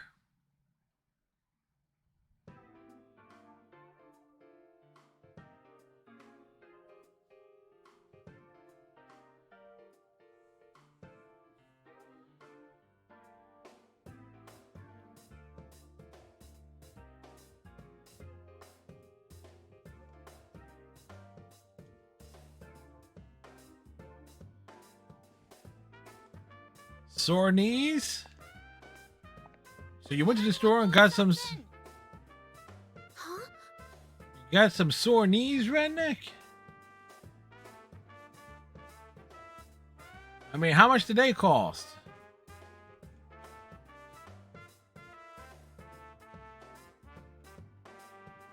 Oh, excuse me, that's mine. Just have to take it back, yeah. You dropped this. You're a careless one, ain't ya? You ought to be more careful. Huh? Oh, thank Yeah, you. take it back. I want some different knees. These ones are busted.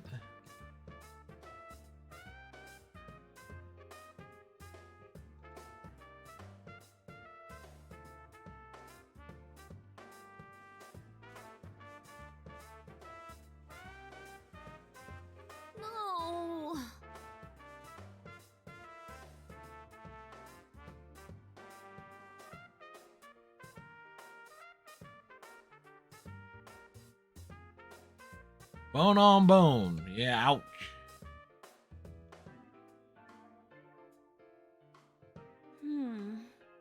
You can still eat it. Maybe.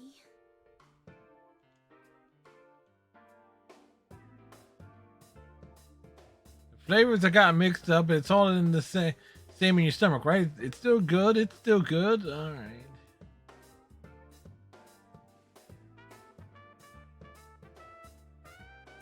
Yikes.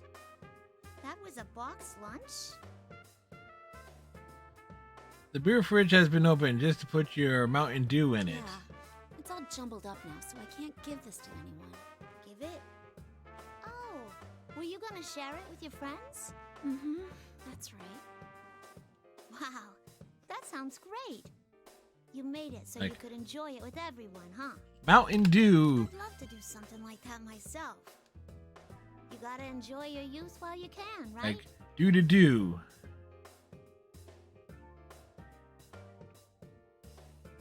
You looked at the beers, but you wasn't tempted. Yeah, you know the deal. By the way, what are you... Oh, I'm sorry. I'm Yukiko Amagi. So, what are you doing here? Just don't go nuts with the Mountain Dew, sir. It would be weird if I wasn't at school.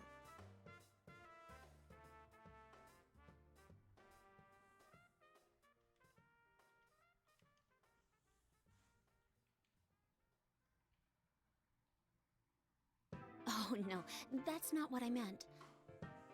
Are you, a Persona user? What? What are you talking about? Anyone with caffeine?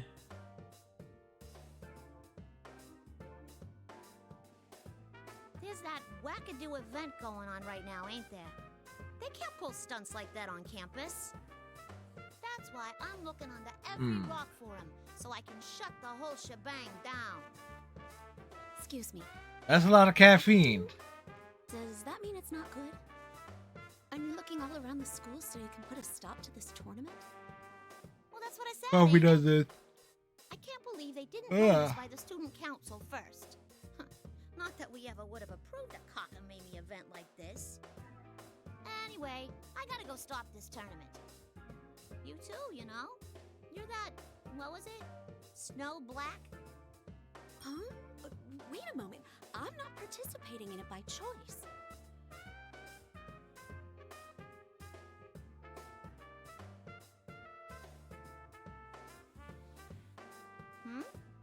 Is that true? Well, you do look like a serious student. She looks serious, but she's not. Roping normal students into this. You should get yourself home and leave the rest to me. Huh? Oh, wait!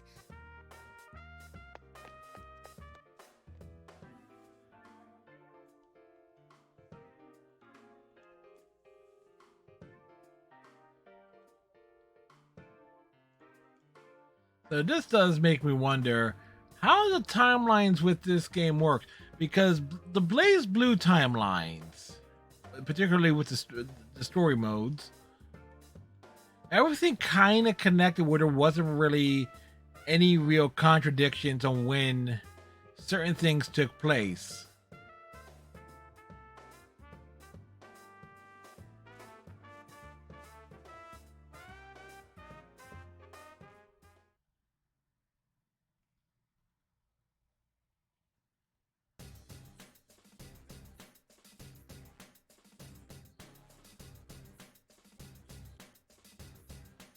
Bum, bum, bum.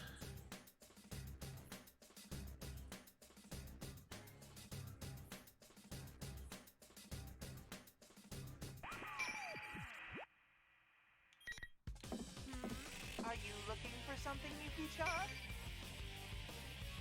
Oh, I bet you miss me so much that you're looking high and low for me. She's looking low and high.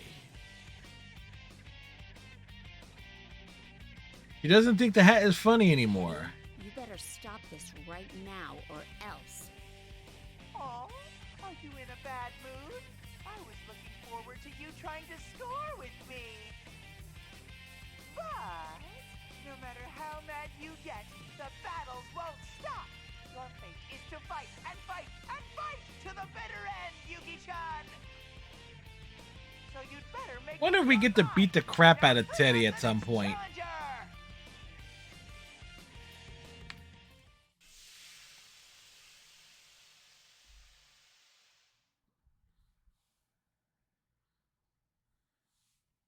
Yoo-hoo, Yukiko! What are you so upset for? Why wouldn't she be upset? Thank goodness you're okay. I was worried with all the strange things going on in here.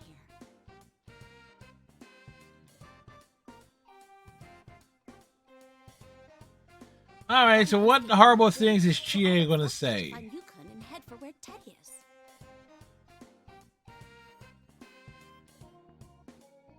What? I don't want to do that. Huh? Chie? Chie has better things to do. What the hell? Just so you know, I'm having a blast with this P1 Grand Prix. You're always like that, Yukiko. You just assume you'll get your way.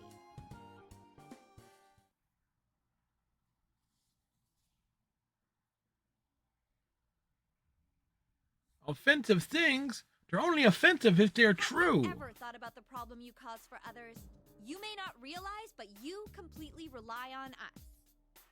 That box lunch you brought today is a perfect example. Nobody ever said they wanted you to make them one. No, I didn't mean it to be like that. Like, they so easily get that doubt on their heads.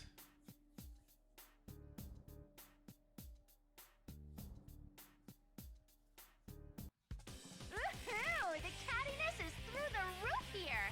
Let's get today's episode of Girls Gone Feral started. Girls Gone Feral.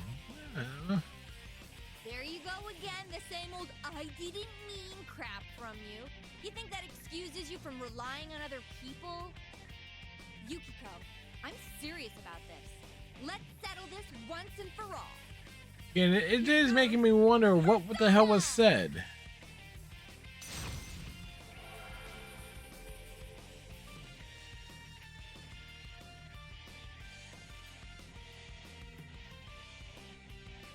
Bum, bum, bum, bum.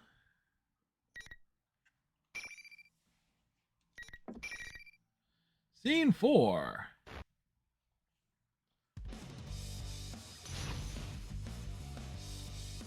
It's gonna get serious, yo.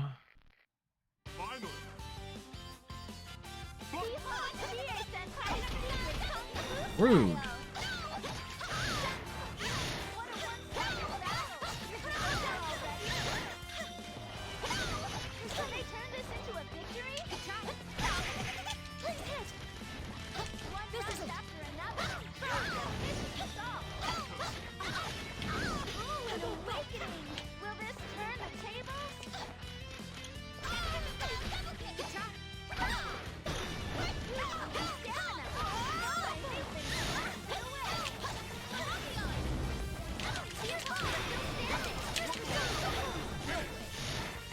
Sweet. How unfortunate. Better luck next time.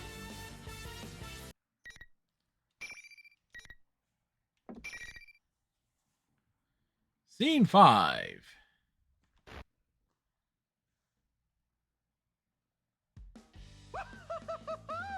Whatever you might have said, you were going for the throat in that fight, weren't you, Yuki-chan?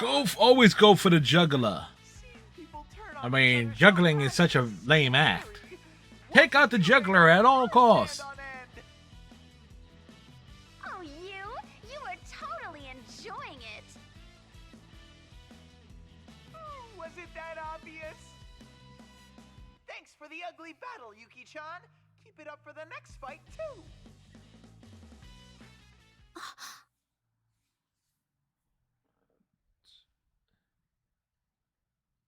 Burning with rage. Well, it was a cat fight, so that was entertaining in its own regard. Hey, Ted, I heard you, you know. How dare you say that? If you don't quit this nasty joke soon, you're gonna pay the next time I see you. He's gonna use Visa. Blah, blah, blah. I can't hear it when sore losers talk. You've already Unless the tournament is a round robin.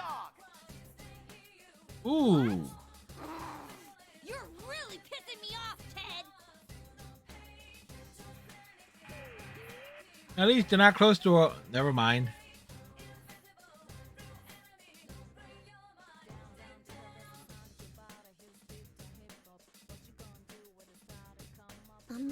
Chie? Oh, sorry, Yukiko. I think I went at you a little too hard. Oh, you caught us a few times. Are you back to normal? Oh, thank goodness. I'm so sorry. It must have hurt so much. Huh? Back to normal? Oh, that stupid Teddy. There's no way Yukiko would say those things. She might. She might.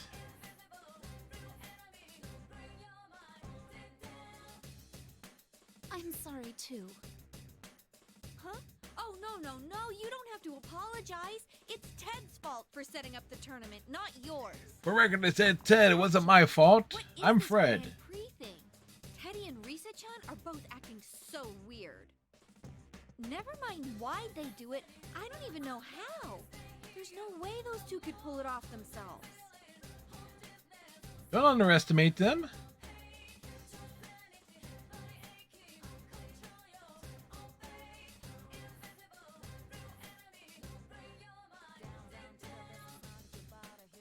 Really? Huh.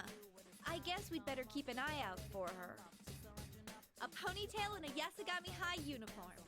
Okay, I can remember that. Hey, you. That's an attire. Is that your boxed lunch you're holding? We had a pretty intense fight back there. Is it still okay? Nope. It's been destroyed. About that. It's already ruined. Oh man, what a tragedy. It is indeed a tragedy, but we can't see the picture of the box yet. With this, Ted, you'll learn firsthand how vicious I can be over wasted meat. Phrasing. Not much meat in it. There isn't? Anyway, That's not the let's hurry up point. and find him so we can get revenge for your boxed lunch.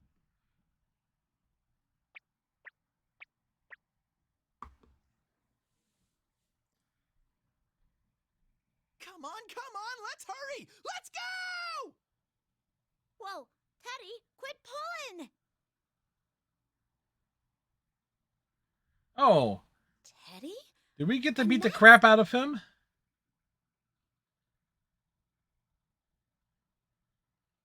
What are they doing together? Don't tell me Teddy really is behind this tournament.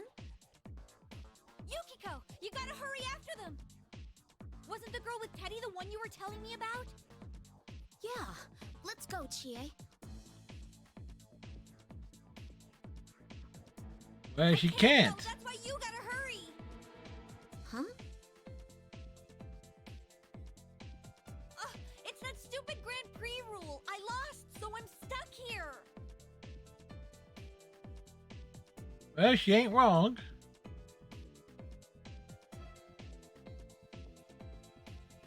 But I'll be okay! Hurry or you'll lose them!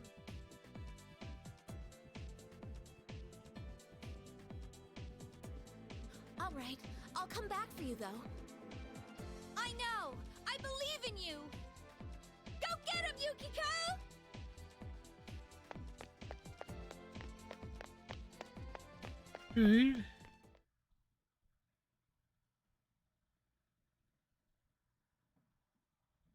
Like I keep saying, you have to believe me. Why won't you understand? Because you're a 4-foot-tall teddy bear.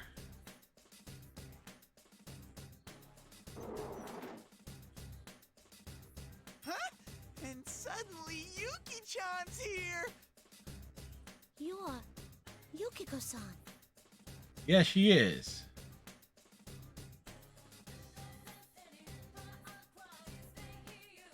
It's time you explained yourself, Teddy. Why are you doing this? And who is that girl?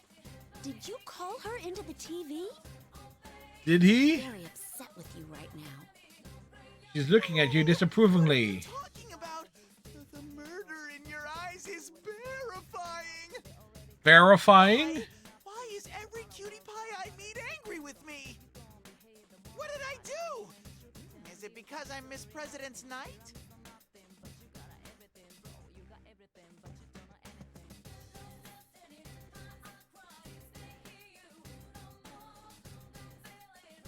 Well, time to kick his ass. Hey, wait a sec. Even I think you seem kinda on edge here. There's no call to get so worked up. I'm sorry, but this is between Teddy and me. I'm sure you understand, Teddy. I'll say it one more time. If you upset me anymore, you're going to pay. Yes, he is.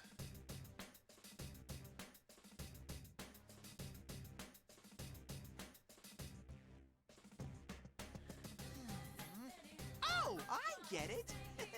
You're jealous. Notice that he doesn't have any, With envy because I'm all lovey-dovey with Miss President. Okay, never mind. We get to kill him.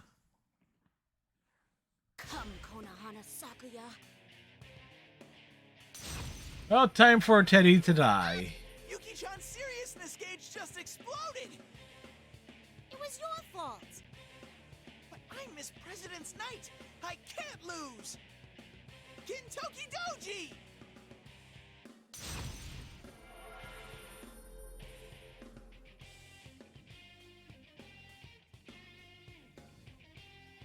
Huh? A direct challenge against the General himself? We're joining this shocking turn of events. Oh, well, we know the General Teddy's not the real Teddy, but we get to beat the shit out of one. We get to beat the shit out of him one way or the other. Let the argument be decided with fists.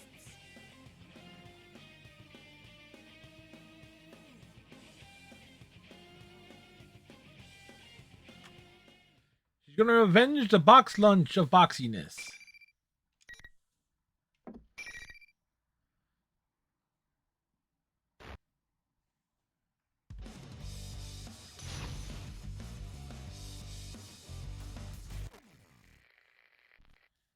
Final.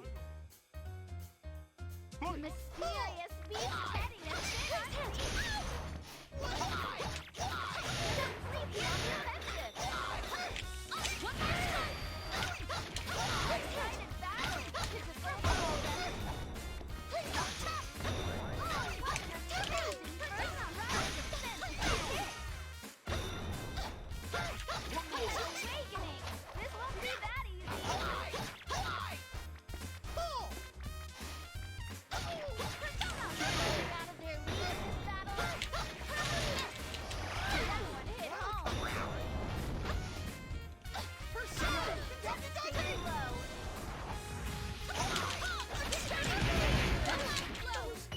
Neat. Oh my, they lost.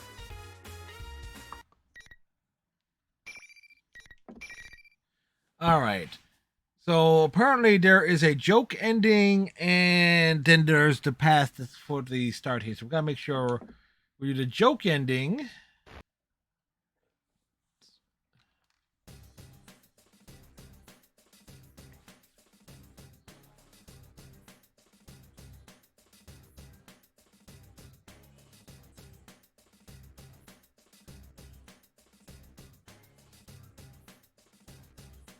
I wonder if it's still edible. Yukio's priorities are... Maybe I should see if it's okay.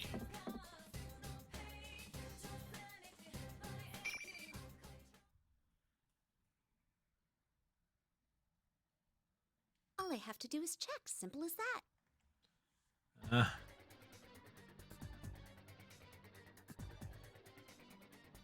Hey, Teddy, won't you try tasting my boxed lunch? Phrasing. Yuki-chan? No, no, not there! Don't worry, this won't hurt a bit. What? What are you doing?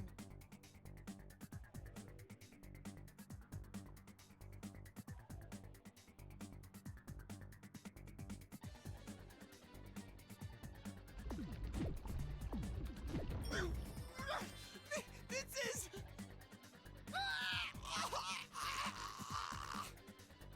Oh, there's a zipper on.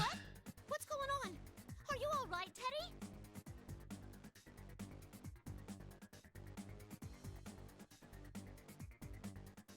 Incredible. I didn't know my boxed lunch had such powers. Okay, phrase. No matter what kind of shadow is lurking here, there's no need to fear as long as I have this. I should go feed it to everyone.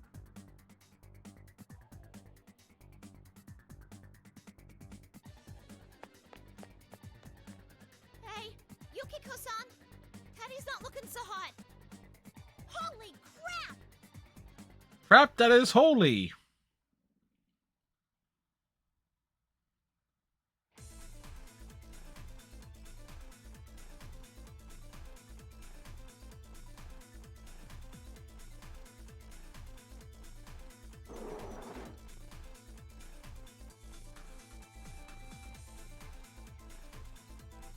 Yukiko, are you alright? Yeah, she's here to give you some food. I'm okay. I'm glad I found you. Yeah, something's not right here. It's too dangerous to wander around separately.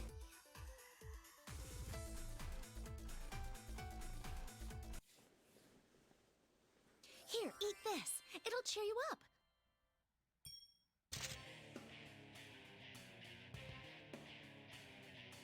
Wow, that's a threatening overreaction. Yukun, no! Yukiko, calm down. You need to snap out of it. You need to snap into a Slim Jim. Yeah, dig it.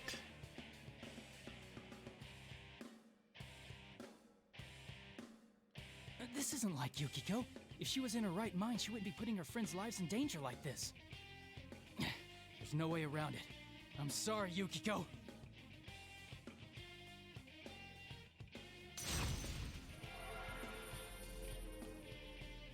That is certainly raises serious questions here. My boxed lunch will help bring you back to normal. Again, phrasing. Talking about her boxed lunches.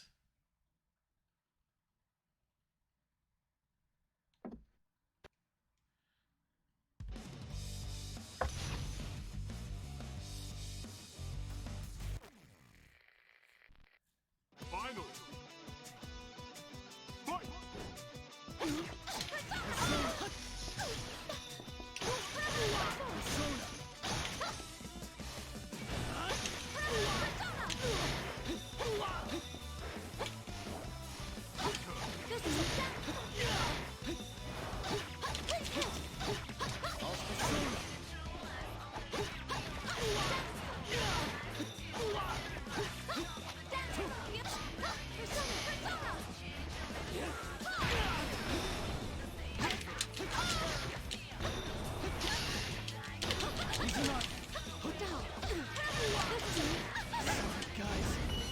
Oh, that worked out.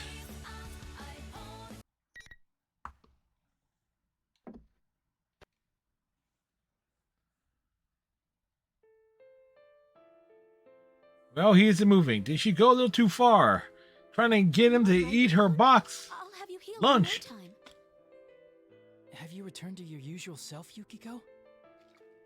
What are you talking about? Now, I brought a boxed lunch. You need to eat it. Impossible. She hasn't snapped out of it?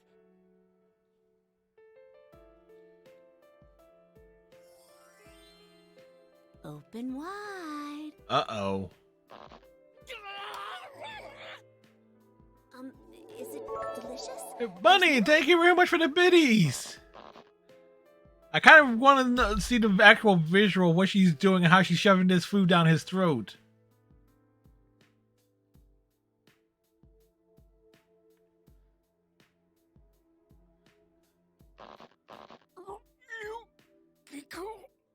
This.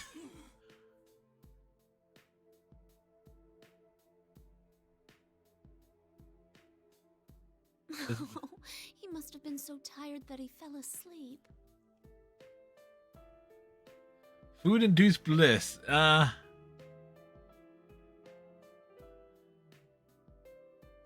People can swallow food while they're asleep, right? I guess I should feed him something soft just in case.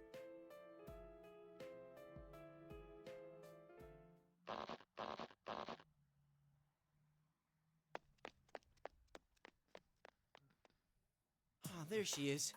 Huh? Yu's with you? The audio kind of just throws it off. It's like, I hear this squeezing sound. And everyone else too? What's going on?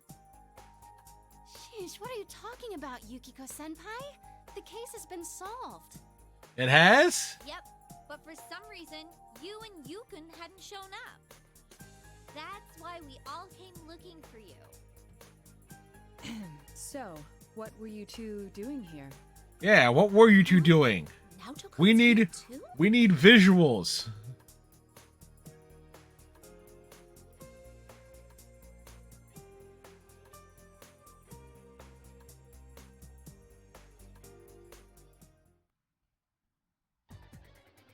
Oh, this is perfect timing. Let's all eat my boxed lunch to celebrate the case being solved. Huh? Boxed lunch? Box. She didn't say what I thought she said, right? Yeah, she did. I assume your employees at the Amagi Inn made this for us? No, I made it myself. I put my heart into it. Uh-huh. Huh? Wait, didn't your boxed lunch get all messed up? Yes, it did. Don't worry about that. It won't make a difference after you eat it.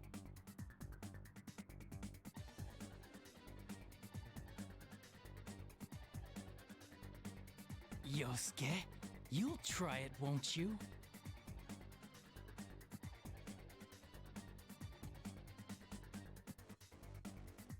It's like, wait. Isn't that a bit... Hey, Kanji, where do you think you're going? Get off my back! This ain't the time for bluffing. I'm too young to die. Oh wait, there's probably not enough for me anyways. I can't take any if there won't be enough for my senpai. Oh, you don't need to be so modest. I brought plenty. Yeah, she's bought plenty.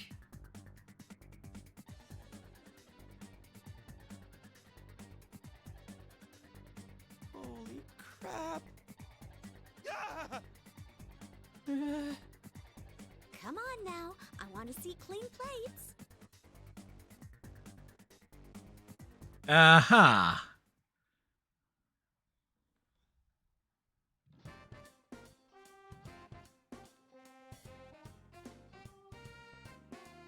Maybe they got swine flu or something.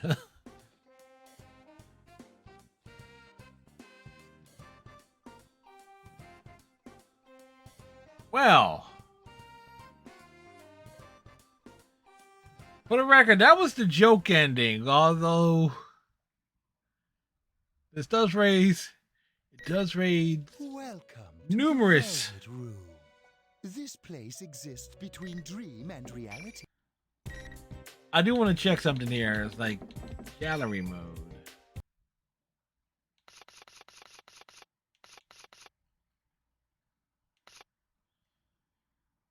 View various story illustrations. Okay, there's that.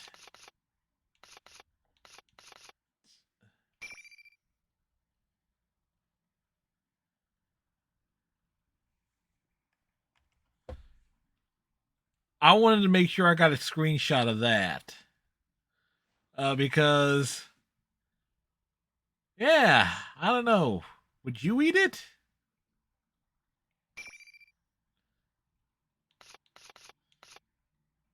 Alright, so story movie.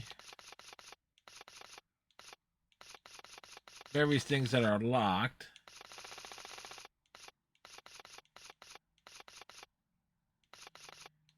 So in terms of the actual story, arcade endings. So a lot of things that need to be unlocked.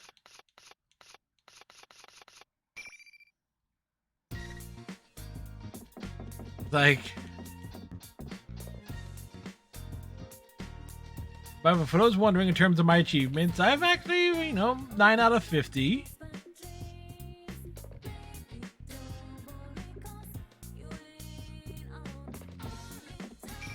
Back to the story mode.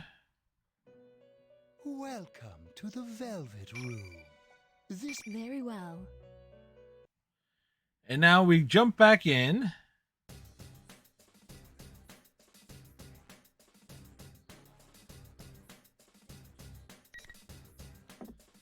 All right.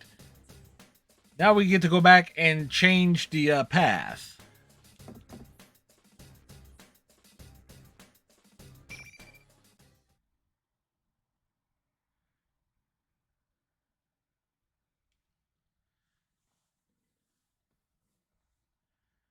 Yeah, it's like, let's Okay, Miss President? Are you hurt? let's make sure Didn't try anything funny, did she is not having the Yukiko-san, food. You...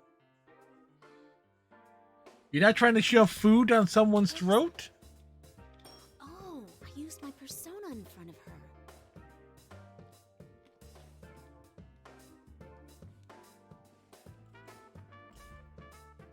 I get that you were angry, but you just had a huge fight right in front of me. Yes, and then you went on a rampage shoving food down people's What are throats. you doing still at school?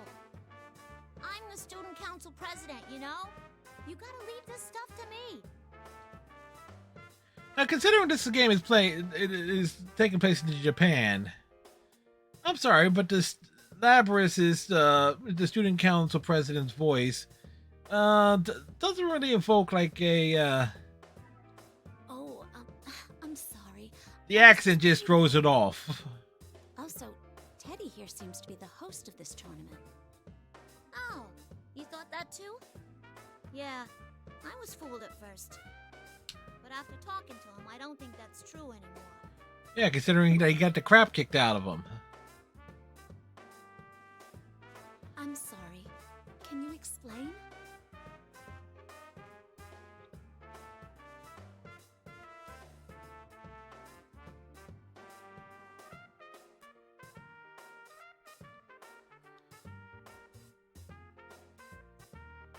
Rennick, Marlanta. Hey, That's a wolf. get a grip on yourself. Ain't you supposed to be my knight? Wolfenstein. Oh, the Wolfenstein franchise is an old one. Okie dokie! I'm puckered up and ready for your wake-up kiss! Yeah, the Wolfenstein franchise goes. Do you need me to punish you again? Yikes! I was just joking. I'll be good. In terms of video games, goes back to like the late 80s, early 90s. Not sure if there are Wolfenstein books or anything like that. But in that case, what have you been doing all this time? Yuki-chan, you believe me? Then again, you are much younger than I am, Of course. so. We're friends, aren't we? Though that does depend on what you tell me. You don't give an inch! No, she takes miles, though.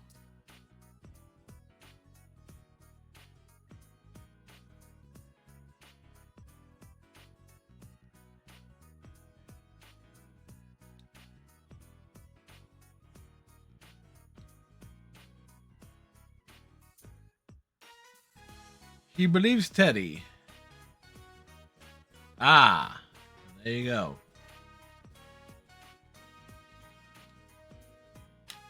Okay, I understand now. I'm sorry I doubted you, Teddy. See? Did you hear that, Miss President? Yuki-chan believes me. So she does. Alright, what the hell? I'll believe you too. No, don't believe him. Truth to tell, you're so immature that I can't see you putting this together. Whoa! Such high praise! I can tell you really trust me, Miss President. It wasn't a compliment, numbskull. It was a compliment. Good for you, Teddy. You've been protecting Miss President all this time, right? Well, I think you did a great job. Oh my! Praise from Yuki-chan too? I'm on a roll! This is great! So great! Keep it coming, please! Kill him. But then who's in the announcement room? He looks exactly like you. Some relative of yours? Huh? There's nobody as adorable as me in this world! Teddy has not seen Morgana.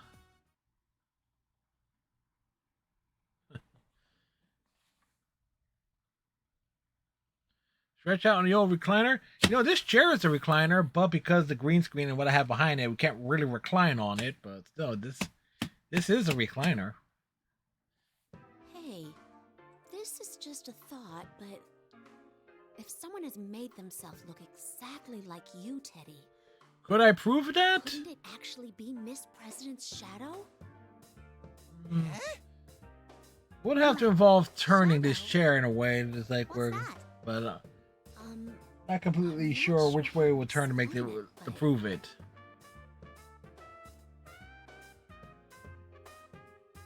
Redneck needs to let the dogs out. Oh, Phillies are up 3-2 on Milwaukee. Milwaukee. Milwaukee of Millie. Yukiko-san, are you doing all right? Like, in general? You can open up to me if you want. Oh, no,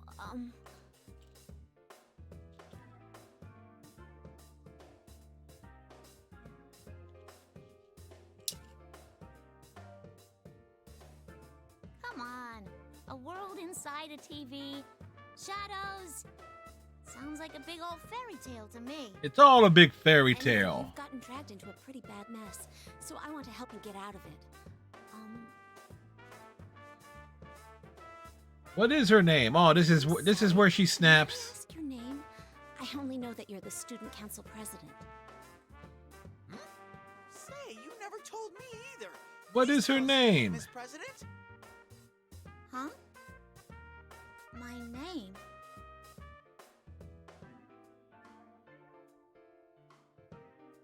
Are you all right? I'm sure you must be confused with all that's been happening. That's not it. What gives? I can't remember anything. Why? I'm supposed to be student council president, too. Miss President, please, calm down. Calm down, Mr. President. You know what they say, less talk, more action. Less action, more talk.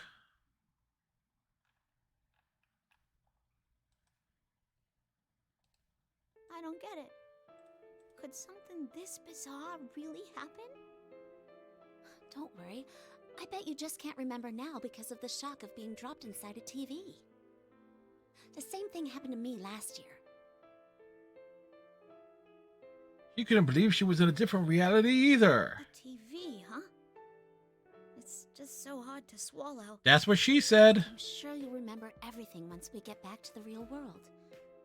Let's go look for that fake Teddy for now, okay?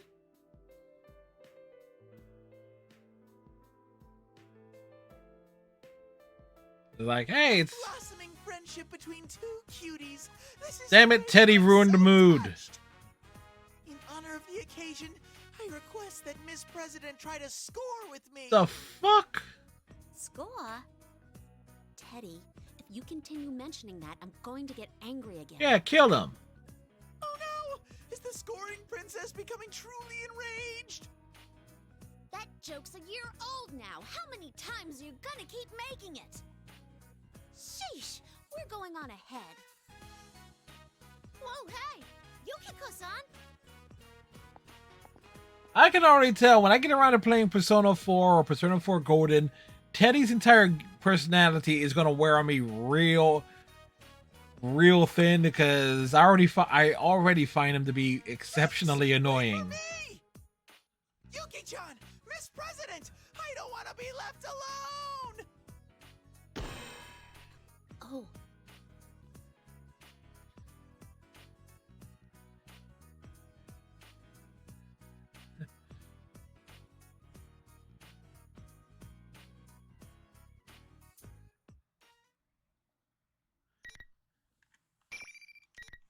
Well, at least we saw the joke ending, and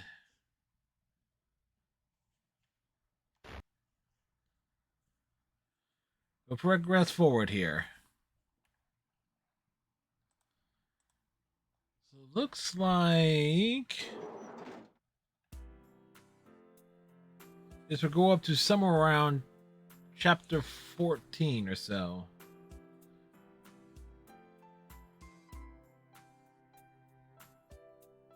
Still carrying that, huh?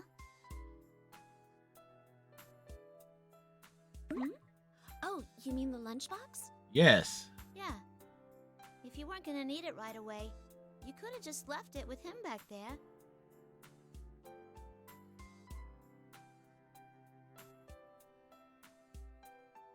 Yeah, she wants to keep the lunchbox. She's waiting for an opportunity to poison everyone.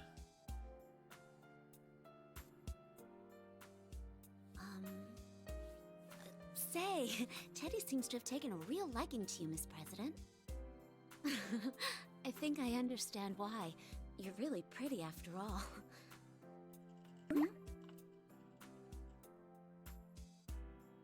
Yeah, that was really obvious.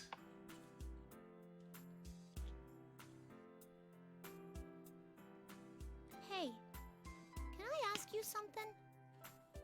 Am I good looking?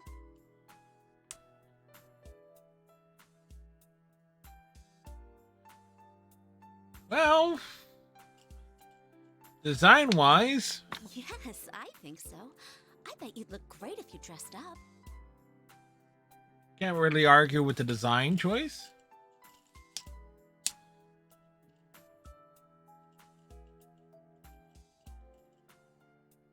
Really? I'm not much of an expert since I usually just wear what I need for work. But most people at school give their own little alterations to their uniforms and things like that. Is that allowed? Don't the teachers get sore? I'm not sure. I guess they might complain if things got too out of hand. A little But I wear touch-ups a here and cardigan there. over my uniform all the time, and I've never received a complaint. Let's see. I wonder what kind of look would work for you. Well, you need something to complement the red eyes.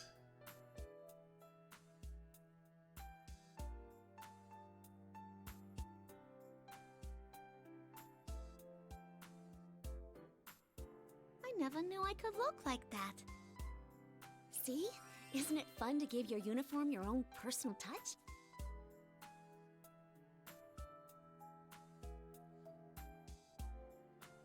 I never gave much thought to fashion, though. I think Chie would be better at telling which colors complement you best. So what would complement a Chie? Who's she? She's a great friend of mine. Chie is a natural at choosing colors and things that look great on people.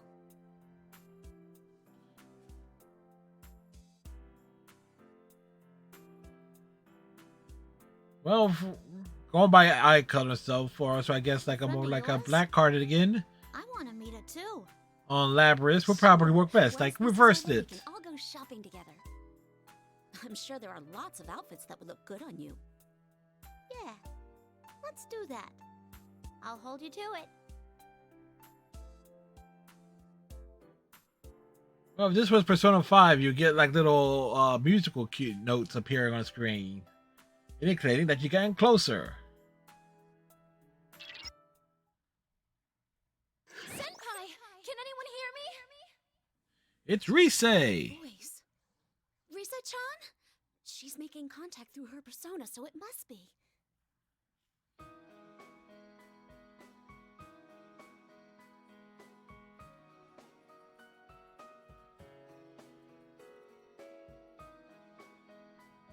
Yukiko-senpai! Thank goodness! Sorry, I was so relieved that So I'm gonna assume Rise is kind of like the Futaba of Persona 4, because she seems more like a navigator type. You were doing these weird broadcasts until a moment ago, but you're back to normal now, right? That wasn't me! A fake Teddy was saying those things in my voice. Ever since I got kidnapped, he was watching me. I didn't get any chances to use my persona. Yukiko-senpai, where are you right? Wait a sec. Are you with someone right now? Totally. Weird. Something's not right about her. I can't put my finger on it, but she's not normal.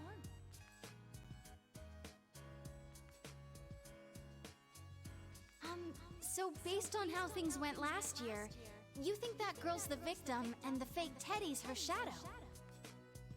I don't know yet, but it's possible. Rise-chan, you say you were with the fake one all this time. Are you okay? Oh, sure, don't worry about me. The fake's gone off somewhere. That's why I was trying to contact someone. They're seeing a lot of dialogue here. But again, the timelines don't exactly match up.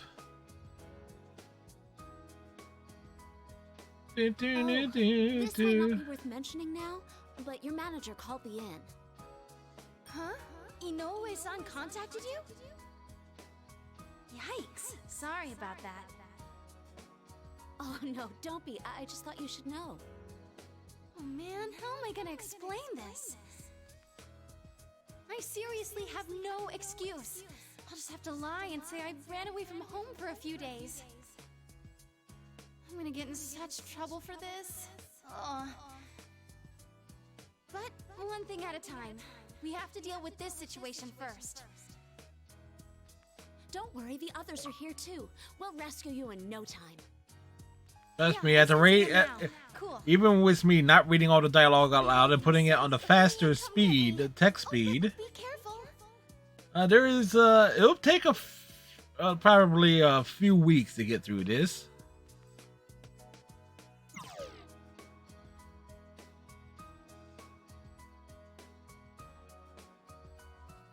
Bump, bump. Well, that didn't look weird or nothing. Were you talking to your friend inside your head? Oh, yes. Sorry. I bet it's hard to believe, but... Nah, I could tell from watching you. You didn't look like you were faking it. Totally faking it. She was totally faking it. Huh? I could see on your face that you didn't doubt him at all. And I'm sure they trust you right back, huh? They sure do. We've been through a lot together, you see. Yeah, well, eventually we'll see that story.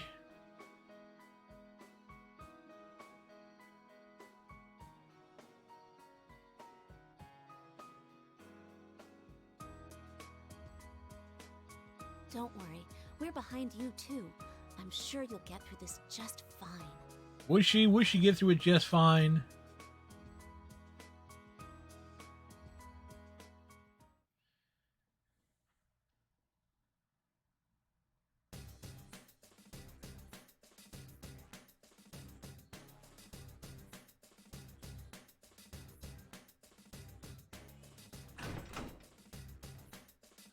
Ah, the announcement room. Hi, you came!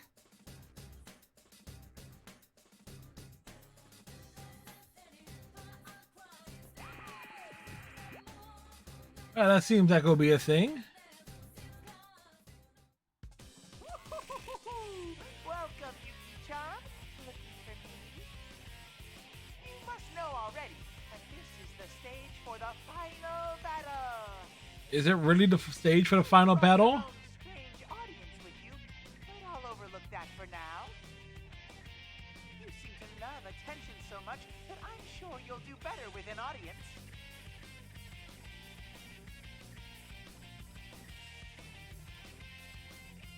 There's no point in pretending to be Teddy anymore. I'm not fooled.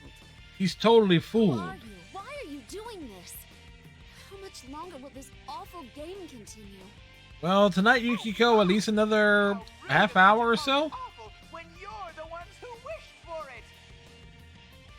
We wished for this? What do you mean? As I've said from the start, real men let their fists do the talking. No, they don't. Bring out the next challenger!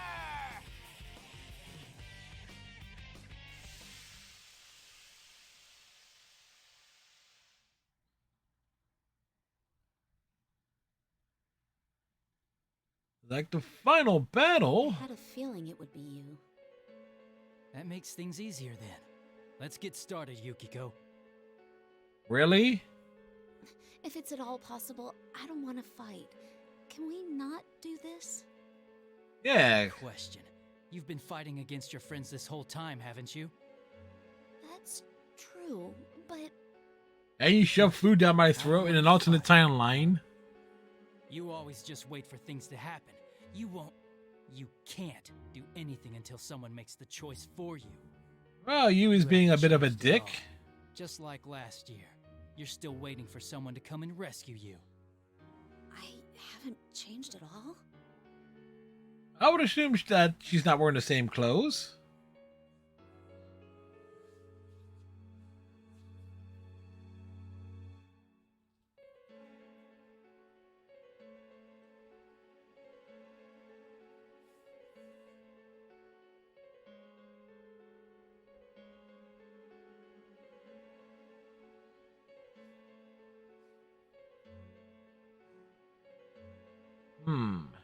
It's not true.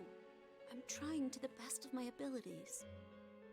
Enough with the weasel words. I'm sick of your excuses. The words of a weasel?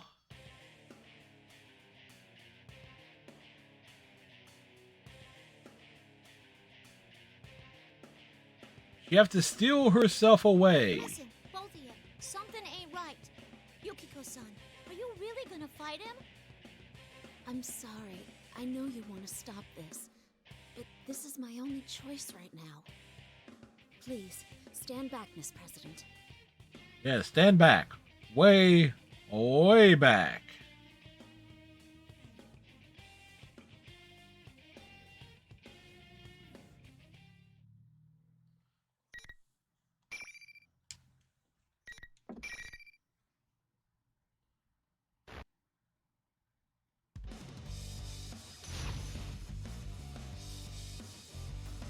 Snow Black versus the Sister Complex.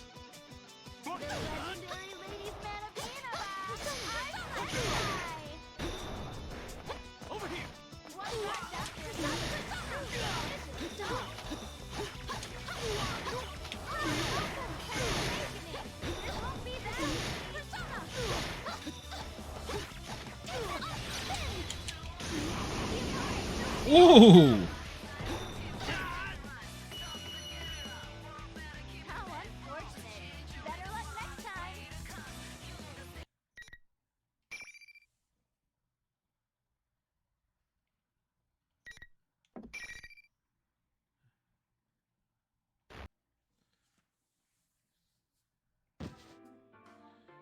Yeah, she really beat the crap out of him.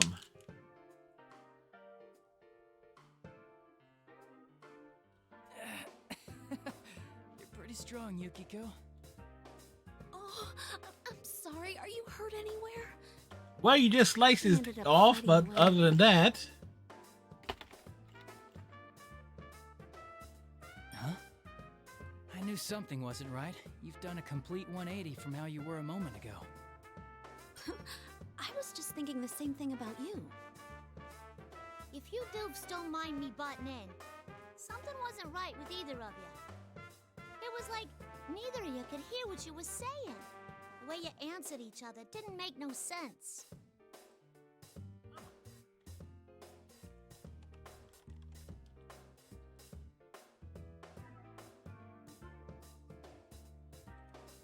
I see. Was that the fake Teddy at work Your gamer bunny, I just saw your on purpose to make friends fight each other. So I do have a Discord. That's crazy. Why?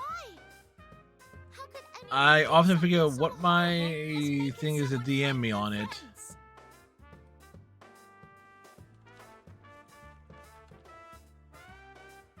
I don't advertise my Discord much. It's like...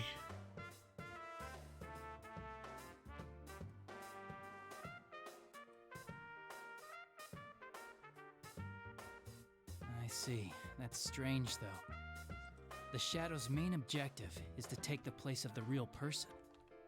If he really is her Shadow, that fake Teddy hasn't seemed interested in her at all. Pop over here. You're right. He completely ignored Miss President a moment ago, too. You still haven't figured it out?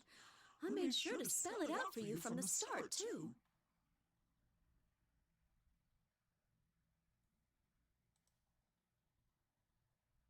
Who's there? Where are you? You haven't found what you cherish, have you? What you truly desire. Wait. Oh, wait. It's Shadow Yukiko. Yukiko-senpai's shadow? This can't be. Alright, so there's the... Peaceful, no one will help me. I'm suffering now, yet no one notices. I'm beside myself because I can't tell if I'm making any real progress. She's beside herself. Yeah, technically she is. I got myself distracted. I actually missed that little point. Then I noticed something. If I stir up more trouble, everyone will worry. I'm sure. No, I know for a fact that my real prince will come save me this time.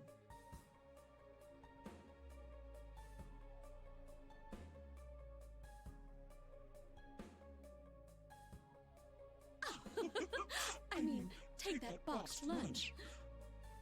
I Good. said that I made it for everyone, but I'm not at all confident about it. I could have given it to them, but I didn't.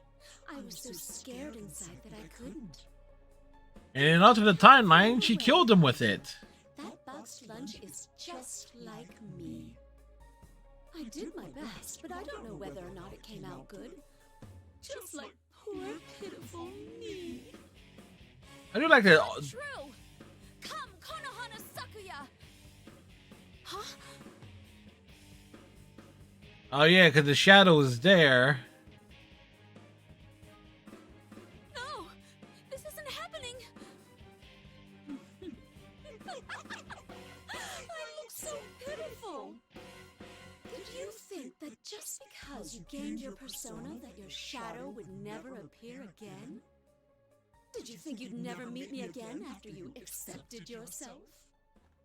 Sorry, but no one ever really lets go of their weaknesses. I'll always be with you.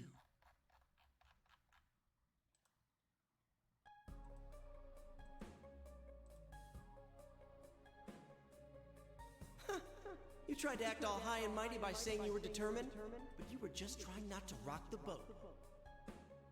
It's too much trouble thinking on your own, so you closed your eyes to everything. Isn't that right, Miss Goody Two Shoes? Have you ever thought about the problem you cause for others? You may not realize, but you... There we go. That box lunch you brought today is a perfect example. Nobody ever said they wanted you to make them one. Yeah, she has a real confidence issue. Just wait for things to happen. You won't. You can't do anything until someone makes the choice for you. Yeah, making decisions is tough, man. Changed it all. Just like last year. You're still waiting for someone to come and rescue you. No, she isn't, because she has taken the initiative.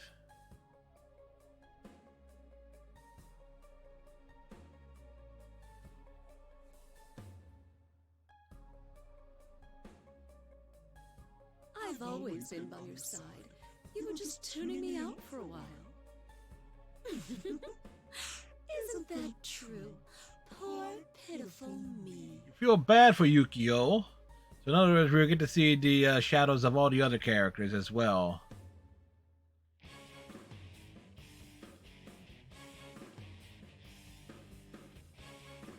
Please, stop! I...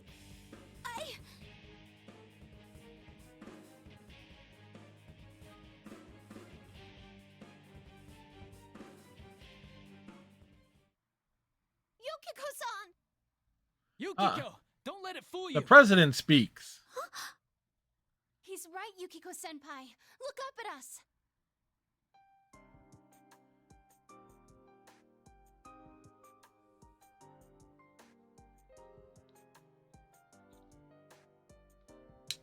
Like the internalization of all the dialogue.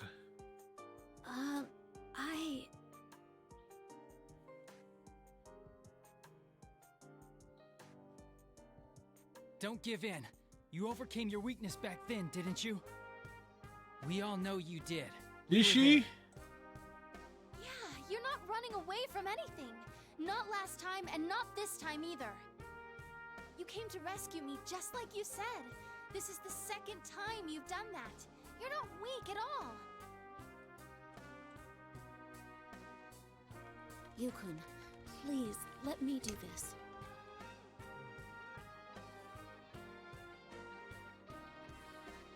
Bum, bum, bum, bum, da, da. Look after Miss President and Rise-chan. Yeah, did we get to do this fight? I'm really not seeing if there's a... People never let go of their weaknesses. You're probably right about that. That's why I must continue fighting against mine. And I can do it because I know I'm not alone. You can step forward. Can you really beat her? Probably not.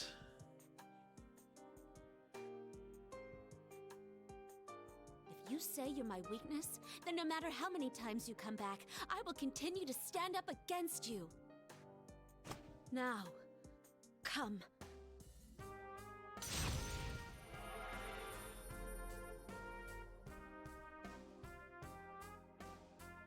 Why? Why aren't you despairing? I was so close to. Damn you! Alright. Bookmark that one.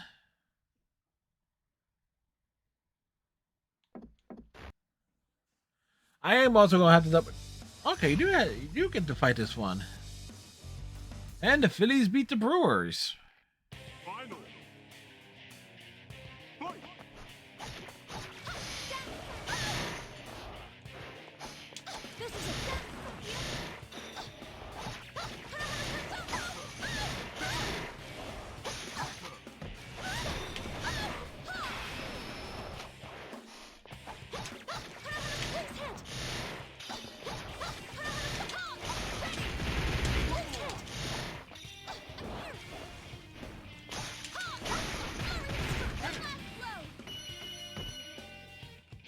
Ding ding!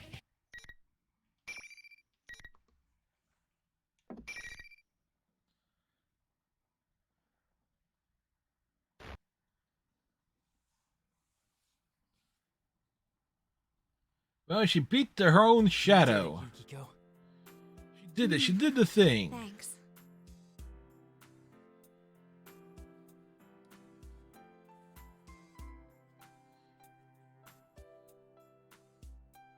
Will it be all right now? Huh? Senpai, be careful! Something's not right with the shadow!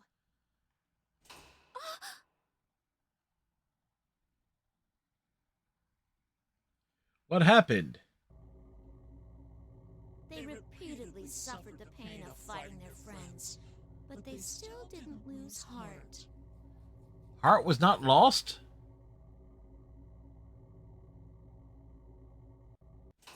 No one can understand you after all. Ah, evil Teddy is evil.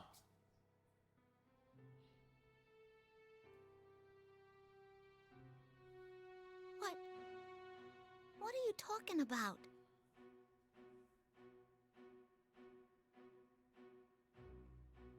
Who are you? I thought you were my shadow. Nope. No, This- that's not true, Senpai.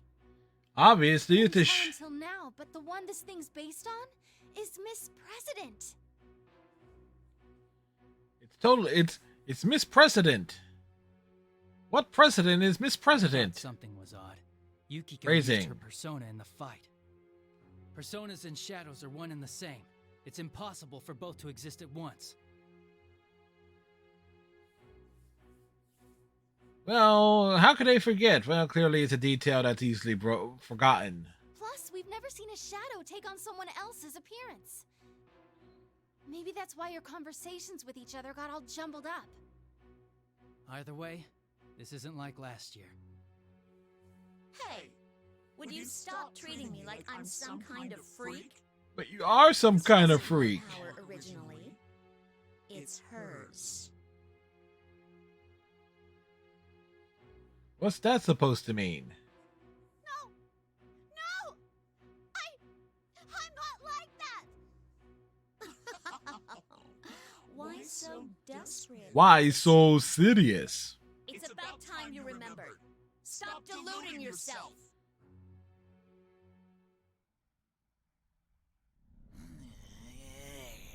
Ah, we get to see this again.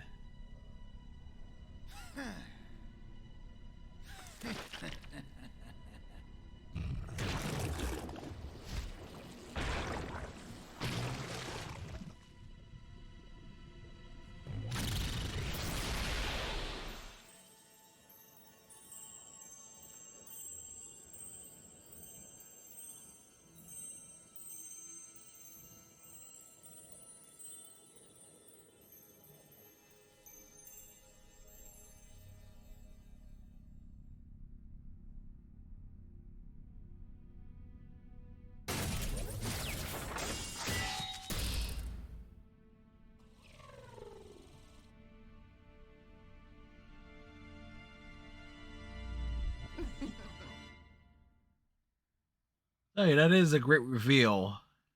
I am true self. That's my face.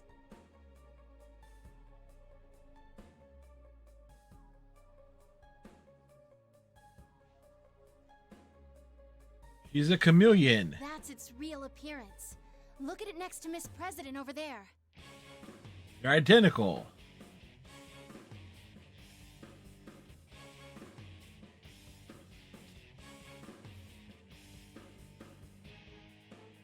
I'm not deceiving myself.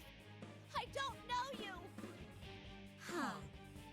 You're still trying to look away? Then how else do you explain me? How else? Good question. Other people's senses? Those people there must be aware of it. Ask yourself, why do I have such powers? Because you, the real one, have them too. Really? I see. If I had lost my mind during those matches, I should have realized it. But I never did. Neither did the others. So we didn't really lose our minds. We just seemed that way to the other person. Yes, everybody has lost their No matter mind. what the other person really said or did, we'd perceive it as being something completely different. Yes, but how do you explain the timeline differences depending on which character story you're going through? Is that Miss President's persona ability? Or is it something else? That's a pretty good guess. But it's wrong. How wrong is it? I was born with this ability. More like a weapon, designed for infiltration. Truth reveals. Weapon? That doesn't make any sense at all. What are you talking about? That makes sense. I don't want to remember. You don't? Hey, fine with me. Then you can die as you are. She breaks out her giant axe. She got the giant axe to grind. Look out! Yukiko!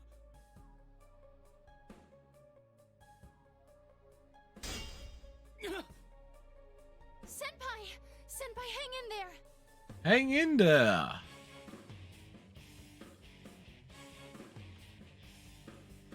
Yeah, but you can't back down. Why are you protecting her? You've had your turn already. Get out of my way. The only one I have business with is me over there.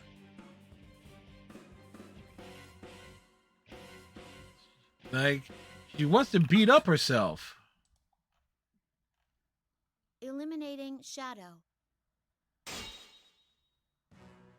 No way. Yes way.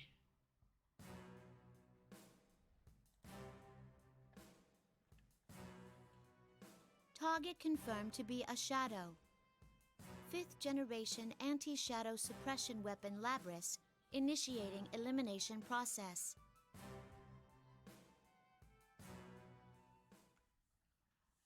And what we get? To be continued. Welcome to the Velvet Room. This Hello, place monsieur. exists between dream and reality, mind and matter. Now then, why don't you introduce yourself?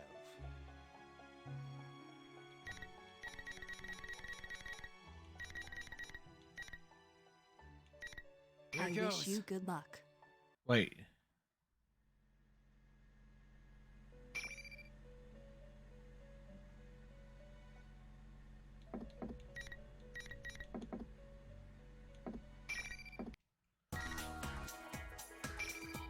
Okay.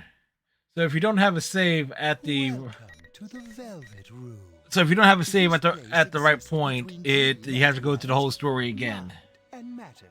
So Why don't you introduce yourself?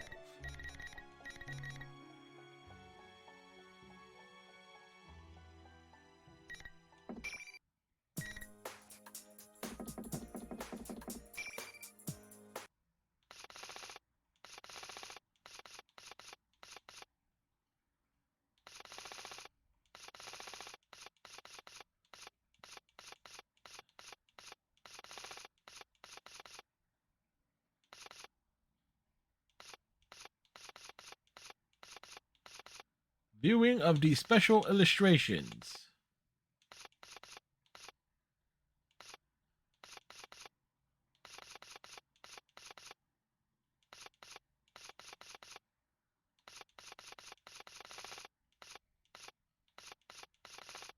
All right. So we got 61 completion on that.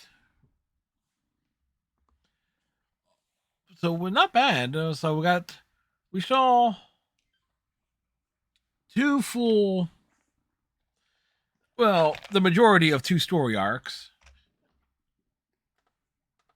But the thing is, though, the true endings don't unlock until you unlock the majority of stuff. So it's like Persona 4 Arena Story Mode Guide. It's like, what the hell? How is that supposed to go?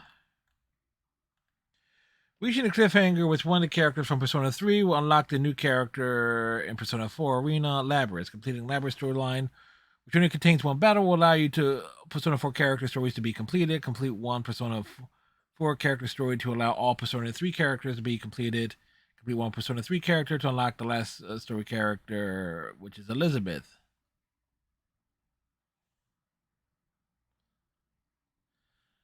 Okay.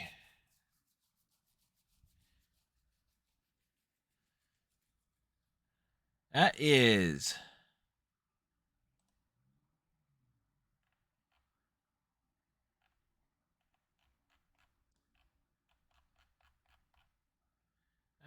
very much a complicated thing here.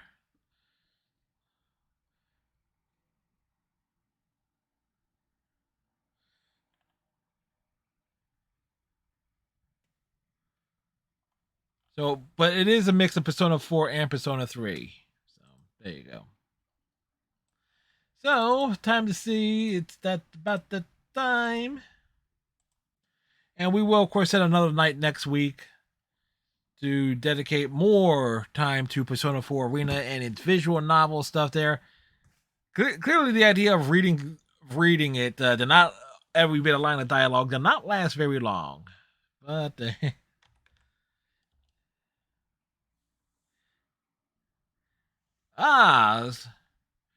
your gamer bunny. Okay, so you are guiding the raid. To whom are we dropping in on? I just need their name. Their name. No for the link.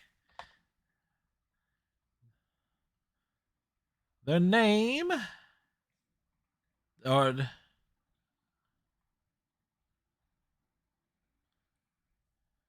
this way.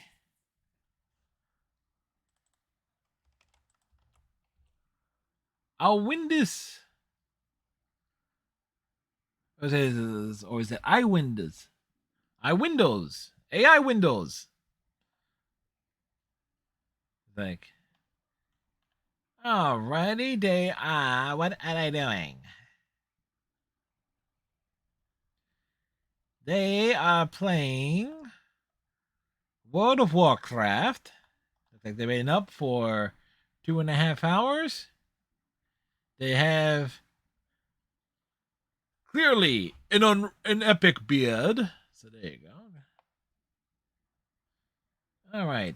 So this raid brought to you by your gamer bunny.